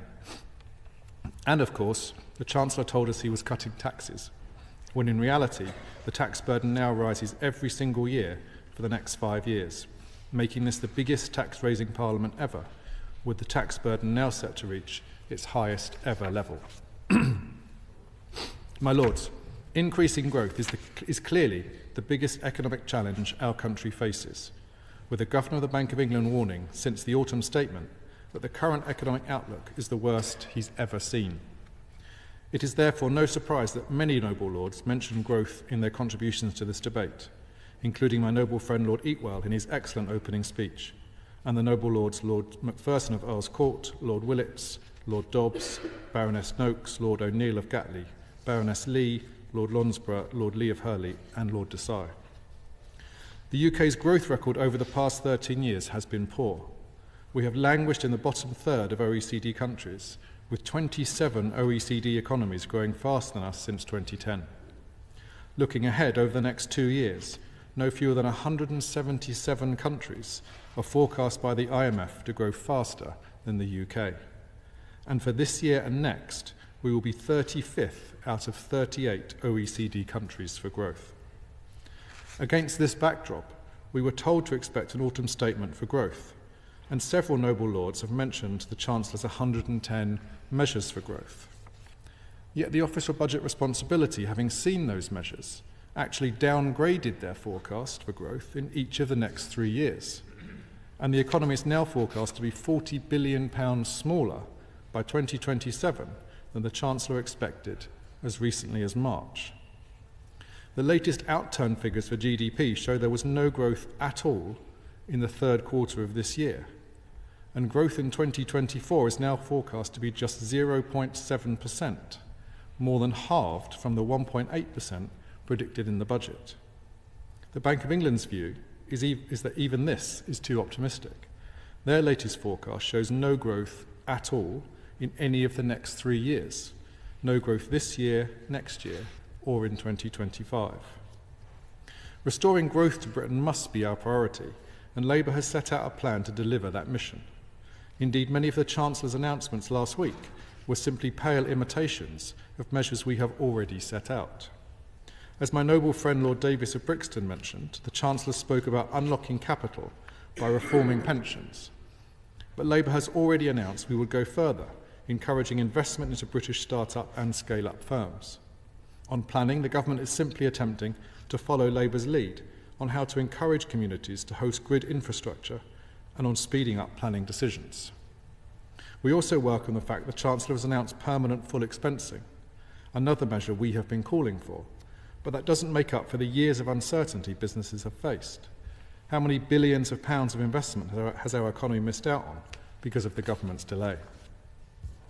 Several noble lords in this debate focused on inflation, including the noble lords Lord Howell of Guildford, Baroness Lawler and Baroness Goldie in her very enjoyable speech. In the autumn statement, the Chancellor tried to suggest that the cost of living crisis is now behind us. In reality, the forecast for inflation was actually increased by the OBR in every single year of the forecast period, and consumer prices in 2027-28 are now set to be 7% higher than previously expected in March. Inflation is still more than double the Bank of England's target rate, and the bank now expects inflation to stay above target throughout next year, with interest rates remaining at their current levels for, I quote, an extended period. Indeed, on Monday of this week, the Governor of the Bank of England warned that interest rates will not be cut, I quote again, in the foreseeable future. Interest rates have now risen 14 times to a 15-year high of 5.25%, while the average 2-year fixed-rate mortgage at one point rose from 2.6% to over 6%. As a result, those remortgaging since July have seen their mortgage payments rise by an average of £220 every month. 1.6 million families have seen their mortgage deals end this year. Next year, a further 1.5 million families will face a similar fate. The outlook for living standards therefore remains truly bleak. It is of course welcome that the Chancellor has accepted this year's recommendation of the Low Pay Commission on the minimum wage. But real wages are set to fall this year, and real average weekly earnings are now set to remain below their 2008 level until 2028, a shocking 2 full decades of pay stagnation. According to the Resolution Foundation, this Parliament is now on track to be the first ever in which real household incomes actually fall, and we are now seeing the biggest ever fall in living standards since records began. My Lords, the centrepiece of the autumn statement was, of course, the Chancellor's claim to be cutting taxes. Several noble lords spoke about the Chancellor's tax plans, including my noble friends Lord Howarth of Newport and Lord Seeker, and the noble Lords Lord Macpherson of Earl's Court, Baroness Noakes, Baroness Featherstone, Lord Tugendhat, Lord Northbrook, Lord Balfe, Baroness Meacher, Lord Horam, and Lord Desai. The reality of this autumn statement is that the tax burden now rises every single year for the next 5 years, rising to its highest ever level, making this the biggest tax-raising Parliament ever. We on this side have argued that taxes on working people are too high and that we want them to be lower. And we opposed the manifesto-breaking increase in national insurance that the Prime Minister last year tried to implement when he was Chancellor. Going into this autumn statement, the government had already put in place 25 tax rises, amounting to £90 billion. That's the equivalent of a 10p increase in national insurance. So while welcome, the 2p cut doesn't remotely compensate for the tax increases already announced. Indeed, the Resolution Foundation has calculated that even after the measures announced by the Chancellor, households will still be £1,900 worse off. As several noble lords have observed, greater than expected fiscal drag also means that nearly 4 million more people will pay income tax, and 3 million more people will pay the higher rate. The combined effect is an average tax rise of £1,200 per household. To quote Paul Johnston from the Institute of Fiscal Studies, the cut in national insurance rates pales into insignificance alongside the long-term increase in personal taxes created by the 6-year freeze in allowances and thresholds. The IFS have calculated that, extraordinarily, almost every single person in the UK who is liable for income tax or national insurance would now be paying higher taxes overall. As a result, the tax burden will now reach 37.7% of GDP by the end of the forecast period, an increase equivalent to an extra £4,300 in tax for every household. This was not an autumn statement that cut taxes. My Lords, the reality of this autumn statement is very different to the story presented to us last week by the Chancellor. Despite the picture the Chancellor tried to paint, the reality is the economy is just as weak, if not weaker, after this autumn statement than it was before. The government cannot undo the damage done over 13 years because their economic approach simply isn't working. Growth was low before this autumn statement. It's even lower now. Living standards were falling before this autumn statement. They're now seeing the biggest fall on record. Taxes were high before this autumn statement. They're now set to be the highest in history. Far from turning a corner, as the Chancellor claimed, the economy is stuck with low growth and high taxes, and working people are still worse off.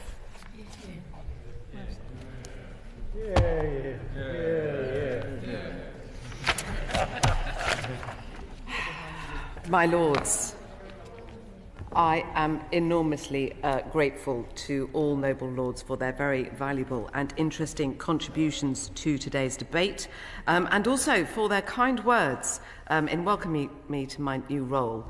I have to be honest, there were some very undignified ministerial tears leaving transport after 4.5 years, but of course I'm absolutely delighted to be at the Treasury.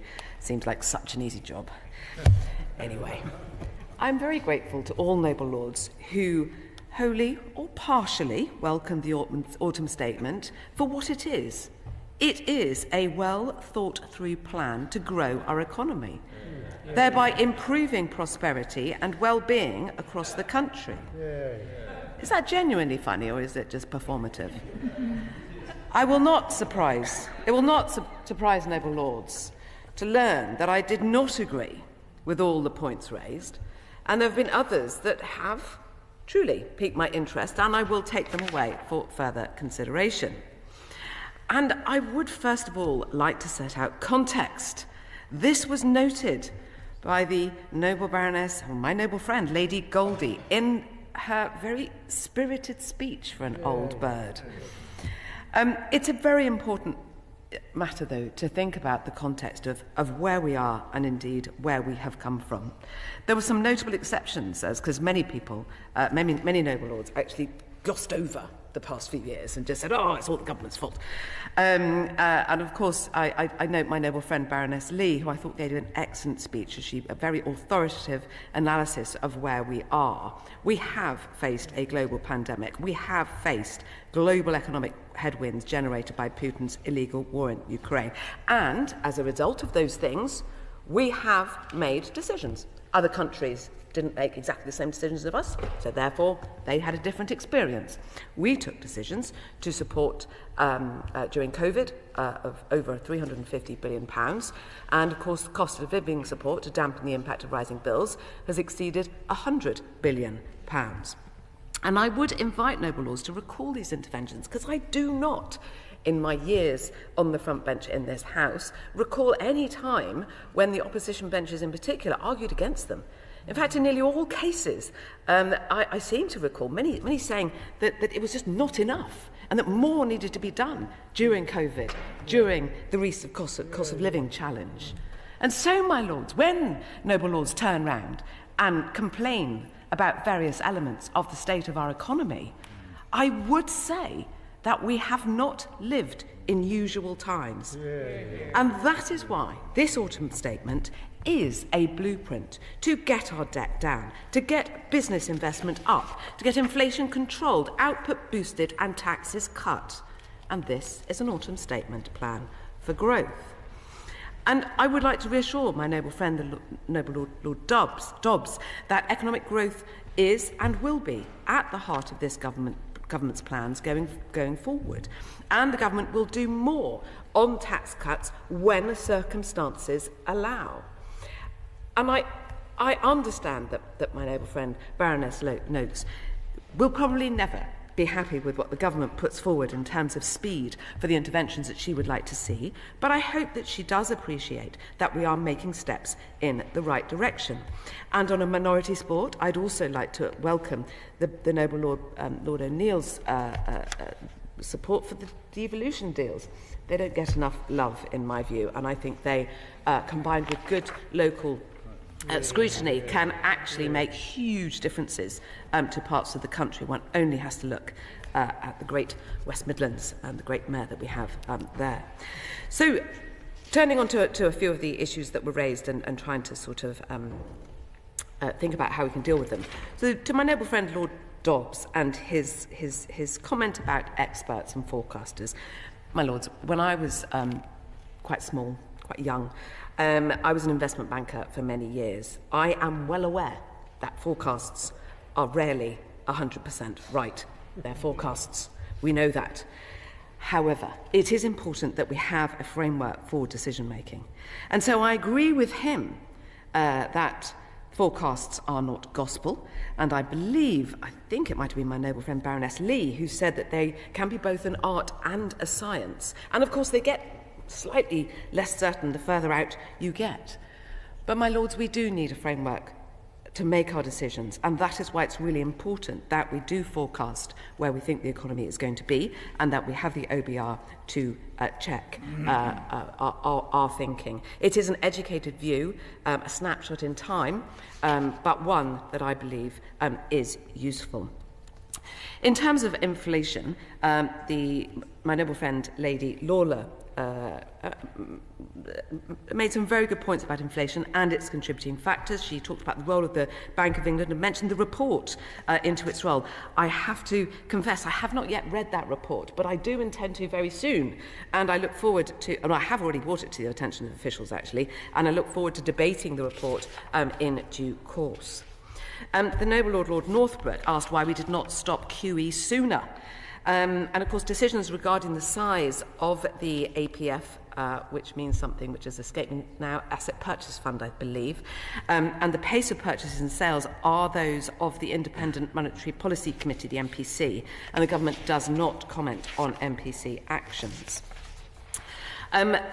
My noble friend Lord Howell talked about the impact of high interest rates on government debt payments, and my noble friend Lord Sherburn of Didsbury also mentioned debt and the size of interest payments and the consequences of those high levels. And that is why this government is absolutely committed to getting debt down so that the cost of the debt the actual cash cost of the debt comes down too. I cannot speculate on bank rates, of course, but we do feel that by 28-29, underlying debt will be 92.8% of GDP. The noble Lord Livermore, who I have not yet congratulated on his new role as Shadow Exchequer Secretary, so that's all good news, talked a lot in his speech about the tax burden, and I think I hope I've been able to demonstrate in my opening remarks about why the tax burden is necessarily high, because it is the case that we must pay off the debt that we had to accumulate given the economic circumstances that we are in. But he did say that he didn't think that this was a tax-cutting budget.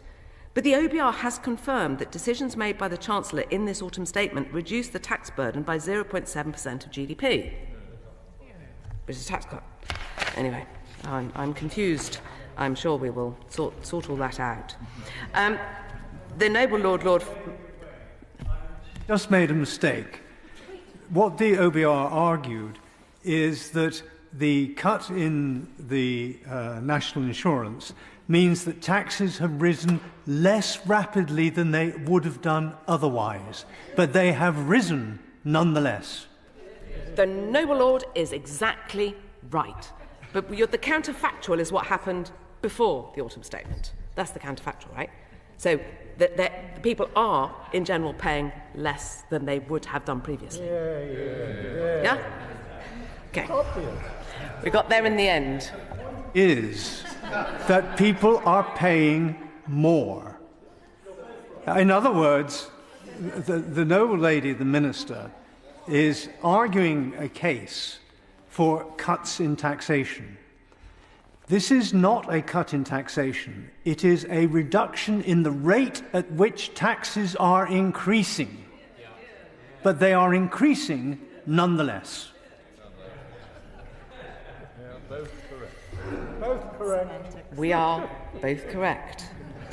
Okay, so turning to the point made by the noble Lord Macpherson, where he said, did he think that it was the government's policy now to favour national income contribution reductions over income tax reductions? And I think I can say yes. I mean, it certainly was for the autumn statement. So for this moment in time, I think I'm covered.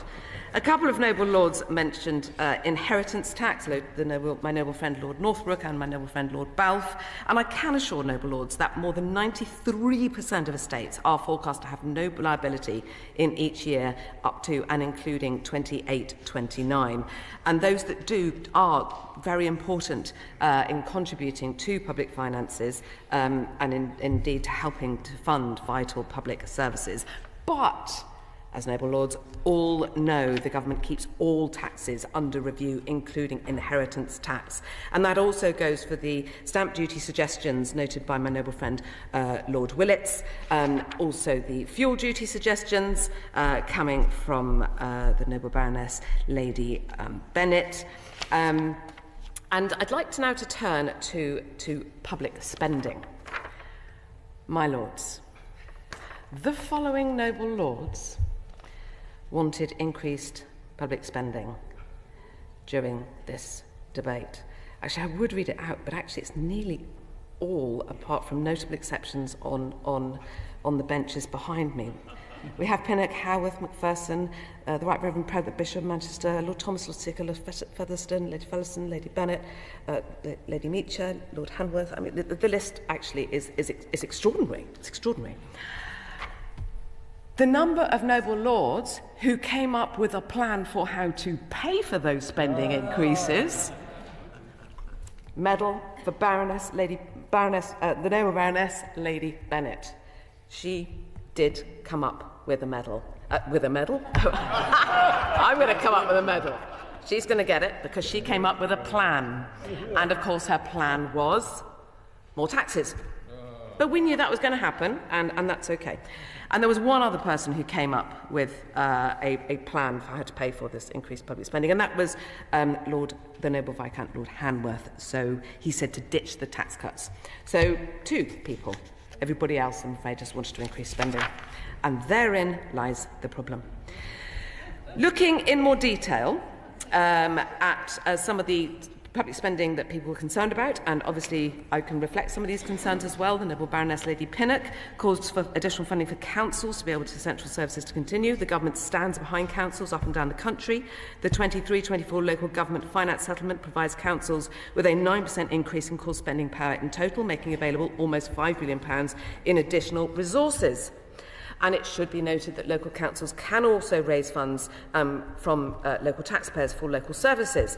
Personally, I live in Kingston upon Thames, which all noble lords will know is a Liberal Democrat council. And my word, my council tax is eye-watering. I think it's one of the highest in the country.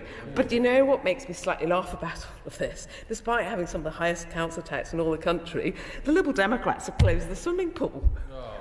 So the noble Baroness Lady Pinnock was very concerned about swimming pools. May I just say, she needs to go to Kingston upon Thames and get them to open it again. There's not a lot of happiness around that. My lords, public spending also needs to be efficient and not greedy, as noted by my noble friend Lord Howell. It is really, really important that we set public spending on a sustainable trajectory, delivering high-quality public services effectively and efficiently. And this is why my honourable friend, the Chief Secretary, is leading an ambitious public sector productivity review. And I very hope that my noble friend Lord Sherburn will share his thoughts with her, because we need to reimagine the way that government delivers public service, because so often we fall into the trap where the amount of money put into something equates directly to its outputs. That would never happen in the private sector. It just doesn't happen. Outputs can be independent of the money that one puts in, and it is very important that within the public sector We get that and we try and do that. I take on board the comments made by the Noble Lord Lee of Trafford about the 60,000 civil staff in defence. I would say that I suspect my former Secretary of State, who is now the Defence Secretary, I know him well, and I'm fairly sure that he would have already looked at this in great detail, but I will nudge him in case he has not. The Noble Lord Macpherson asked to what extent was the autumn statement informed by the OBR's report on fiscal risks and sustainability. Yes, the OBR's report on fiscal risks and sustainability did inform the autumn statement. As I'm sure he thought I would say, the government's agreement to respond to the subsequent fiscal event establishes this feedback loop, which demonstrates the government commitment to thoroughly assessing and actively mitigating fiscal risks. The Noble Lord Sicker asked a question I was a little surprised at. I thought he may have known this, but perhaps not. Perhaps it's not well known. In terms of the QE and including it in public debt, the UK's fiscal rules target public sector net debt, excluding the Bank of England. This metric excludes the Bank of England and all of its subsidiaries, including the asset purchase facility. This changed in 2021, as it felt that by excluding the Bank of England's contributions to public sector net debt through valuation effects associated with its quantitative easing programme and term funding schemes, this better reflects the impact of government decisions. I have some on MOJ funding. I will write on maintenance of schools. I will write. I did want to talk about cost of living, because I think it is not fully recognised on the amount of support that the government has given and indeed will continue to give. There has been some very good feedback about the local housing allowance rates going up. Not enough Noble Lords, I think, welcomed where we are on national living wage. But I do think that, in addition to our sort of temporary... Point on QE. Is she able to tell the House how much of QE actually is included in the public debt now? And why is it that when the left hand of the government transacts with the right, that's the Treasury with the central bank, it somehow creates debt? Why is that the case? I will probably write to the Noble Lord with clarity on that, because I would like to make a little bit of progress. A number of Noble Lords have sort of tried to pull out one element of the autumn statement and made the point that it is impacting or benefiting rich people more than poor, etc. One cannot look at one measure in isolation. The government has conducted extensive assessment of the policies announced both in this autumn statement and in previous years. This shows that across all government decisions dating back to the spending round of 2019, the combined impact of tax, welfare and public services spending measures has benefited the lowest income households the most. My Lords, I'm going to move on now to welfare reforms, touching quite briefly on these. I'm very grateful to my noble friend Lord Jackson's support of these welfare reforms. It is the case that we do want to see people who can work be able to work, and we're absolutely willing to provide the support for them. The Right Reverend Prelate, the Bishop of Manchester, mentioned mental health, and I agree with him that it is an issue that we must confront in our country, and it remains a priority for the government. So alongside other recent mental health interventions, the Back to Work plan includes nearly £800 million over 5 years to expand both talking therapies for those with mild or moderate conditions and individual placement and support to be delivered within community mental health schemes for those with more serious conditions. I will write on a couple of other things. I do want to come back to growth, because it is undeniably the case that growth in many developed nations has been difficult. Since 2010, when this government first came to power, the UK has grown faster than many of its competitors, including France, Germany, Italy, Spain and Japan. Now, would I like to see us growing even faster than we currently are? Absolutely. And indeed, the growth trajectory is on an upward trend after the first 2 years, which the noble Lord Livermore didn't quite get to those numbers, but they are higher, peaking at 2% a year. And so this autumn statement is focused on creating sustainable growth without adding to inflation or overall borrowing. And it's sensible supply-side interventions that do boost business investment. Now, this is in stark contrast to the plans set out by the party opposite, such as they are. It is absolutely not clear to me which parts of the autumn statement the Labour Party actively oppose or would do substantially differently. And the noble Lord Livermore has not enlightened me. So not only do we have a cut-and-paste Shadow Chancellor, it seems we have a cut-and-paste Shadow Exchequer Secretary too. It is worth reflecting on the much-vaunted flagship Labour spending policy of £28 billion. For clarity, that's £28 billion a year. My Lords, in the absence of significant tax rises or substantial cuts to public spending, and only the former is in the traditional Labour playbook, this £28 billion a year will just add to our national debt, piling pressure on future generations and busting through fiscal rules. My Lords, as I said, this autumn statement, this Conservative autumn statement, is about sensible supply-side reforms to support British businesses and boost productivity. The noble Lord Howarth, asked whether full expensing represents value for money. My Lords, the government has prioritised the business tax cut as it is a targeted way to support businesses who invest. It does this by reducing the cost of capital for UK companies. This policy will drive 0.1% GDP growth in the next 5 years, increasing to slightly below 0.2% in the long run. Whereas the benefits of the policy will grow over time, the costs will reduce. Full expensing brings forward relief that would otherwise be claimed over decades, meaning the costs are highest in the policy's introduction. The noble Lord Lonsborough asked about a productivity council.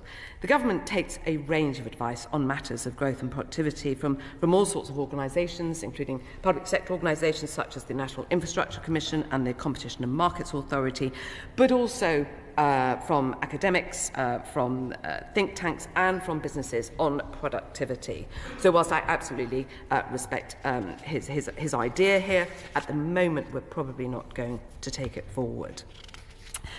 Some interesting comment around the pension reforms. The noble Lord Davis welcomed the proposals. He asked for the timing of implementation of changes to retired benefit schemes. This will become clearer when the consultation period has completed. And I will write on the second question about pensions, because I'm conscious that I'm imminently going to run out of time. The noble my noble friend Lord Northbrook and the noble Lord Lee of Trafford asked why the government is not bringing back the VAT retail export scheme.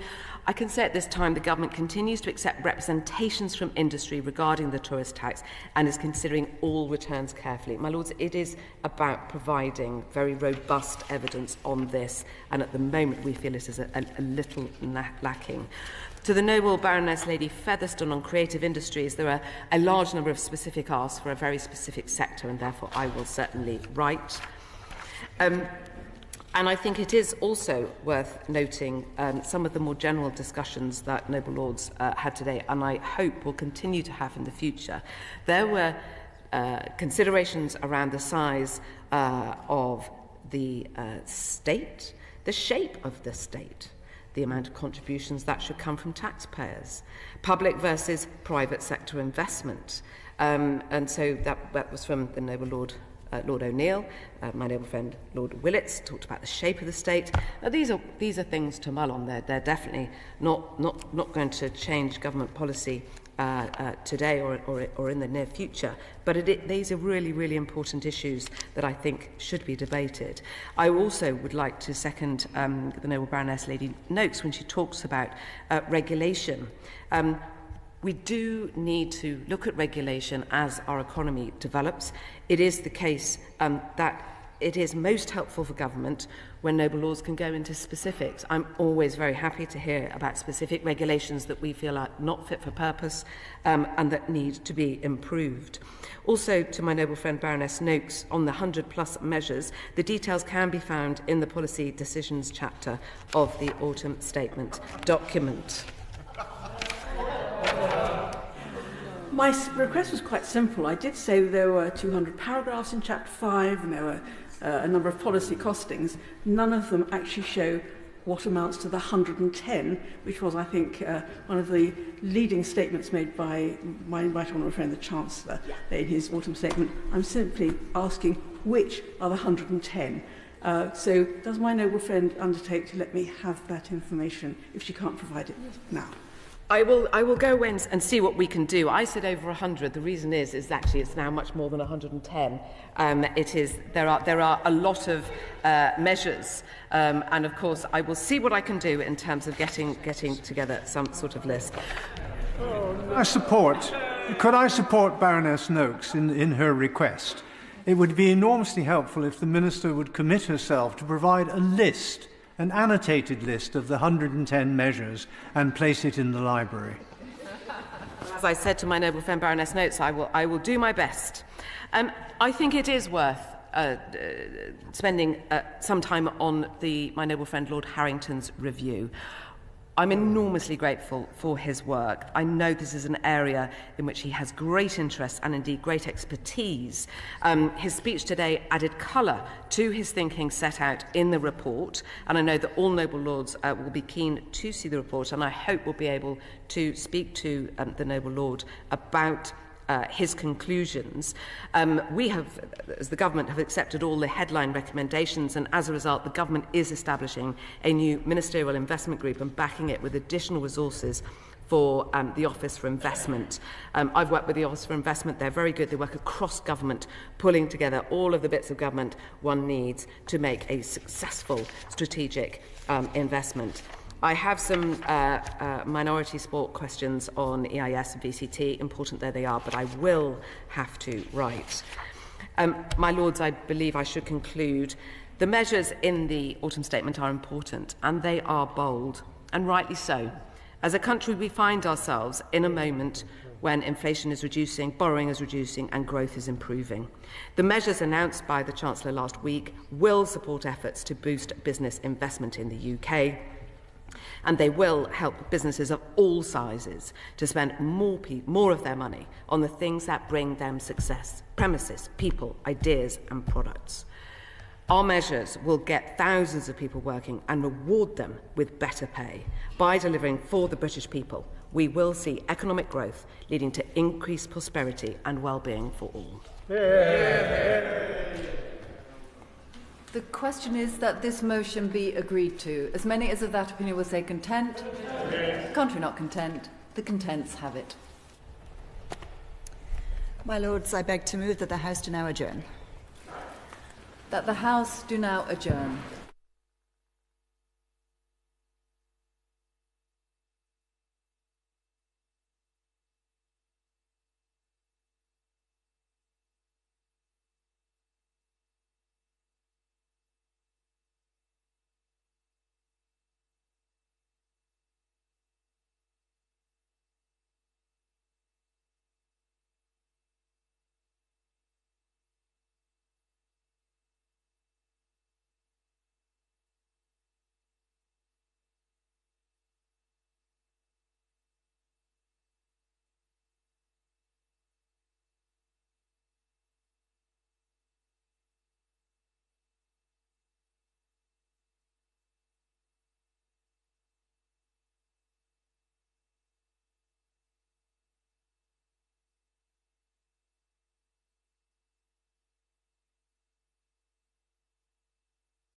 The proceeding has ended.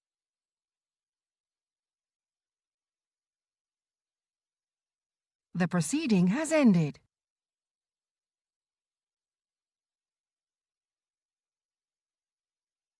The proceeding has ended.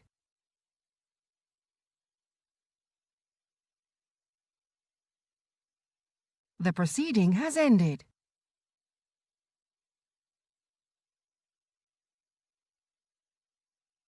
The proceeding has ended.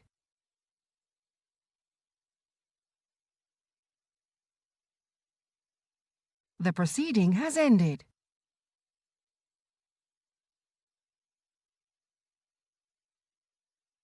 The proceeding has ended.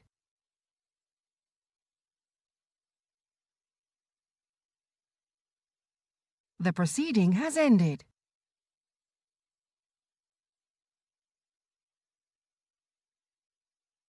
The proceeding has ended.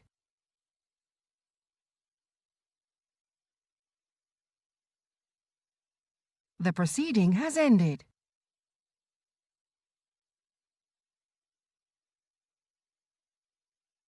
The proceeding has ended.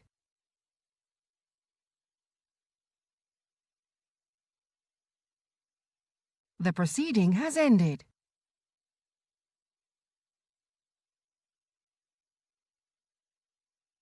The proceeding has ended.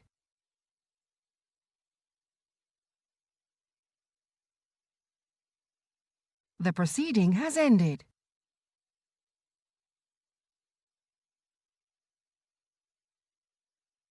The proceeding has ended.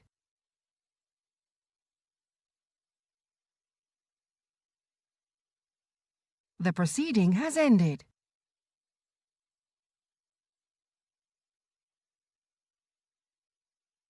The proceeding has ended.